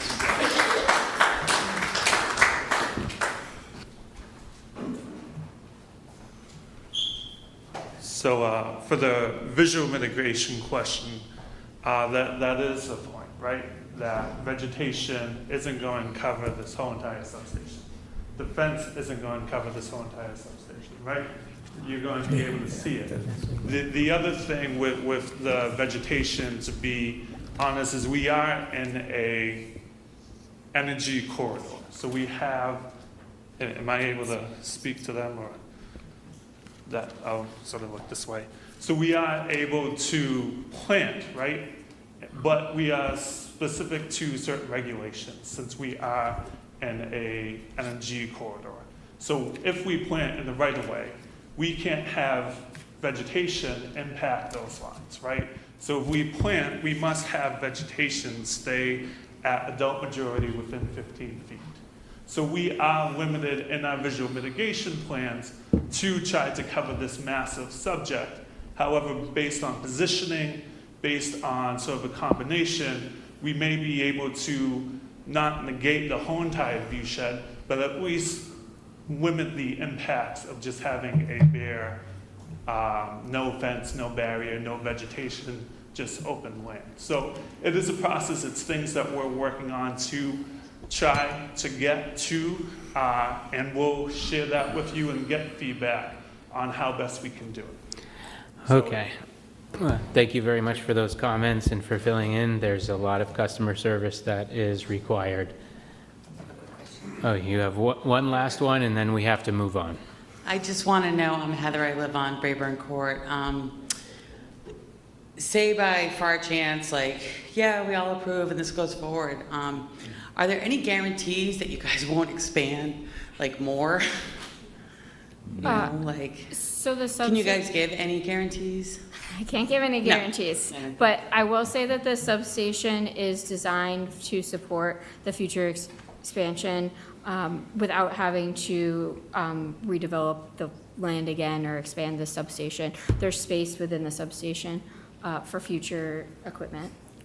Great, thank you. Mr. M.G.L, I see you positioning. Oh, go ahead.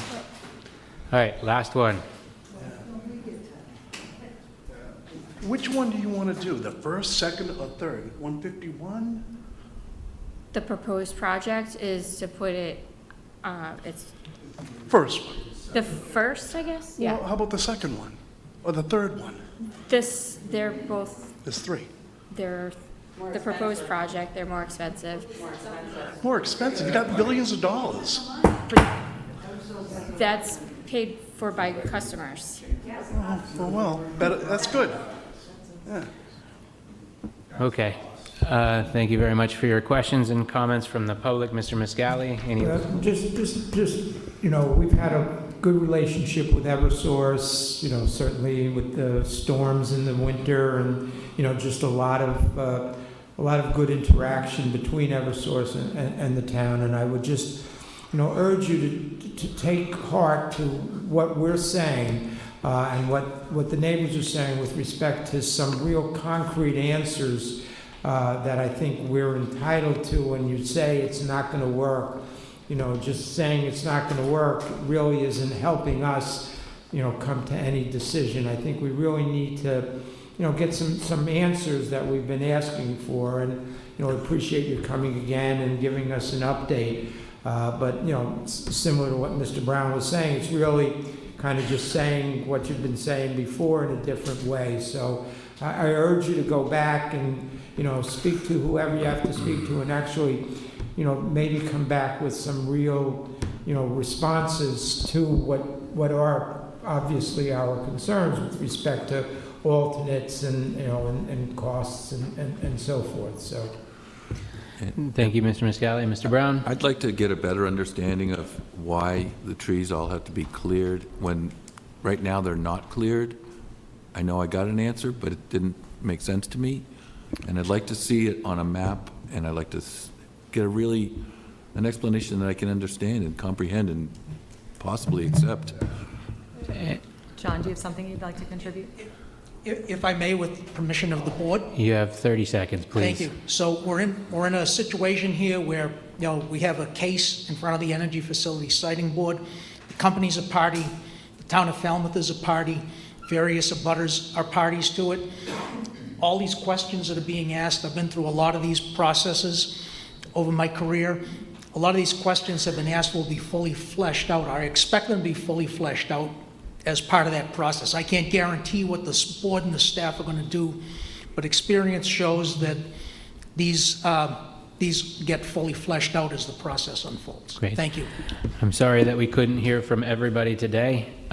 We will move on. We have 2 tasks per Ms. Moynihan I would like the town to look into, which would be the select board. We ought to look into the number of zoning exceptions, and then clarification on the Cape Cod Commission and getting a ruling from Mr. Cornott. Thank you all. If you could please proceed quietly out, we will get ready for items B and C.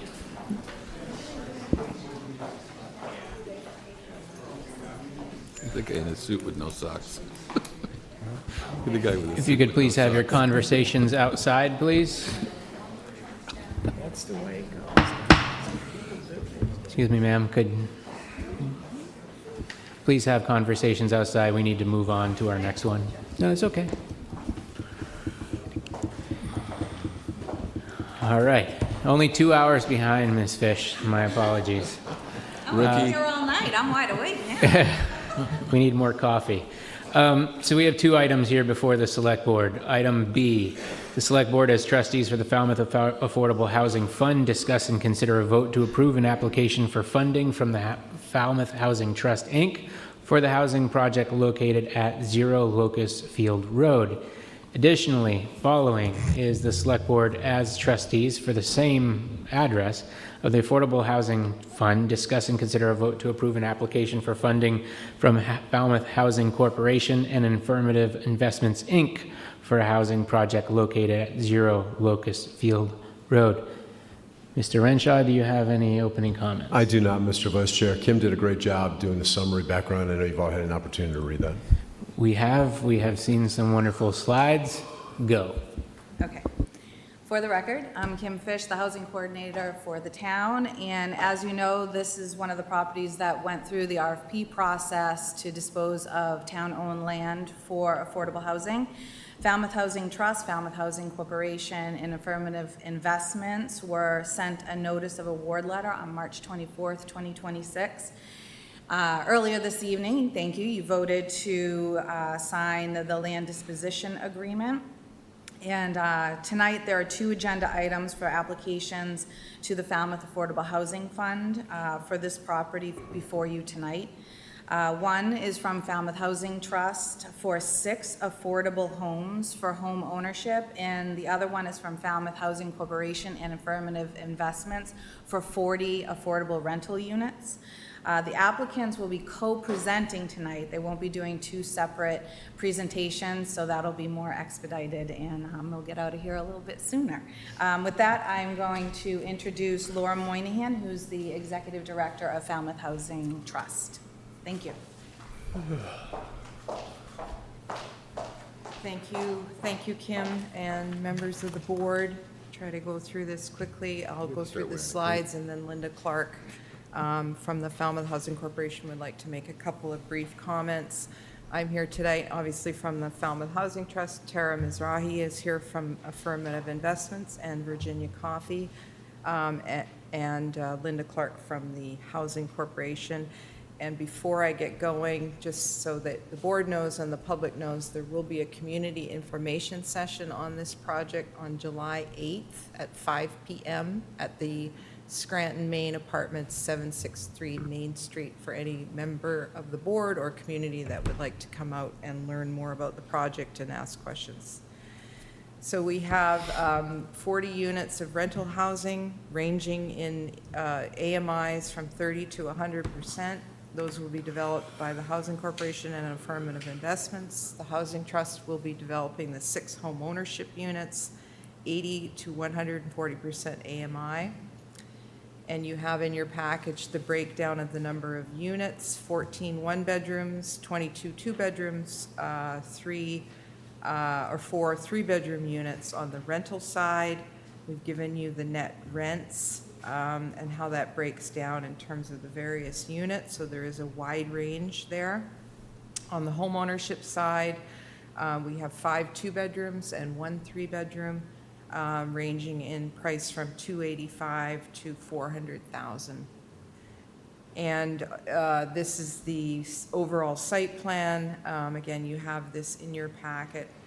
The site has been designed as Locustfield Woods, trying to create wooded buffers around the development, as well as a pedestrian path that encompasses the entire development. On the left side of the screen, you have the 3 home ownership duplexes, and then on the right-hand side, you have the rental apartment building with wooded buffers in between as well. On the home ownership side, we have designed a duplex that doesn't look like a duplex. So we have tried to separate the entrances and the privacy for the residents. And we've given you the floor plans, which show the two, we call it, so 2 two-bedroom units in one duplex. These will be visitable units for access for persons with disabilities on the first floor to the entrance and the bathroom. And then there is a 2-3 duplex model as well. Very similar design, except the 3-bedroom unit has a master bedroom or a first floor bedroom as well. About 1,100 square feet on the 2-bedroom units and around 1,300 square feet on the 3-bedroom. On the rental side, we've given you some views. Rohde Architects has done a lot of the design work. This is from the front driveway coming in. Here's the view from the lawn area, which is designed to be a play area, outdoor space that will be available for all residents, including the home ownership residents, if the kids want to use it and play there. And then we've given you the floor plans for the first floor, showing the bike storage area, a lounge, a fitness room, community area, as well as a management quarters and a community room. And the second floor plans, you can see from the plans that the units, various bedroom sizes are spread throughout the building on different levels, and the range of square footages for the units. This plan is floor 3, and it gives you the breakdown of the square footages for the units and the unit mix.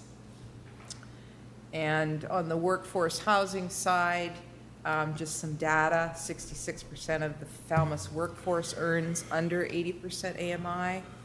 The median income for homeowners is about $101,000, while the median income for renters is very low at $34,538 for a single-person household. And we've given you the income needed to afford median rent. So median rent has been calculated, I believe this is in the housing production plan, at about $3,000 a month.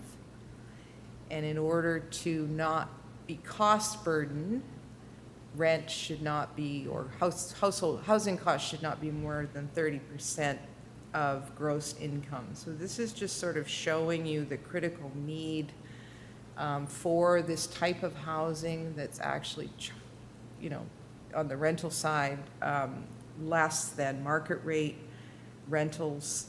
The incomes needed to afford the median rent and not be cost burden is around $120,000 a year, which many of these occupations do not meet and are significantly lower than that. So we just provided this to show you the critical need for this type of housing at the rent levels that are proposed.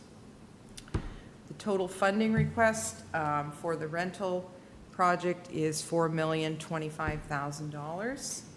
I know that sounds like a lot, and it is a lot. And it is $100,000 per unit for the construction activities. But you can see from the project sources that this really represents 15% of the overall development cost. So around $28 million for the rental side in total. And the funding is made up of tax credit financing, soft funds, permanent mortgage, and fundraising, making up the other 85%. So housing is expensive, but obviously the Falmouth Affordable Housing Fund is very important to this project because that provides 15% of the total capital stock and is the basis for other financing to fall in place. On the home ownership side, the request is for $925,000 at $150,000 per unit. That's 26% of the total capital stock. Home sale revenues, deferred developer fees, rebates, and philanthropy making up the other 74%. So I've given you the development standards. I know you're all familiar with these, allowing for the infill development, encouraging the market to create multiple housing opportunities, and accepting responsibility for providing housing for people of all stages and all levels of income.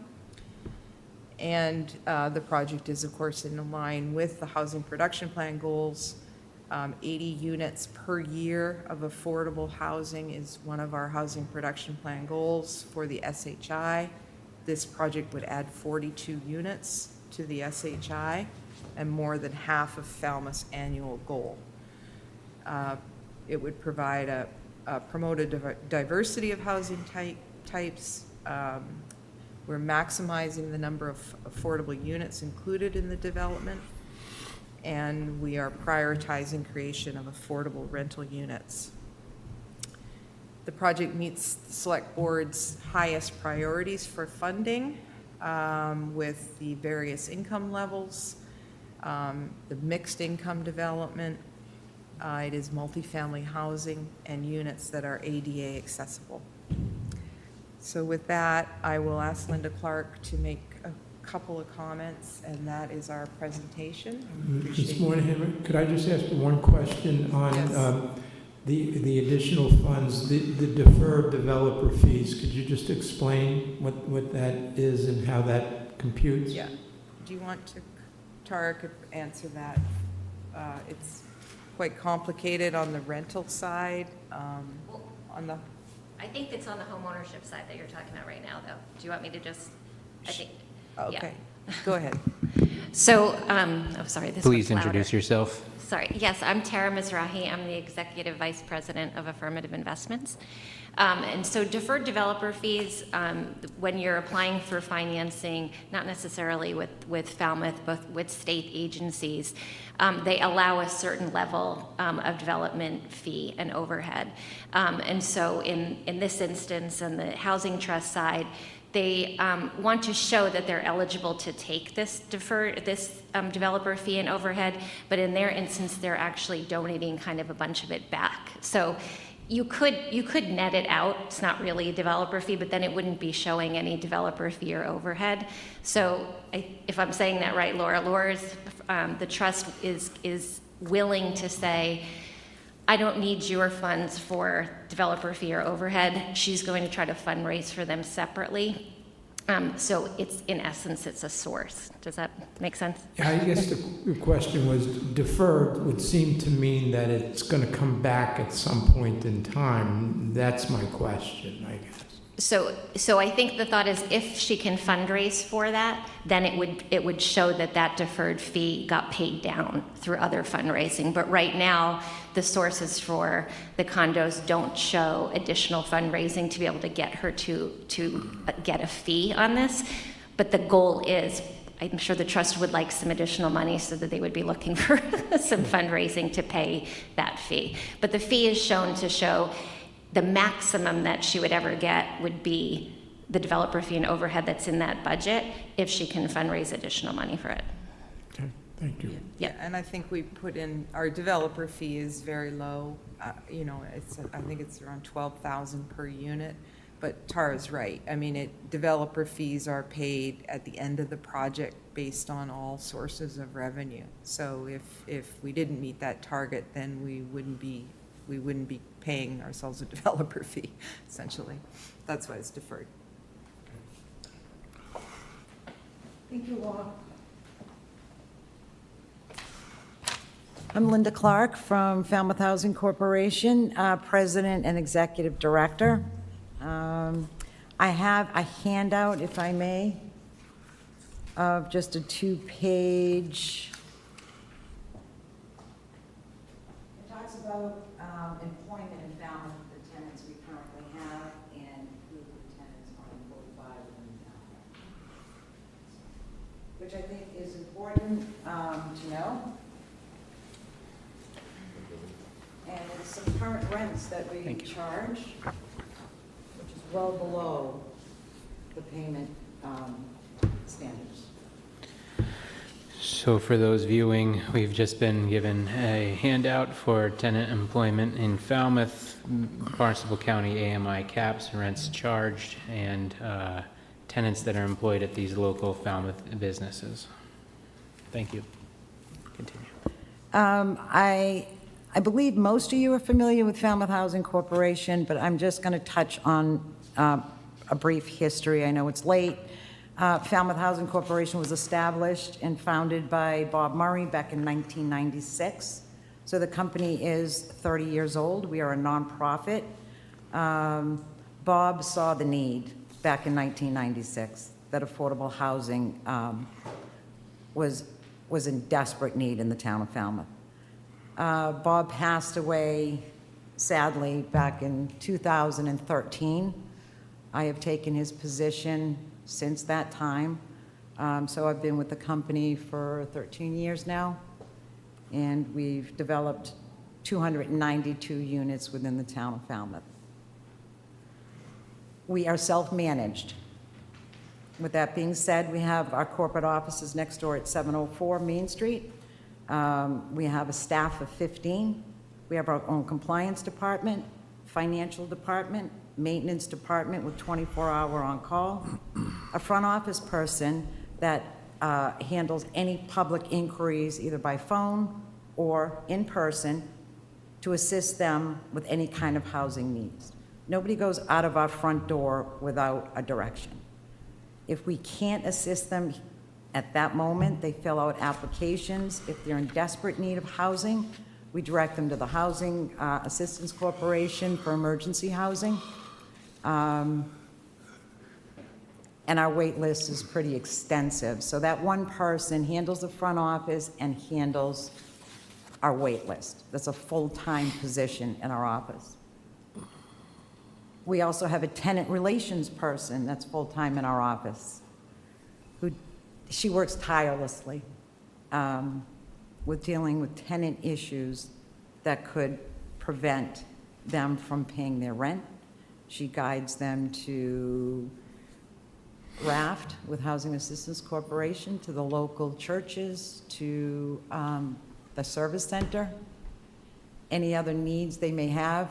A lot of our tenants live paycheck to paycheck. If they need a new set of tires, how do they pay their rent? So it's very, very difficult. We do have that person on staff at a full-time job. It's probably a full-time plus because it's after hours, it's on weekends. I just want to if I could go over the handout briefly. Again, I'm not going to take a lot of your time. The Falmouth Housing Corporation, we partnered with Affirmative Investments back in 2004 and created 704 Main Street. Since then, we've created many units within the town of Falmouth. We have a total of 10 projects, ranging from 30 to 120 AMI. We have 8 market units at our property at Edgerton Drive. 87 of our units are age restricted. 20% of those tenants in these units are employed in the town of Falmouth. In addition, there are several tenants that volunteer within our town. The remaining units of 205, not age restricted. 110 of those tenants work within the town of Falmouth. That's 54%.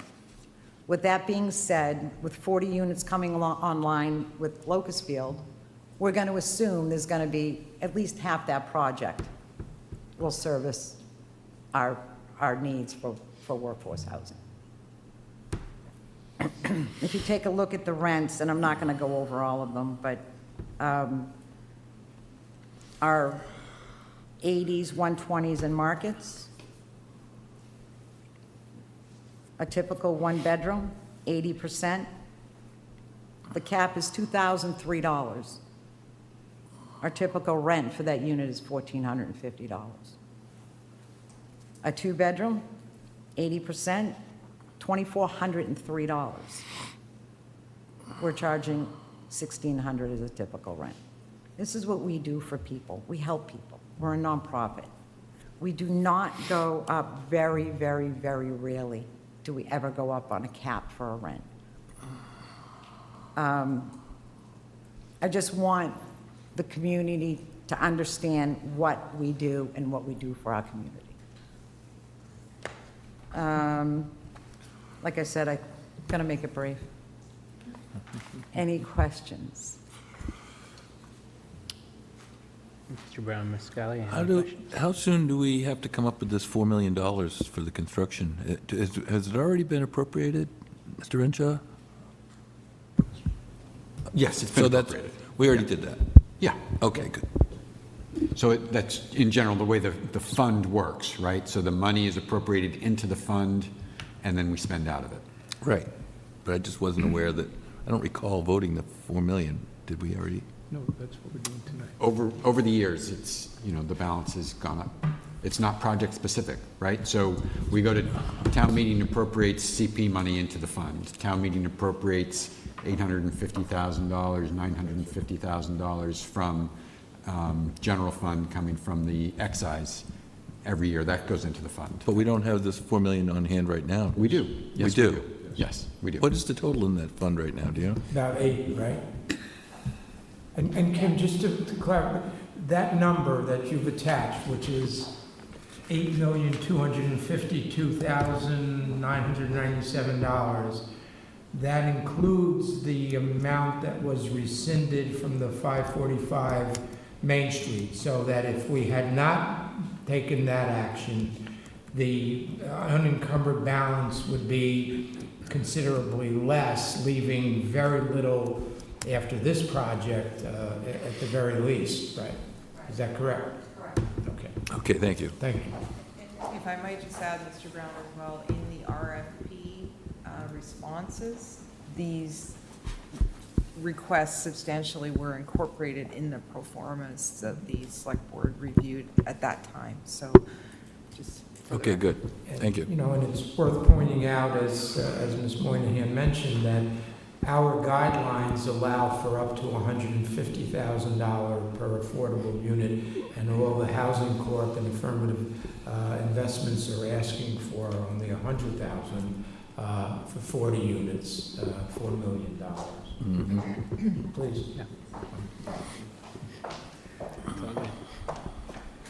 I also just want to point out a really important point that Ms. Moynihan had brought up at our Affordable Housing Fund, the working group meeting that we have, that right now this isn't generating any income for the town of Falmouth, but they will be paying property tax once it's built, so.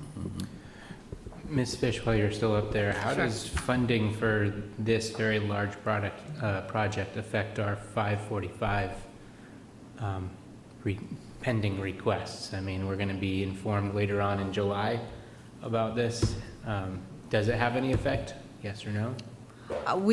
Well, I mean, that's a tough question to answer. I mean, it would leave, if these were awarded, it would leave $3.8 million in the fund, but this is a town-owned property that we have all collaborated together, so I think it should be looked at separately anyway. Yeah, Well, roger that. but if I may, Mr. Chair, I think there's an arithmetic question. So it's just the balance, if this were approved, is 3.8 million. And then we have an application from Falmouth Housing Corp for 545 Main, and that number is less. 2.6. It's 2.6. So it leaves us with 1.2 million is the math. Okay. But yet we haven't considered potential construction requests, but that's not on the agenda. That's correct, right. It's just the phase one, the initial application before you for property acquisition. There is sufficient funds for that. But I do project ahead in talking with developers and potential developers and what could be in the pipeline, that $1.9 million would not be requested until after April town meeting 2027, where we would never appropriate those funds for an application that hasn't been approved by town meeting, but we do know that we'd be working with the CPC, requesting funding for them for the transfer, and that would be on April 2027 town meeting, as well as the local impact fee and the short-term rental fees. Both would be, and that would put, last time we received $2 million from the CPC and $950. So we should be able to get more money in the fund. Okay, good. Any further questions from the select board? No. None. Do we have a motion? We have two different ones here. We have one for $925,000 with $25,000 to be allocated for pre-development costs, as well as a separate one for $4,025,000. So let's start with the first one. I would move approval of the $925,000. All right. So we have a motion and a second to move. Sorry, if I may, can we ask that full motion be read into the record? I was just about to do that. So we have a motion, a second, to move the select board as trustees of the Falmouth Affordable Housing Fund, award $925,000 to the Falmouth Housing Trust, Inc., with $25,000 to be allocated for pre-development costs and $900,000 to be allocated for the construction of 6 homes for ownership, 2 restricted at 80% AMI, 2 at 100% AMI, and 2 at 140% AMI, and to authorize the town manager to execute the documentation setting forth the financial award to Falmouth Housing Trust. Any further discussion? Nope. Hearing none, all those in favor? Aye. Aye. Aye. You have unanimous of the 3. The next one we have is for the $4,025,000. I will make the motion that the select board, as trustees of the Falmouth Affordable Housing Fund, award $4,025,000 to Locust Field Woods LLC, with $25,000 to be allocated for pre-development costs and $4 million to be allocated for the construction of 40 rental units. 38 units are restricted at 60% AMI, 2 units at 80% AMI, and 2 units at 100% AMI, and to authorize the town manager to execute the documentation setting forth the financial award to Locust Field Woods LLC. Do I have a second? Second. Second by Mr. Brown. Any further comments? Seeing none, all those in favor? Aye. Aye. All right. Nicely done. Thank you very much, and Thank as you. always, we appreciate all your time, Kim's time, the working group, all the staff. We're very grateful. Thank you. Okay, thanks. Thank you for all you do. Thank you all.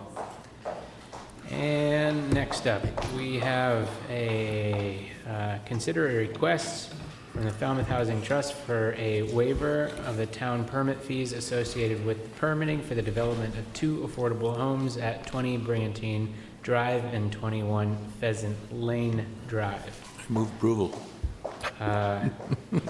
So moved. Second. Any further discussion? Hearing none, all those in favor? Aye. Aye. Do you need me to actually read it all, or you could?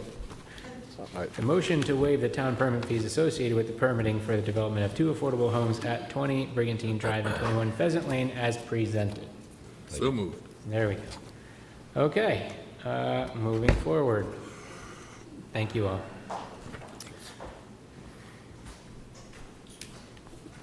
We have consider a request from the Compact of Cape Cod Conservation Trust on behalf of the 300 Committee for a conservation restriction at 44 Bittersweet Road, owned by the Bittersweet Farm Trust. Mr. Renshaw, do you have any opening comments? I do. I'll get through this quick. Last month, May 26th, the Cape Cod Conservation Trust, through Kat Garofoli, submitted a letter, which is attached to your packet this evening. The Hazelton family of the Bittersweet Farm Trust is granting this conservation restriction to the 300 Committee Land Trust on a 6.7 plus or minus acre parcel located at 44 Bittersweet Road in Falmouth. The Conservation Commission here in Falmouth voted to support this conservation restriction at their May 20th meeting, and the document has been reviewed by Falmouth Town Council. Members of the Select Board, the purpose of this conservation restriction is to ensure the protection of the property in perpetuity for its natural, scenic, and open condition. Specifically, the conservation restriction will permanently protect 1.2 acres of area designated as biomap rare species core habitat as defined by the Massachusetts National Heritage and Endangered Species Program. Property also lies within the watershed of the Upper Coonamessett River and the Great Pond Coastal Embayment, and its protection will maintain groundwater quality flowing to these water bodies. And importantly, the agricultural activities will remain a permitted use that will encourage the protection of Falmouth's farm agricultural lands. That's all I have. I'll turn it over to Kat. Kat, do you have anything to add? Thank you very much for hearing me. Oops, sorry. And thank you for your patience. Absolutely. So I am the land protection specialist through the Compact of Cape Cod Conservation Trusts. I'm paired with the 300 Committee 2 days a week. And I've had the honor of working with the Hazelton family on this conservation restriction over the last year and a half. The family is absolutely dedicated to preserving the agricultural activities and the overall environment surrounding this beautiful property that they have on Bittersweet Road. This property will add to the hundreds of other acres that the 300 Committee holds in conservation restriction, and we're just very excited to have this partnership with the Hazeltons. I'm happy to answer any questions. It's a pretty standard conservation restriction in that it prohibits any sort of development and permanent structures. It does allow the family for their agricultural activities and a special use area for boat storage. But overall, the conservation restriction is pretty standard, allows them to maintain and update their house while protecting the conservation values you can find there.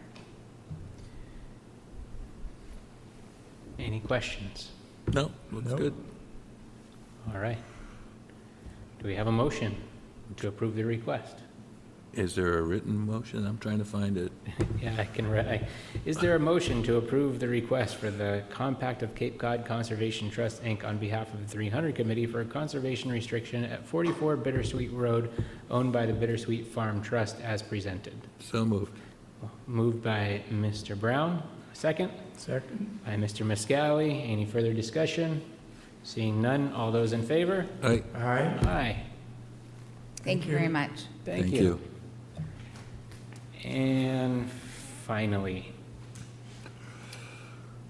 may I have a motion to approve the meeting minutes of May 18th, 2026, June 1st, 2026, and June 8th, 2026, pending any comments from the select board? I would move them. The only correction I would make with respect to the minutes of June 1st was that you, Mr. Reed, were referred to as Jack Reed as opposed to Colin Reed. Those of you who may know, Jack Reed actually was in the movie The Reds with Warren Beatty, because he was anyway, that was who the original Jack Reed was. But anyway, other than that correction, I don't see any other corrections, and would move the approval of those minutes. I would second them. Okay. Further discussion? Thank you very much for pointing that out. I was going to say the same thing. All those in favor? Aye. Aye. Select board reports real quickly. Do you have any reports? I do not. All right, we don't have any select board reports. Future agenda item requests. I have made a couple. I would reiterate that I would like a kind of an update on pickleball and what has gone on with respect to discussions about pickleball. That's something I'd like to have brought up at a future meeting. Roger that. So noted. No. Mr. Brown? Same ones as before. All right, may I have a motion to adjourn? So moved. By Second. Mr. Brown, second by Mr. Miscali. Any further discussion? Seeing none, all those in favor? Aye. Aye. Before 11 o'clock. I appreciate your patience with all of this You did for the first time. This place is freezing. Yeah, chilly.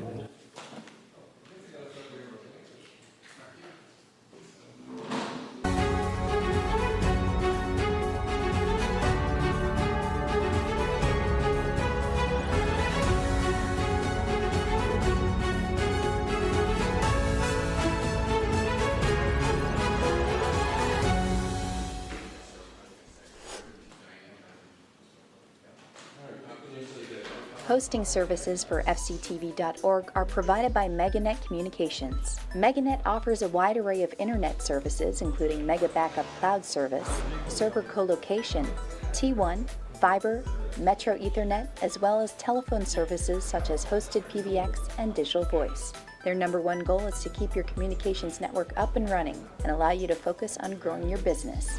877-634-2638 or meganet.net. Proudly serving the New England area, K&K Talent Partners provide a personalized approach to full-cycle recruiting services. Their level of integrity and empathy is rare, and it speaks volumes about who they are as people and as recruitment partners. Our goal is to build trusted relationships and to create genuine connections that help companies grow. K&K Talent Partners, kktalentpartners.com. At Martha's Vineyard Bank, we know Falmouth, with locations in Woods Hole, on Palmer Avenue, and the Village Green. We deliver personal banking tailored to your needs, business solutions to help you grow, flexible lending to move you forward, and investment strategies that work for you. Whatever brings you in, we're your local partner. Martha's Vineyard Bank, your goals, our guidance.